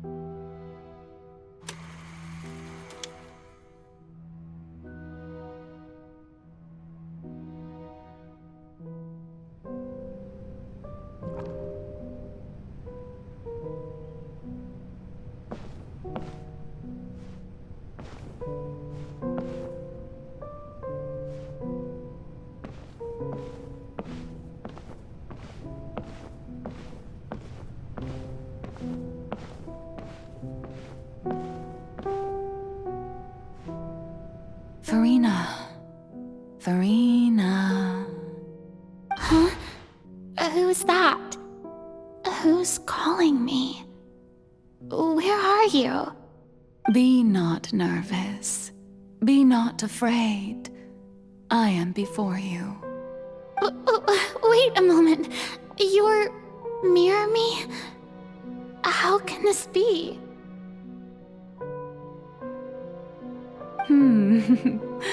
Mirror you, huh? You know what? That's not bad. Let's go with that. Mirror me? What do you wish to say? The prophecy. Have you heard of it? What prophecy? Wait. I know. I think. I don't know why, but it's in my head somehow. The people will all be dissolved into the waters, and only the Hydro Archon will remain, weeping on her throne. Only then will the sins of the people of Fontaine be washed away. Oh, very good. You know it well. What's going on? I can't seem to remember anything clearly. The only thing I know for sure is this prophecy. Will it really come to pass? Yes, it will. And that is why I've come to you. Disaster will come to Fontaine sooner or later. Things will develop just as the prophecy declared. There is no escaping it. But doesn't that mean everyone will die? I'm a Fontainian just like them. Will I dissolve too? Oh, don't worry. Magical meetings exist in this world precisely to give people a chance to turn things around. It is the reason why you met me today. I will tell you how to save everyone, but you may have to suffer somewhat. Oh, so there's still hope after all. Goodness, you frightened me. You spoke so much and with so much certainty. As for the suffering, well, I will admit that the first thing that came to mind was, why do I have to be the one to suffer? But if the prophecy will come true, I'll also die anyway, right? So if I've already met you as my magical meeting in this world, if there were scales, with all the people of Fontaine on one side and my pain on the other, is it not obvious where the scales should tilt? You truly are the perfect human, my ideal. I suppose this would also be the justice that belongs to you. Huh? Don't worry, it's nothing. Listen well. Fontaine has just lost its Hydro Archon. I need you to play a role. That of the new Archon. Play as a god? That's right. You must begin a never-ending masquerade. You must never let anyone suspect your identity. If you can keep it up, then I shall have my way of defying this prophecy. But should your identity be revealed, then all hope will be lost. But how will I do this? A human assuming the role of a god without being exposed. Don't worry. What you must do is not to turn yourself into a real god. You simply need to play the role of a god as humans imagine them to be. Being a human yourself, I'm sure you already know what such an entity would be like. Remember, your true challenge will not be pursuing divinity, but contending against humanity. I'm still not sure I understand, but I'll try. I'll try to do this. So, how long am I going to have to play this role? To accomplish this mission, you will have to stay on the stage for many, many years. You will endure and not grow old until your task ends. But I promise you, all will eventually end in a magnificent and dramatic trial, and everyone will be saved. A trial, huh? How exciting. I'll be looking forward to it.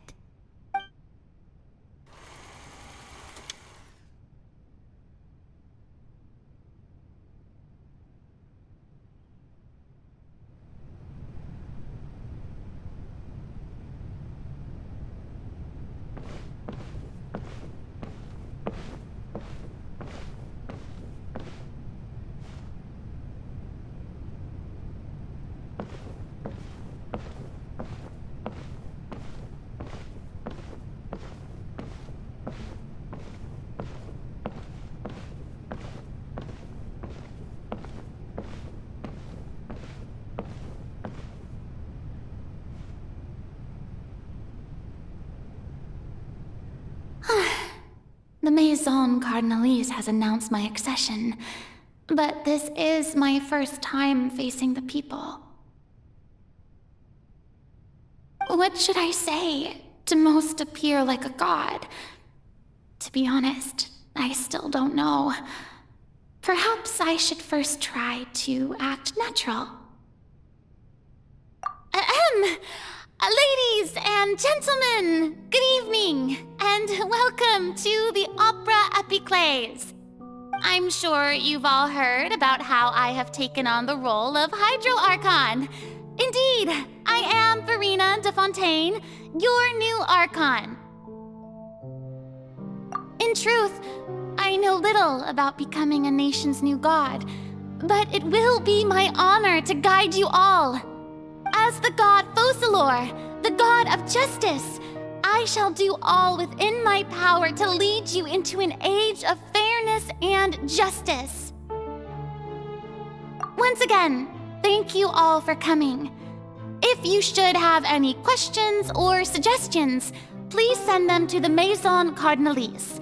The future of Fontaine will require us to work together, after all.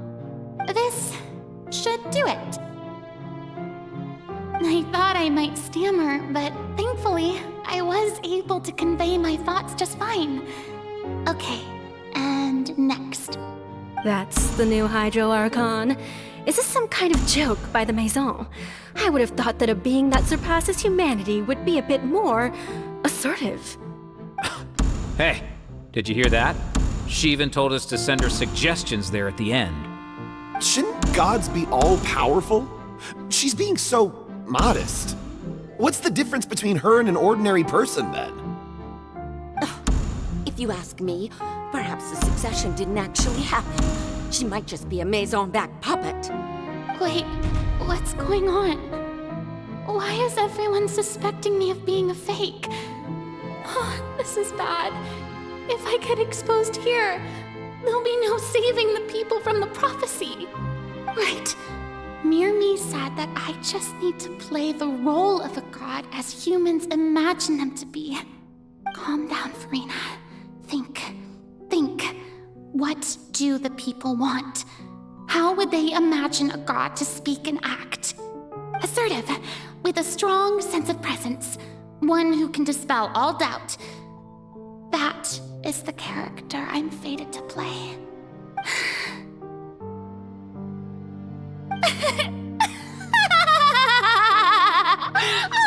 Oh, very good, my people. Only ones such as you are deserving of my rule.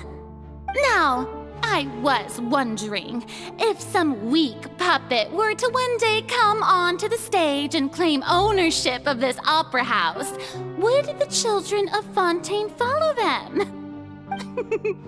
Well, it seems that you would all see right through them. Having passed my test, you are qualified to witness wondrous trials alongside my august self, here in this opera house. You may consider my previous act a door gift of sorts. I thought it was a debut that suited the atmosphere. Now then, let us be reintroduced. Ah, so that was just a performance. How could I have forgotten that we were inside an opera house? Her personality. It's quite shocking, to be honest, but I suppose it's a better look than before. Such a fascinating and bold deity. How wonderful! Our future may yet be bright after all. It seems I've turned them around. Best follow this flow and restart my accession speech.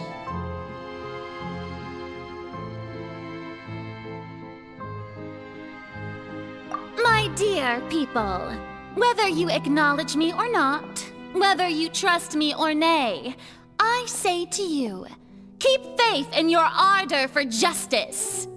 We have heard it said that this nation's sins can no longer be washed away. Well, I say that justice is most fragrant when it blooms amid sin. The scales of justice should not weigh heavy in the hands of its God. On one side, it must carry fairness and justice. And on the other, praise and applause. May law be the prayer on our lips. May judgment be our worship. Let us light the fires and drink to the future of Fontaine! No, this won't work. They'll suspect me again. I must play the role that they want me to play. There is no trouble in this world that justice cannot solve.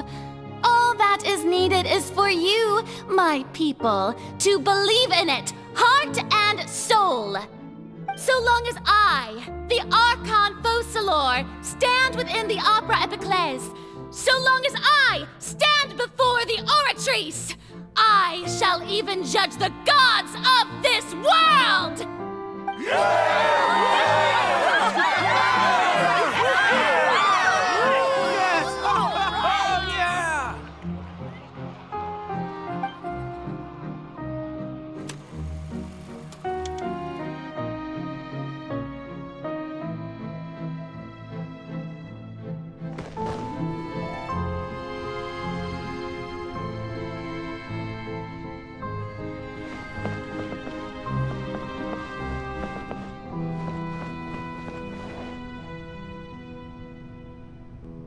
Lady Farina, here are today's case reports, as well as a summary of the follow-up for your perusal.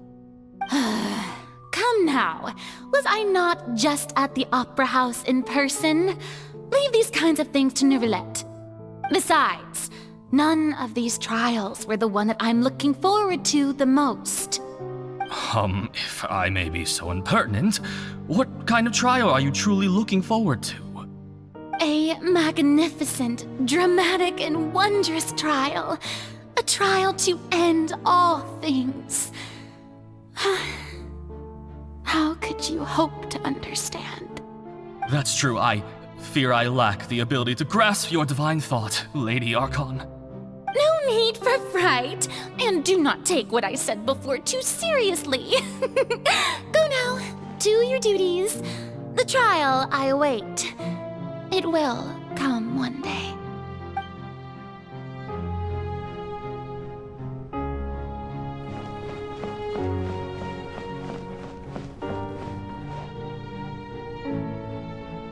Lady Verena, I don't know what to say. Thank you for agreeing to see me. No need to thank me. Or rather, thank your own sense of perseverance instead. Long have you stood in line to meet me, have you not?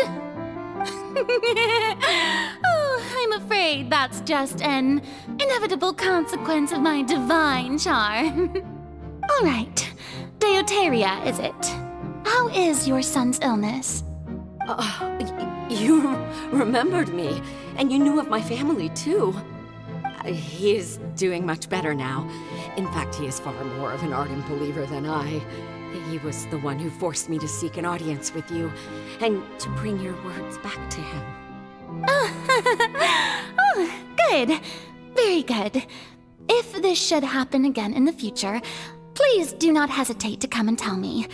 Going down to citizens' homes every so often, while not usual practice, should serve as a fine change of pace. Oh, you're such a gentle and wise god. Thank you once again, on behalf of my son.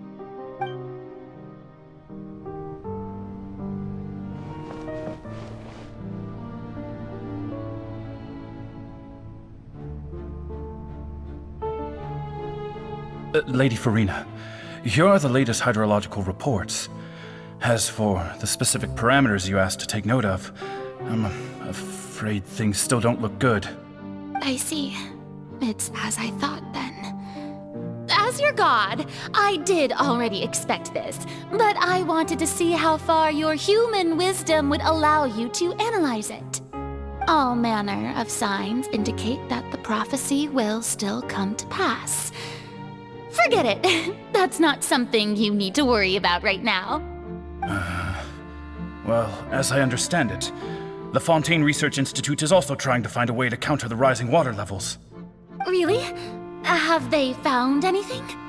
I'm afraid that they haven't found any effective solution thus far. Oh, is that so? Well, no wonder. This issue has reached the realm of the gods, after all. Still, their spirit is praiseworthy.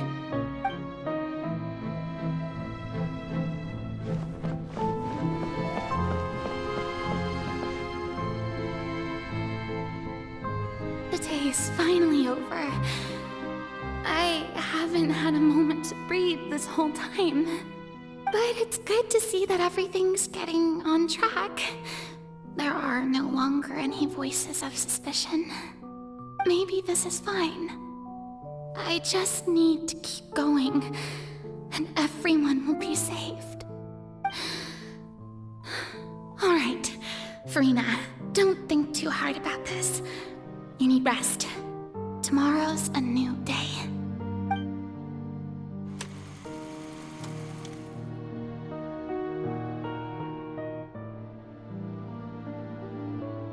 Lady Farina, here are the new trial reports for the latest cases, as well as a summary of the follow-up. There'll be no need for that. I've seen them already. There's no need to go back over scenes I've witnessed in person before. Lady Farina, I've waited so long for this chance to see you in this manner. Indeed, my dear, loyal citizen. This joyous moment is an honor for us both. Lady Farina, we're detecting significant hydrological anomalies near Poisson. Understood. Keep monitoring. Keep me informed should anything come up at the Institute.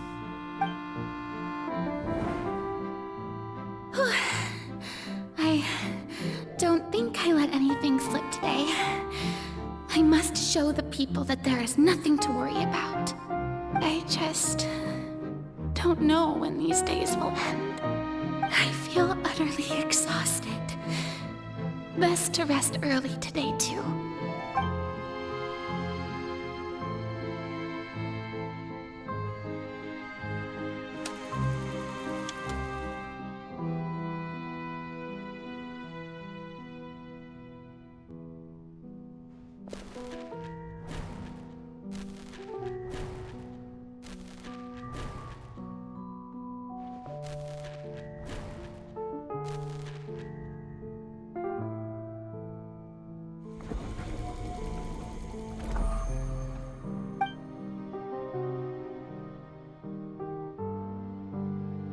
Lady Farina, it's like a dream being able to speak with you up close like this. I've heard that the first member of our family who was honored to receive an audience with you was Madame Deoteria, almost 20 generations ago. And what a fine family yours is indeed. It brings me great joy to meet such a faithful believer. A descendant of a line most ardent. Surely you exaggerate, Lady Farina. My lady? What is it, good citizen? Oh, are you crying?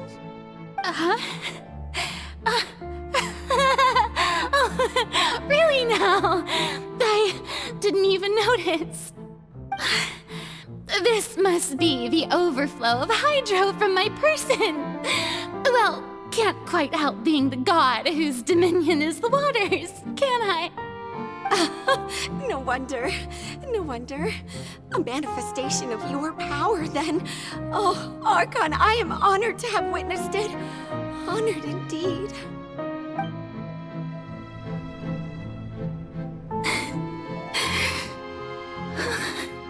So interminable. So lonely. Just how much longer? Hundreds of years must have passed by now. Perhaps the show must go on for hundreds more. I never imagined that it would hurt so much. Have I reached my limit? No. Perhaps I reached it long ago. Today I didn't even notice my own tears.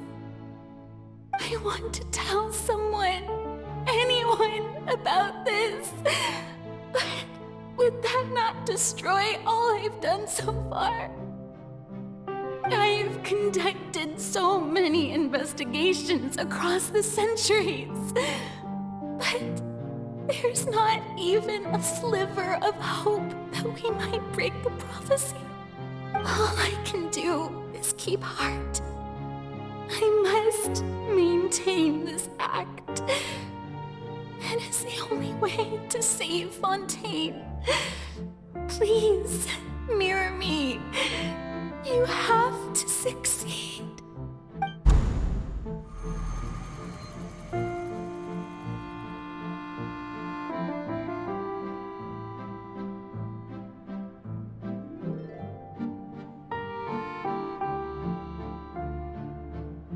Farina, you don't have to shoulder this burden alone. Although I don't know what you might be keeping from everyone, your people are more than willing to share your burden with you.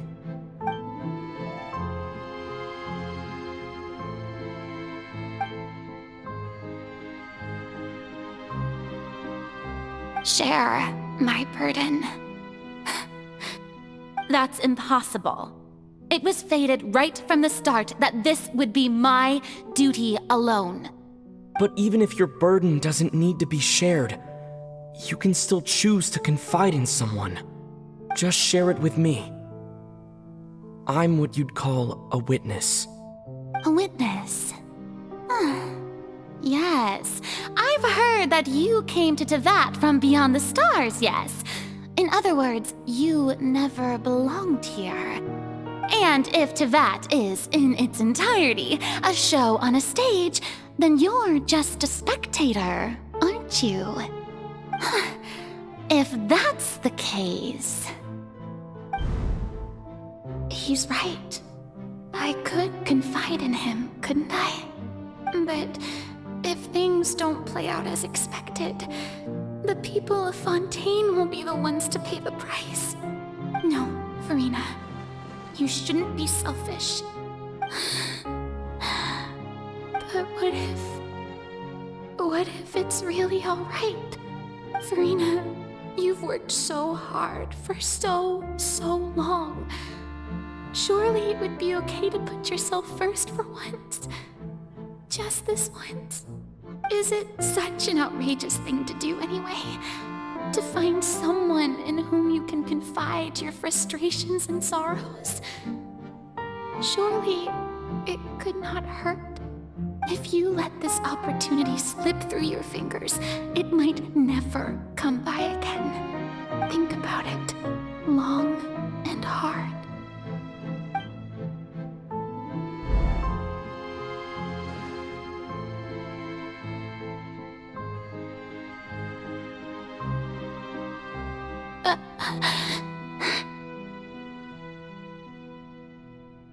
No, I have nothing to say. I am Farina, the Archon of Fontaine. Everything will surely get better. All you need to do, dear spectator, is to witness my performance until the curtains fall.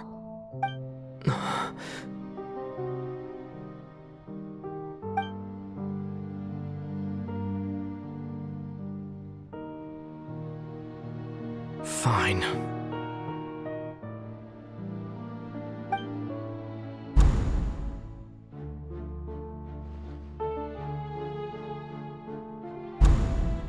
So even Farina doesn't know the truth? You've never once let her in on the full plan? Yes, it had to be done. To deceive the heavenly principles, you must first deceive yourself.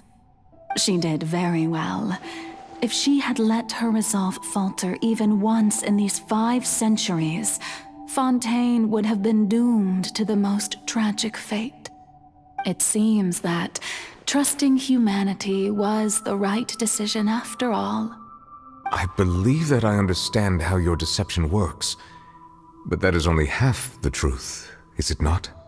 How would you build on this foundation to save the people of Fontaine? That is the most important thing. Ah, good. Of course, the Iudex of Fontaine has pinpointed the crux of the issue. I'm sure you've long sensed that the Oratrice is no simple machine, yes? I've always suspected that it had its own consciousness, and Lenny did mention that he heard a human voice within the core chamber. It now seems that that person was you, hidden within the machine all along. Am I right? And then I became one with the Oratrice, taking Fontaine's gnosis with me. Yes, it would seem so, wouldn't it? Alas, your understanding of this device still lacks sufficient depth. In truth, it is no enactor of justice.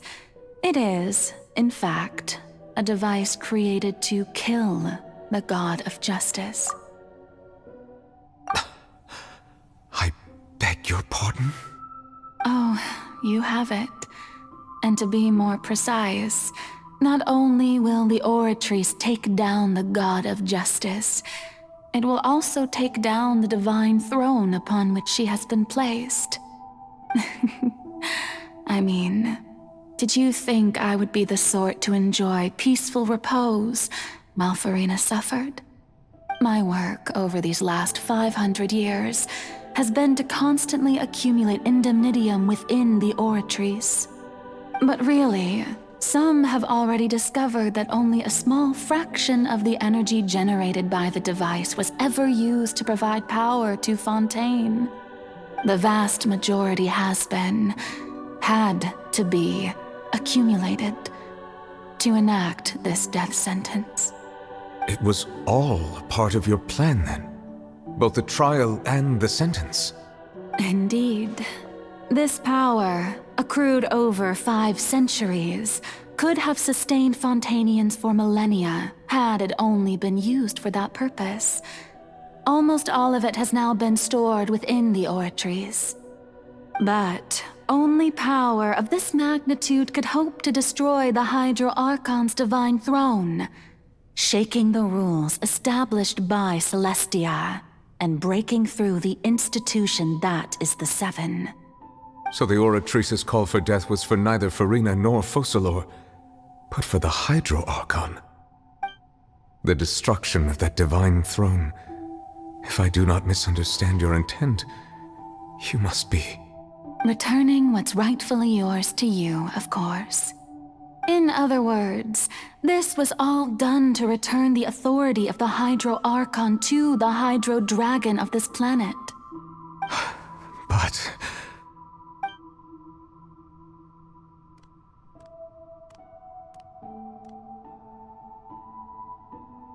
Oh, what? Getting sad again, are we? The authority of the ancient dragons shall soon be yours once more, O Hydro Dragon Sovereign. And this is the face you make.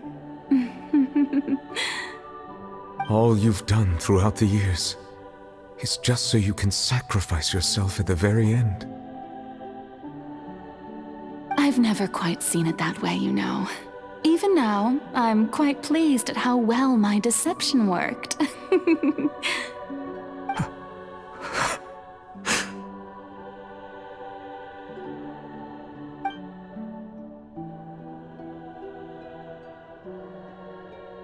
Hydro Dragon, don't cry. I must say, had it been within my rights, I would have loved to judge the heavenly principles themselves. Were they not guilty of essentially the same crime? Egeria stole the power of the primordial sea, and the heavenly principles stole the power you ancient dragons possessed. I, for my part, am the god of justice. And is it not just that your original powers should be returned to you? Speaking of justice, I have always believed that justice lies in the process of pursuing human existence itself. So, if the theft of the primordial sea's might was Fontaine's original sin, then, leaving matters of procedural right and wrong aside, the descent of the Fontainians as humans and their right to exist in this world would be Fontaine's original justice. In other words, existence was Egeria's justice, and to me, justice is the continuation of that existence. Defying the prophecy and ensuring that Fontaine's people shall live on, that should be the justice enthroned over all others. At this point, we, whether it be myself or all other Fontainians, have shouldered the burden of this sin for far too long. Iudex Nervillet, the highest judge in our land, when you regain your full power as an elemental sovereign, what verdict shall you pass upon us? So when I was invited to the court of Fontaine to serve as Iudex, I see now that that was your idea too. At last, I now understand the true purpose behind this position. In the beginning, I was uninterested in human existence. But these 5 centuries of living alongside them have gradually brought about mutual understanding between us. And I have even attempted to feel as they feel. You are a devious one, Focalor. Things being as they are, surely you know that I could never declare them to be guilty.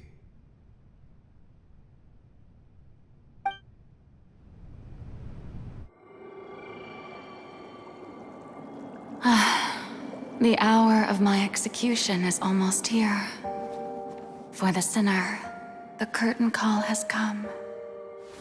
I know I may not sound it, but faced with death, I find myself a little afraid. Perhaps this is one thing both gods and humans have in common.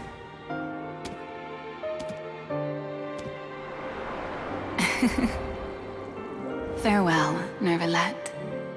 I hope you've enjoyed the part you played these 500 years.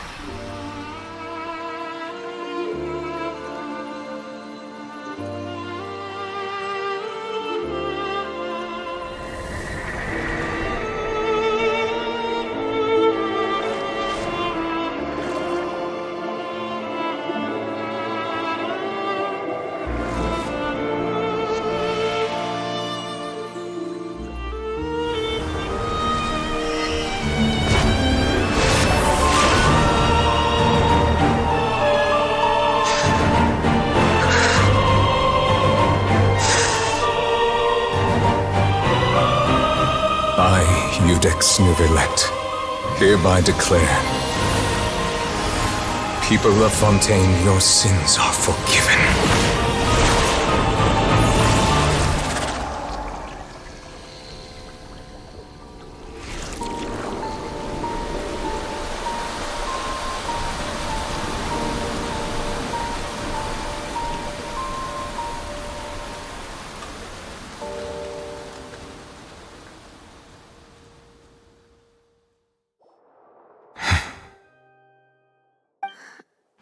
What just happened?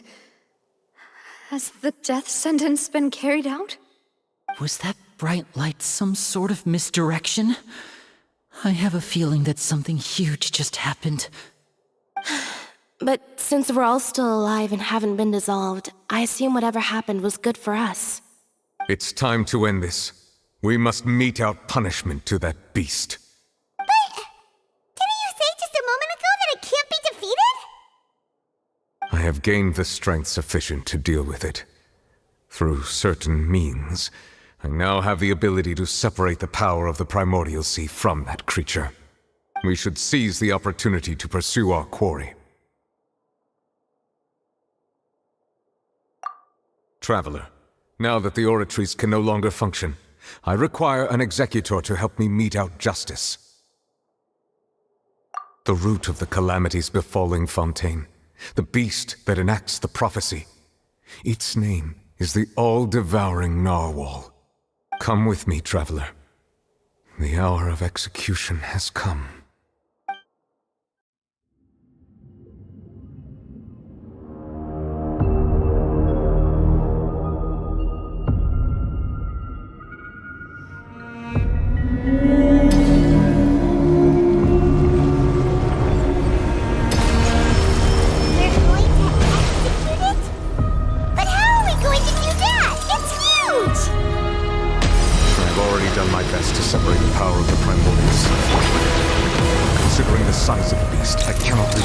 Source. Unless we can find a way to attack it from within, I shall share a part of the ancient dragon power. We shall look for an opening.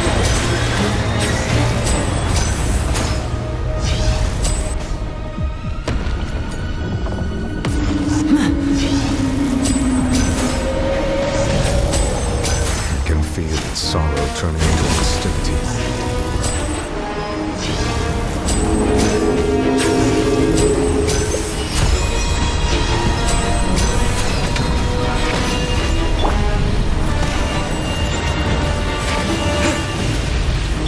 And voila!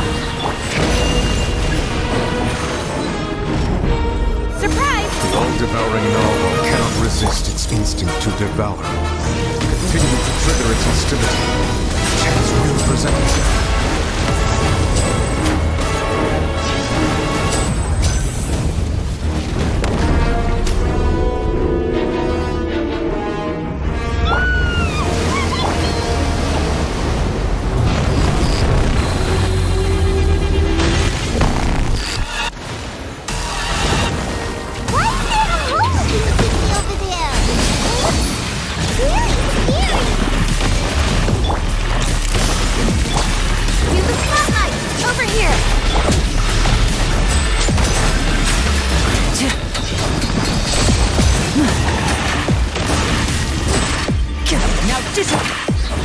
Granted you my protection.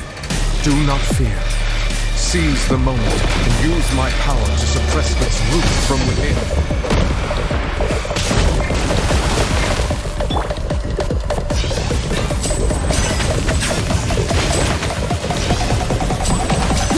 Step right. Chip on up.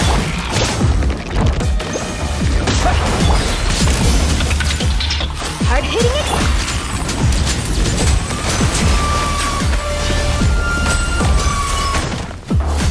And woof! Over here!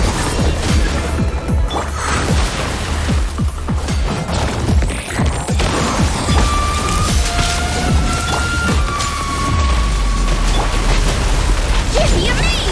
Chip on up!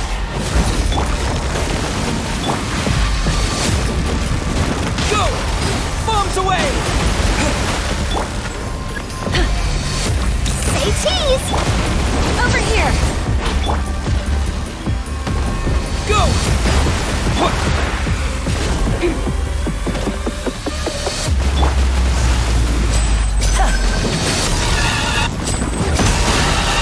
Clever trick. Chip on up. Go! Hold that pose.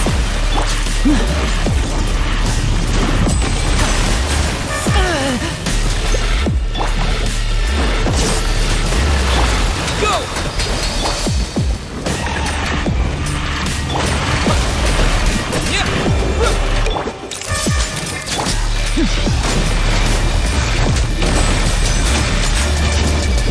And what?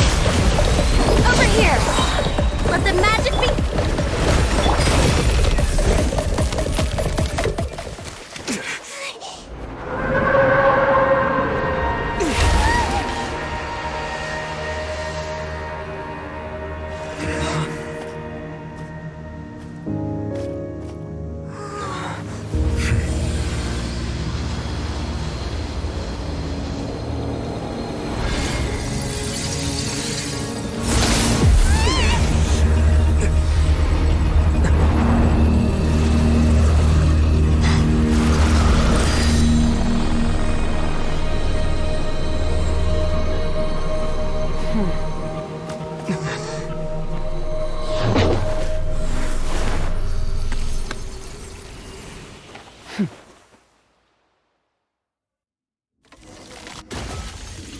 Thanks for helping with the cleanup.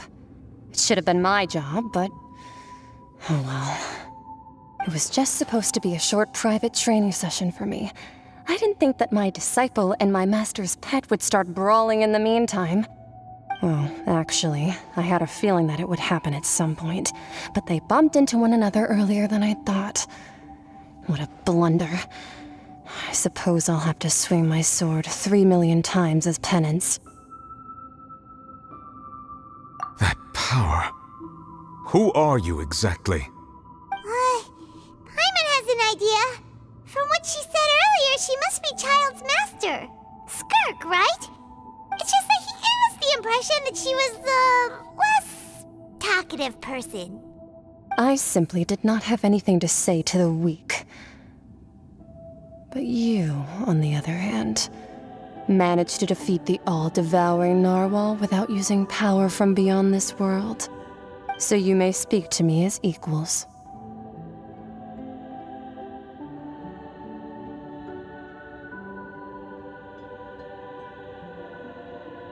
I have to agree. It's a strange use of a planet's primordial waters just to raise an all-devouring narwhal. That kind of power is wasted on it. It's not cooperative. It eats too much. And I have more important things to do with my time than pet sitting. The only thing that creature has going for it is its looks. All in all, it fails as a pet. Miss Skirk? I think you might have missed the point. The point being? Well, being that this pet almost destroyed an entire nation. So what sort of person is your master? Well, child's master's master. Wait, is that right? Oh, right. So you don't know him. Sorry, I assumed you did. His name is Sir Deluge.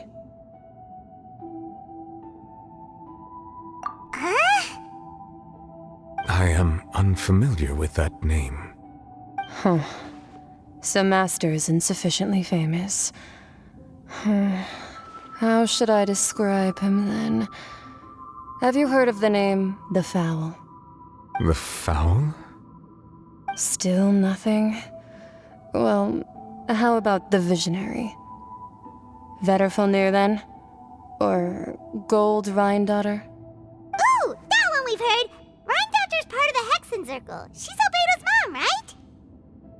Oh, so you do know that name. To be honest, I also heard all of those names and titles from my master. I don't actually know them either. But I suppose you understand now, yes? My master is likely a similar sort to Rhindaughter. They are both pursuing some form of perfection. Wait! Didn't you also mention a visionary person? Paimon didn't quite catch their name. Actually, never mind that. I believe it expedient to inform you that the all-devouring narwhal used up nearly all its strength fighting you.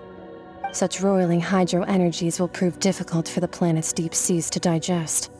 As such, the Fontaine back on the surface has most likely been thrown into chaos.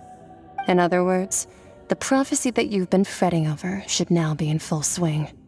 What?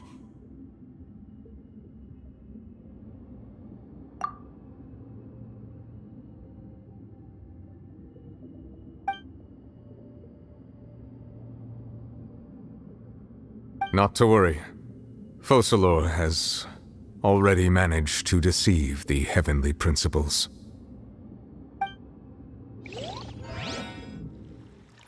In the end, the people will all be dissolved into the waters, and only Farina will remain, weeping on her throne.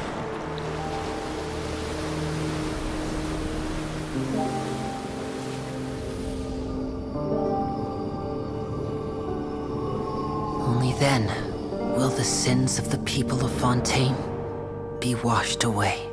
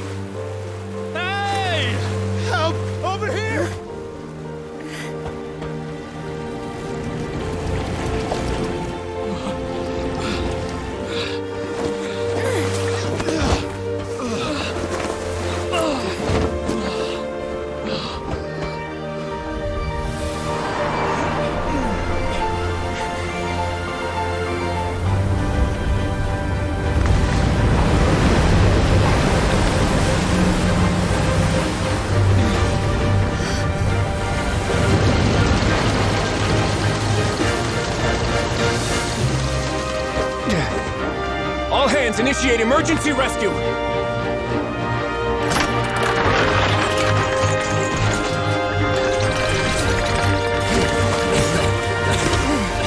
Hurry!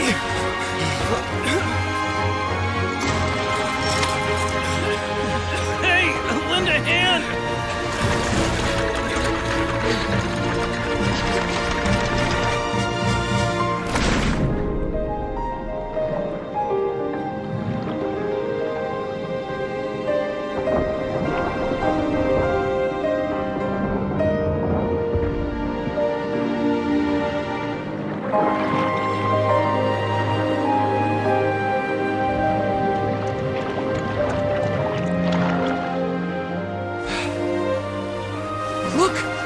water's receding!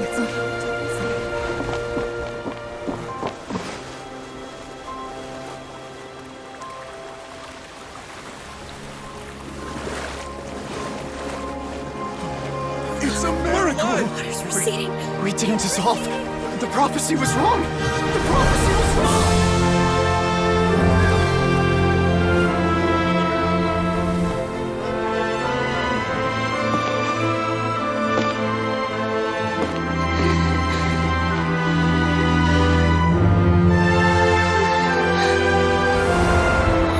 Are you all right?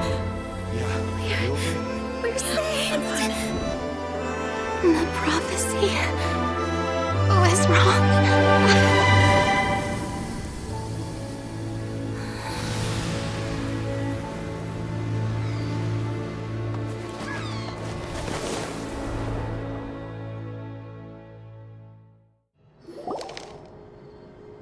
The soil renewed.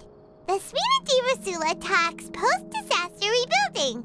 I recently visited Poisson to meet with Miss Navia, spokesperson of the Spina di Rosula, and we spoke about Poisson's present and future. Old soil can still give birth to new bloom, Miss Navia stated. Hope is like seeing a small cookie when you're starving late at night. You just need a little of it. Skyship Winglet, Booner Brain of the Fontaine Research Institute. The various disputes that have arisen on account of Mr. Edwin have suddenly become a shield over the Institute, with Jurier turning out to be a once-overlooked hidden gem. People always call the first researcher mad, but few know what to call the second. And should that latter person achieve a miracle, they would find it all the harder to find a word with which to classify him and his team. Wow! Paimon barely recognizes the people in the reports. Are those really Jurier and Navia? They sound like real big shots. What do you think? Pretty enthralling, huh? The Steambird's idea was pretty simple. With the disaster just having passed, we would print a free edition packed to the margins with good news to calm people down. The value for these big scoops lies in their inevitable follow-ups. We'll publish further reports and go into the stories behind those people. Edwin's assistant, Jurier, created a true flying ship, while Navia is leading people in the reconstruction of their home. I'm sure that these stories could draw even your well-traveled eye. Paimon's curious too! Wait a minute. Didn't we watch everything happen from start to finish? What's there to be curious about? And that's exactly why I'd like you to come conduct interviews with me. You're the best incubators of news, if you haven't noticed. And also, with you around, I'm sure I'll get to see that Duke. Are you sure? Hasn't he turned you down several times already? Oh, this time will be different. Come on, let's head to Poisson first, and then make a trip to the fortress. There are some things you'll only know when you get there.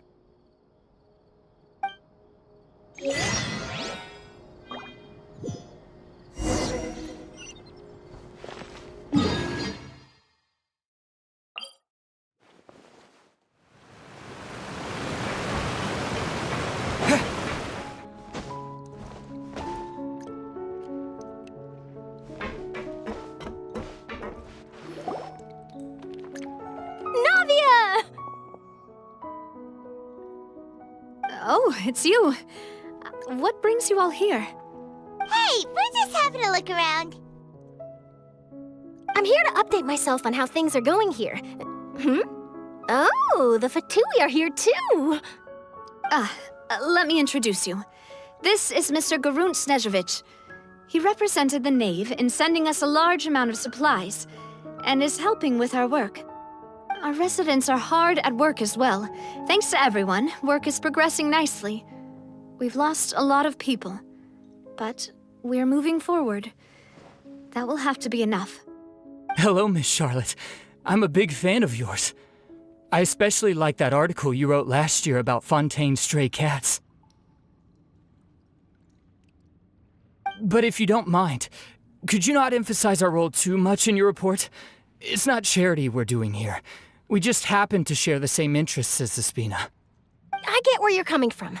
I'll keep it as simple as possible. Or would you be willing to feature as friendly neighbors? That would be fine. Thanks. Oh, you're back too. How are things? We finished laying down the construction materials. It'll be another hour before the workers are able to go over there. Huh? You're here too, Clorinde? Well, her reputation's greatly risen after that whole duel business with Miss Farina, so she's here in Poisson to wait out the heat. All right. She really came here to help me out. There's too much to consider in the reconstruction of Poisson. The Spina has need of more decision-makers. And, well, I do already happen to be connected to Mr. Callis. Oh, wait just a moment. Do you mind me asking a few questions? You know, about how you felt before the duel, about what it was like facing down a god. There's lots of exciting material there, I bet. Forget it. I'm sure you can find a better theme than that, Miss Charlotte. I see you're the same as always. Couldn't you do me a favor, for Navia's sake? Well, if we're talking about doing things for my sake, you might as well just take a few more photos of me. Or of the Traveler. It's better than wasting time persuading Clorinde, at any rate. Of course I will. I'm not gonna let him off that easy. All right, then everyone who wants to be in the photo, gather up. And smile.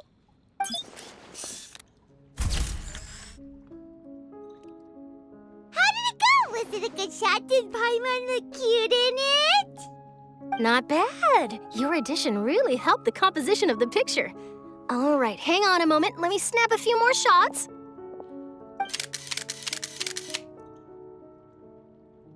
All right, that should do it. I'll be back here later anyway, so let's call it a day.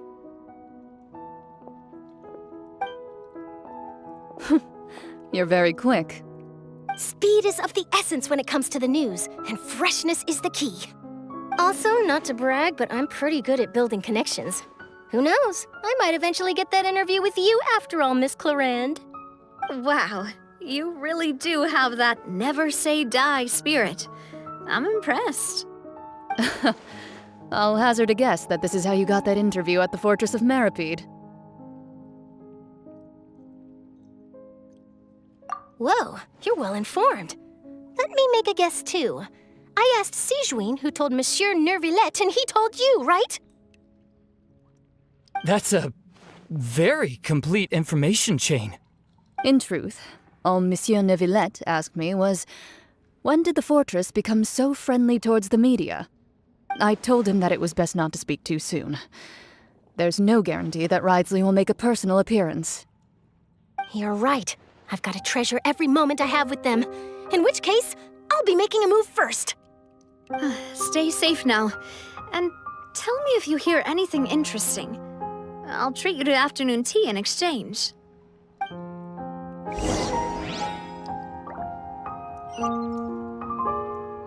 You seem curious about the fortress. Of course. That Wriothesley. I still remember going down to the fortress to grill him for information on my father's case. Boy, did he take me for a ride. Without telling me anything, of course. But he did invite you to tea, didn't he? 2 large pots of it, in fact.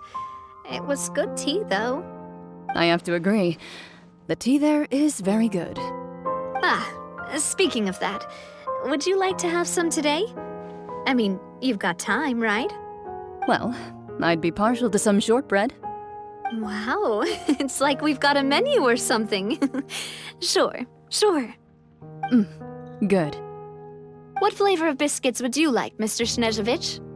Me? I'm fine with anything. But I would prefer chocolate, should you have it. All right. Leave it to me. I'll go over the newly arrived supplies with you later, Mr. Snezhevich. We should be able to finish the preparatory work today. That works great for me. Huh. Is it just me, or did you get a new lipstick? I did. It was a gift from Sigewinne. Want to give it a try? I think the color would suit you, too.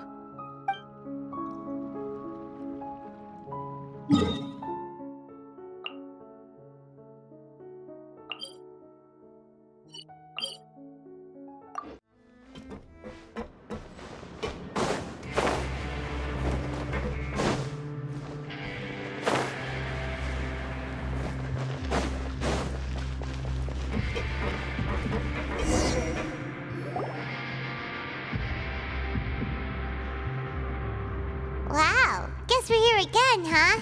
There's a real nostalgic feeling to this place. Looks like you've been missing us. Duke! Did you come all the way to the entrance to greet us? Of course. I'm here to welcome you and our dear Miss Charlotte, whom our good head nurse recommended to me. It's an honor to finally meet the much-rumored Duke.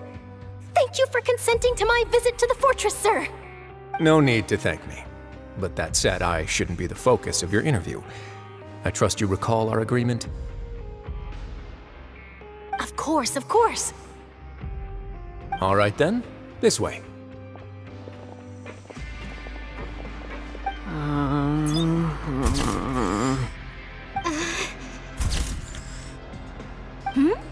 Hey, no need to be so nervous. I've already taken all the photos we need. Miss Charlotte, do these pictures really need to be published on the cover of the Steambird? It would seem that Miss Lorvine doesn't want her face to appear beside that of Mr. Jurier, Sir, please don't say things like that. But it looks like dear Mr. Jurier denies it. Might this interview be very important to you then? No, I just... This is my first time being interviewed, and I'm very thankful to the Steambird for... Now, I might not look it, but I actually did meet Mr. Edwin once. And I'll be honest, I enjoyed chatting with you more. You've definitely got more of that genius vibe going on. The boat that brought about a miracle, the ark that saved the people. Why, you recreated a myth back there, like an emissary of legend. Still, if I might ask, where's that flying ship now? Huh! Looks like Charlotte's trying to get herself another exclusive scoop. I have to apologize, but that ship is presently in the bowels of our factory. I'm afraid it won't be easy for you to get a shot of it. Really? Well, then in that case, could I have an interview with you to make up for that loss?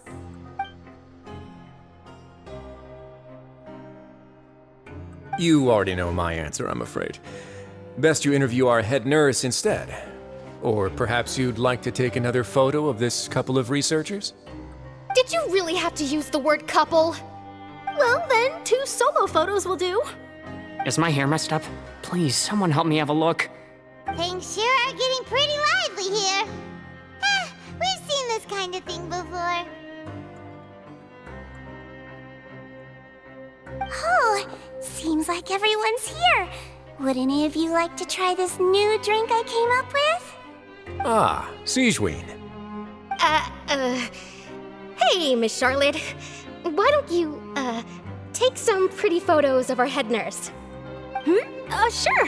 Come on, Miss Sigewinne, over this way. Let's find a brighter spot. Huh? Sure. Do I have to smile? So, how have things been at the fortress?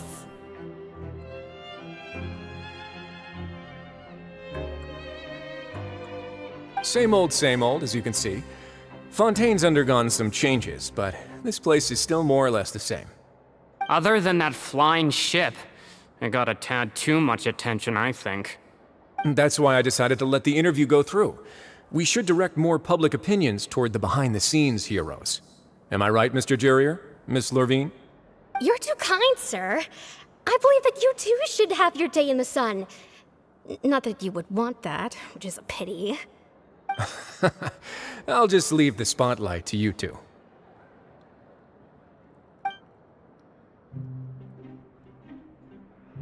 I see. Lots of things happened that day, huh? Anyway, regarding that Harbinger, I'm not sure you remember, but his 3 young followers are still waiting for his return. He sure did win them over, huh? I'll tell them that there's good news and bad news. The good being that their boss seems fine, and the bad being that they must face extended sentences for abetting his escape. Oh, actually, what about you? Are things gonna change for you too? What change can there be? The fortress will keep chugging along, and so will my duties. As to what Miss Farina's departure will mean for the nation, and if our laws and governance will be transformed, we'll leave those to the folks in the overworld. Hey everyone, the photo shoot's done. Good. In that case, let's call it a day here. Thanks for your cooperation. Come on, Traveler, let's go. Till next time, everyone! There'll be a next time? Maybe. Who knows? I might write a story about the underwater factory next time. Until then. All right. Last stop, the docks.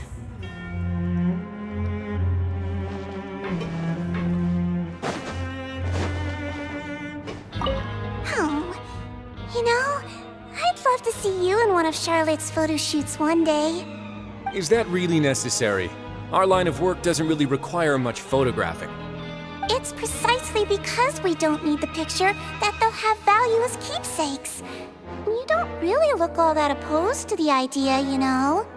Maybe I'm just happy that I managed to once again avoid the spotlight. I think this interview went well either way. Yes, you successfully kept prying eyes away by using Mr. Jurier and Miss Lorvine as shields. Very good. You should be happy for them. They have a bright future ahead of them.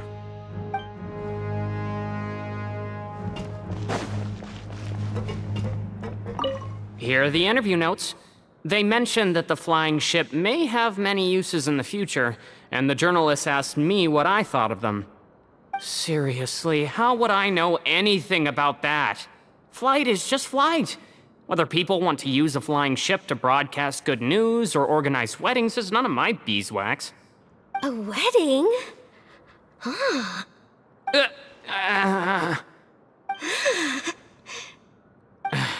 Why are you looking at me like that? So the flying ship can be used for weddings? I didn't say that. That journalist mentioned it, and what does that have to do with us anyway? True. What does that have to do with us?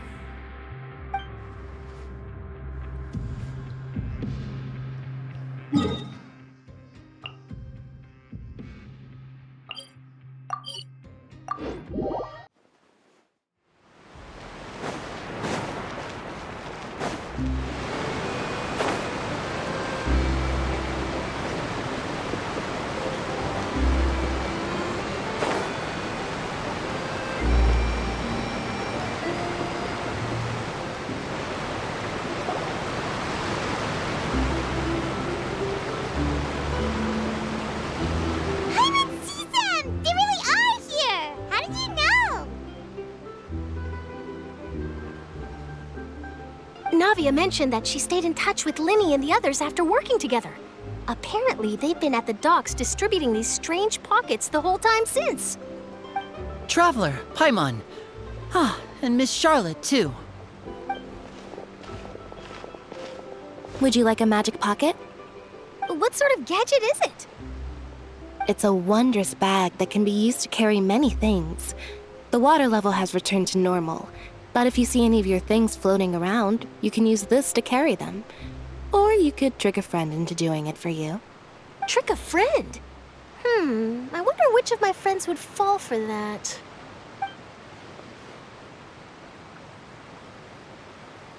You could just make a friend like Fremine here. Isn't that right, Fremine? Is this what you meant by, I'll help you make some more friends? To be honest, that sounds pretty sweet. Could I have your contact, please? Sure. Please, write down my address. Lynette sure is working hard to help Fremine socialize.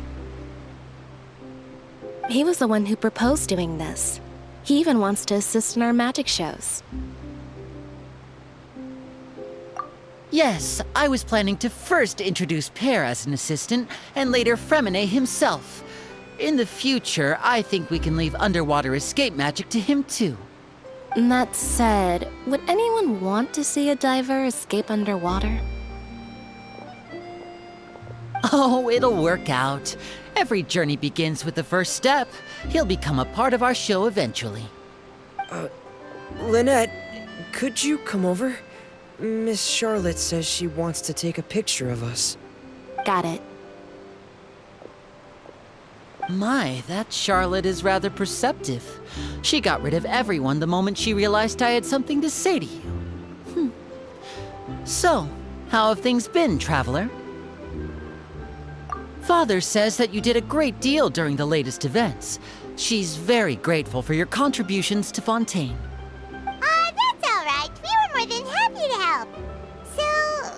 What's she doing now? Oh, I guess you haven't heard.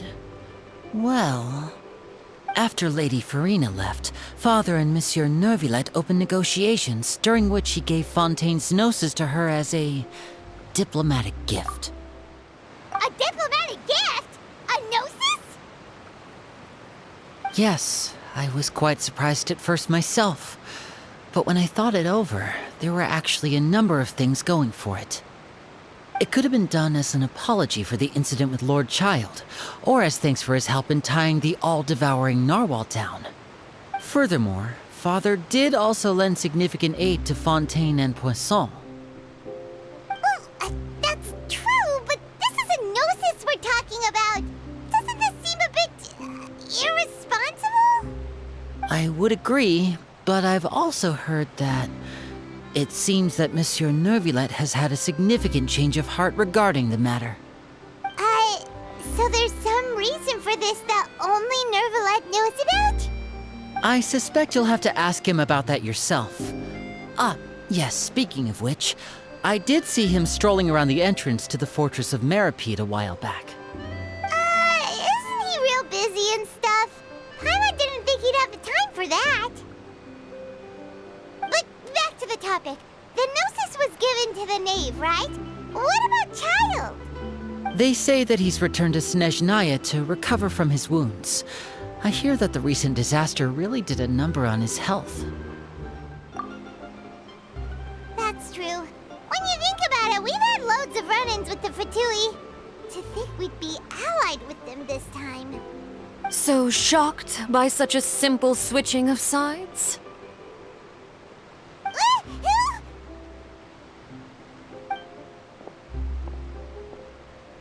Father! Well, what do you know? Come to the docks to see how my children are doing and meet the traveler by chance. Please do not pay my accomplishments in Fontaine too much mind. I would have done them regardless. Are you going to take the gnosis back to Snezhnaya? That is our duty as harbingers, yes. Don't be too preoccupied with sides. The goal of the Fatui concerns not a single place or person, but the entire world. With such a grand goal in mind, it is inevitable that we must wear many masks. Switching my masks is something I've always done. Well, that depends on many things. No one truly knows what the future holds. What good is honesty if you can't rely on it forever? As for you, I very much look forward to our next collaboration. Good things cannot be achieved alone, and you've proved yourselves to be great partners. A vision? All right. I'll remember to return it. Thank you for keeping it safe for him this entire time. And that's a wrap for me. Huh? You're... Greetings, Miss Journalist. Hello. If I'm not mistaken, there are diplomatic channels I'll need to report to take a photo of you. That is correct. So forgive me, but I will not be able to serve as a subject in your article. However, feel free to write as much as you'd like about our dear magicians and our upcoming rookie talent. I will. The sea breeze is quite pleasant. I shall continue my walk while the weather remains so agreeable. Farewell. Farewell, Father. Oh, she has such an intimidating presence. I didn't even dare to take a picture. Thankfully, I've already wrapped up all my pre-scheduled interviews. Thank you all. This'll be more than enough for me to write about, I'm sure. Don't be too nervous. Why don't you take a magic pocket before you go? Here, Traveler, Paimon, you take one too. To move things about? That's right. Funny. I was giving out magic pockets when we first met too. And what do you know? I'm doing the exact same thing right now. So many things have happened, but the pockets are still the pockets. I guess this must be life. We will all follow our own paths, and serendipity will lead you to your fated friends. All right then. We'll be handing out pockets in some other districts later, so we'll get going now. Have a good day, you two.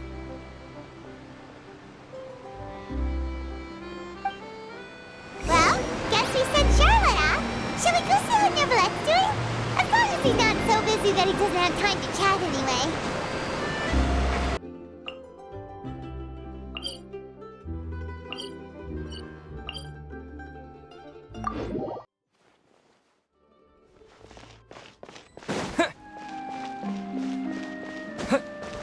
The entrance to the fortress! Ooh, he really is there!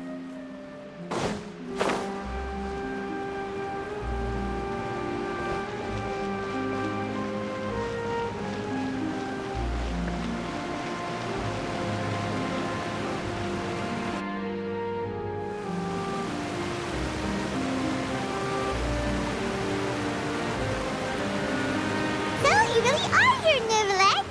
Paimon didn't think you were going to have free time this hour of the day. Really? Oh, I suppose you must have met Mr. Linney. He took the time to greet me earlier when he passed this way. In any case, you came at a good time. I was just considering reaching out to you to set up a meeting, so I may explain some things that I haven't had the time to before. Aw, Paimon's glad that you remembered. Thank you for keeping us on your mind, what with you being busy and all. Alright, let's have it then. How was Fontaine actually saved? The whole business is still quite the mystery to us. It is strange how words can often leave a bitter taste in the mouth when it finally comes time to say them out loud.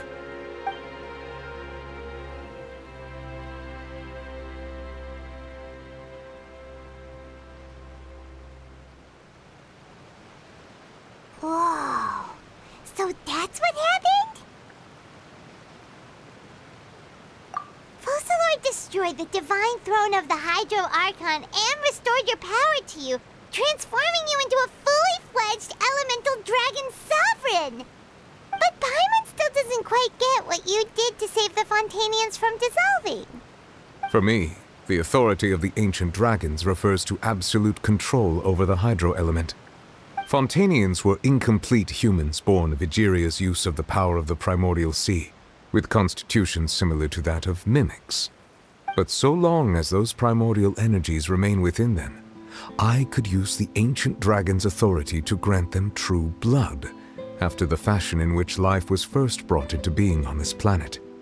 In other words, when I gave my verdict, Fontainians became true humans, and thus would naturally no longer be dissolved by water from the primordial sea. Focalor must have counted on you to make that decision as well. Your verdict was the key to making the prophecy appear to have come true while saving everyone. Yeah, and in a manner of speaking, Focalor finally managed to fulfill the original Hydro Archon's wish to turn Oceanids into real people too! It seems from your expressions that you still have more things you wish to ask. Ask away. I will tell you the truth as I know it.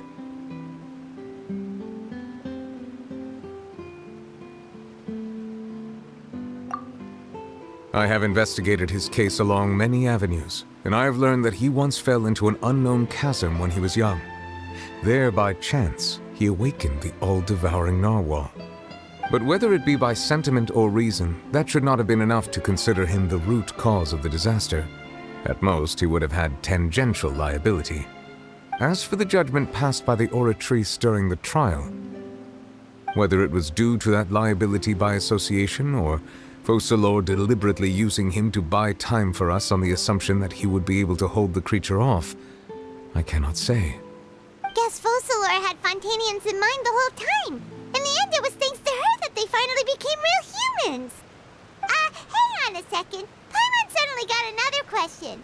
Back when Fontainians hadn't yet become real humans, were the children they had also transformed Oceanids? Life has always flowed like water. Do you recall how Fontainians would often come to the Fountain of Lucine to pray for children? Yeah! Lynette said the fountain is where all the waters in Fontaine converge. In truth, even those couples did not know that such prayers were no mere custom, but instead a form of ritual. Those Oceanids who were blessed within the spring water would later descend as new humans in the coming months. Paimon sorta gets it now. Either way, seems like this ritual won't be of any further use, but it'll probably live on as a local custom. Ask away. I will tell you the truth as I know it. Yeah, about that. Risley said Farina has already left. What's that all about? Ah, Lady Farina. The people are only aware that her death sentence has not been carried out. She abdicated the post of Hydro Archon and left affairs related to that title to me, before leaving the Opera House. I related Focalor's words to her faithfully and completely. After hearing them, she seemed neither saddened nor comforted. She simply said that she was tired and needed to rest. Having said that, she then packed her things and moved out of the Opera House, not unlike how an ordinary person might. But she's still got a place to stay, right? You need not worry. I will make arrangements to ensure that she will not want for food, clothing, board, or travel. In truth, I am somewhat happy for her. The wear and tear on her spirit will, of course, take time to heal. But now that she no longer has to play the role of Focalor the Hydro Archon, she can finally lay down her burdens and lead a normal life. What about you then? What are your plans now that you've regained your full powers as the Hydro Dragon? After Focalor passed on, the Oratrice also ceased to function. This matter will directly affect our trials. After much careful consideration, I've decided to take over its role in our courts. From now on, I shall hear cases and pass verdicts by myself. Looks like you're still considering stuff from the perspective of the Udex, huh? As an elemental dragon, there are indeed many things that I must do. But this power and this duty, in a manner of speaking, you could say that both were granted to me. As such, before I attend to my other responsibilities, I must first and foremost continue to serve Fontaine as its highest judge. The duty of the Hydro Sovereign and the duty of the Udex shall coexist within my person. Additionally, the Hydro Archon's departure has brought about another problem, which is that the Opera House shall no longer produce indemnitium.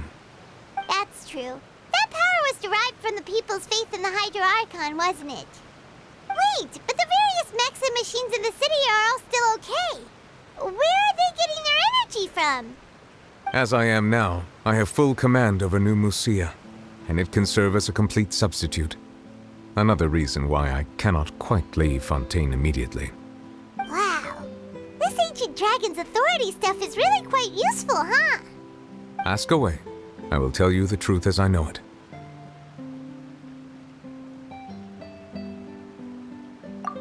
Oh, that's right! They say you've given it to the knave as a diplomatic gift or something! Leaving aside their intentionality, the two Fatui Harbingers have indeed done much for us during this crisis. Their sole remaining goal in Fontaine, at least at this point, would seem to be the Gnosis. The Oratrice has ceased to function. The Hydro Archon's divine throne is now no more, and I do not need the Gnosis's power. As such, it has lost all meaning for Fontaine. If the Fatui have impure designs, then we might as well accede to their request now, and avoid unnecessary conflict. What complicated considerations! Paimon thought you were just giving it to them out of gratitude to the knave and as an apology to Child. Ask away. I will tell you the truth as I know it.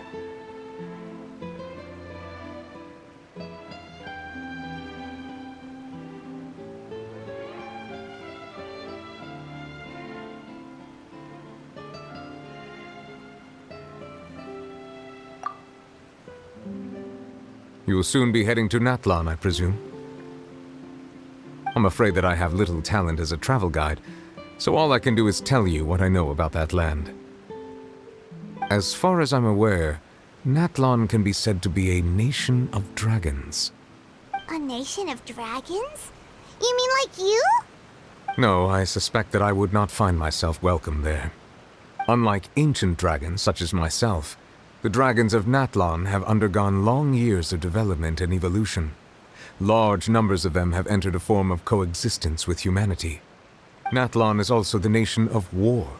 War ravages those lands like an undying flame. There is one other piece of information I got incidentally from my negotiations with the Knave that I believe may be useful to you. The Harbinger known as the Captain has thrown his hat into the endless ring of war. The Captain. Sounds like a real tough customer. Seriously, everywhere you look, there's a Fatui Harbinger doing their thing. I suggest that you fully prepare yourself before going to Natlan. In the meantime, Fontaine's doors will always be open to you. Ask away. I will tell you the truth as I know it. Hang on a sec. Paimon's still got a question about the Gnosis. When we spoke to Linny earlier, he mentioned that your attitude towards giving away the Gnosis had clearly changed. We guessed that there might be some reason for it that only you were aware of. No wonder the House of the Hearth is the Fatui's intelligence division. They are certainly sharp. So regarding this specific issue, I was just getting ready to share something with you. What is it? In truth, I exchanged some further words with that lady named Skirk after sending you two back to the surface. It went something like this.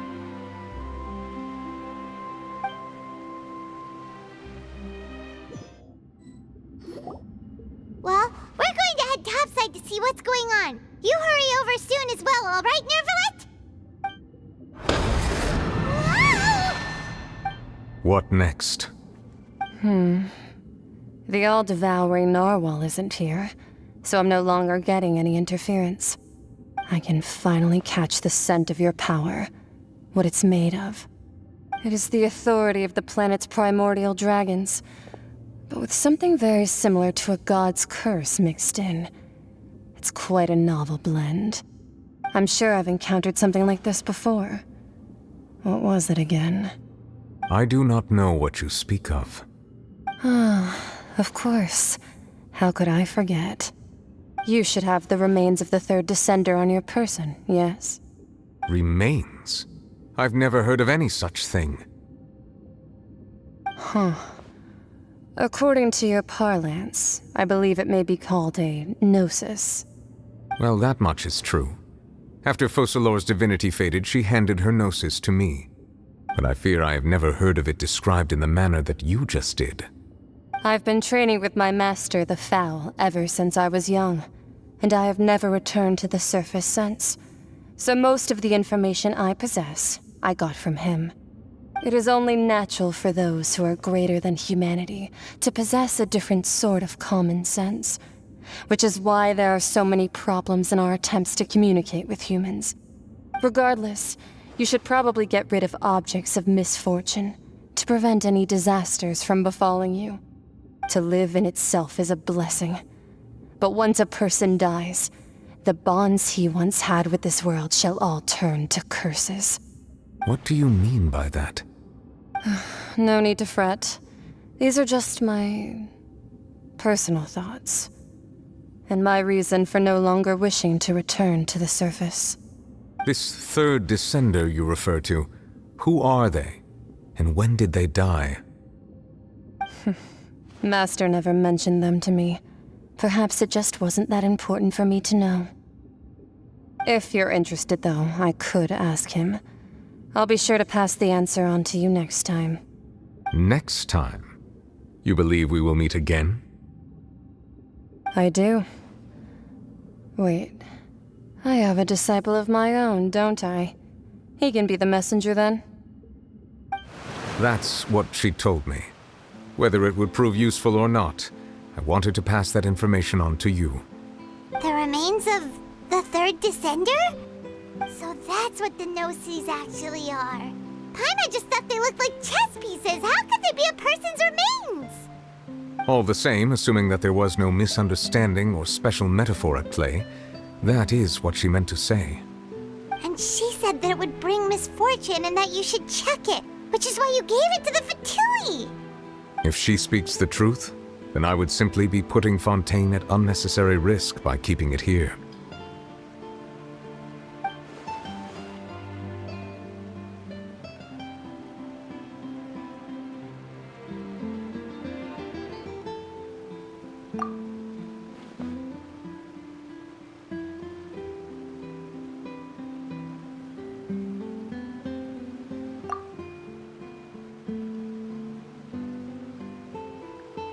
I had guessed that you might already be familiar with this concept, but I did not expect you to be one of them. That means that the Gnosis, which are exceedingly element-compatible and can even enhance elemental abilities, do indeed come from the third descender. I wonder, does your body also possess similar properties? Like being able to use elemental powers without a vision! That does sort of count as special compatibility, right? No, let's not think about this stuff right now. It just feels creepy. Comparing the Traveler to the dead third descender and all. That's what you say, but this topic still feels like bad luck. Once Child recovers, let's get some more answers out of him. Or go look for his master and get the answers that way. I too believe it unwise to make too many blind guesses when information is lacking. The same is true of being at court. All right. Whatever the case, it seems like the crisis here in Fontaine's over for now. Yes. All of Focalor's efforts were for this moment as well. But she sacrificed herself in the end as a god, and she suffered through all those years as a human. Was that really what she wanted? I suppose that would be the mystery of a god's will. I suspect not.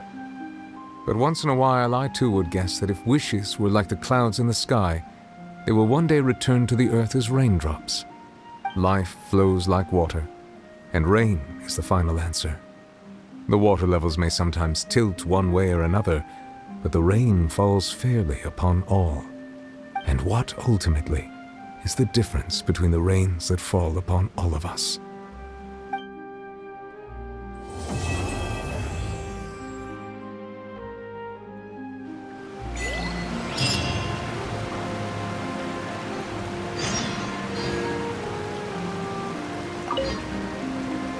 It seems from your expressions that you still have more things you wish to ask. Ask away. I will tell you the truth as I know it. I suggest that you fully prepare yourself before going to Nathlon.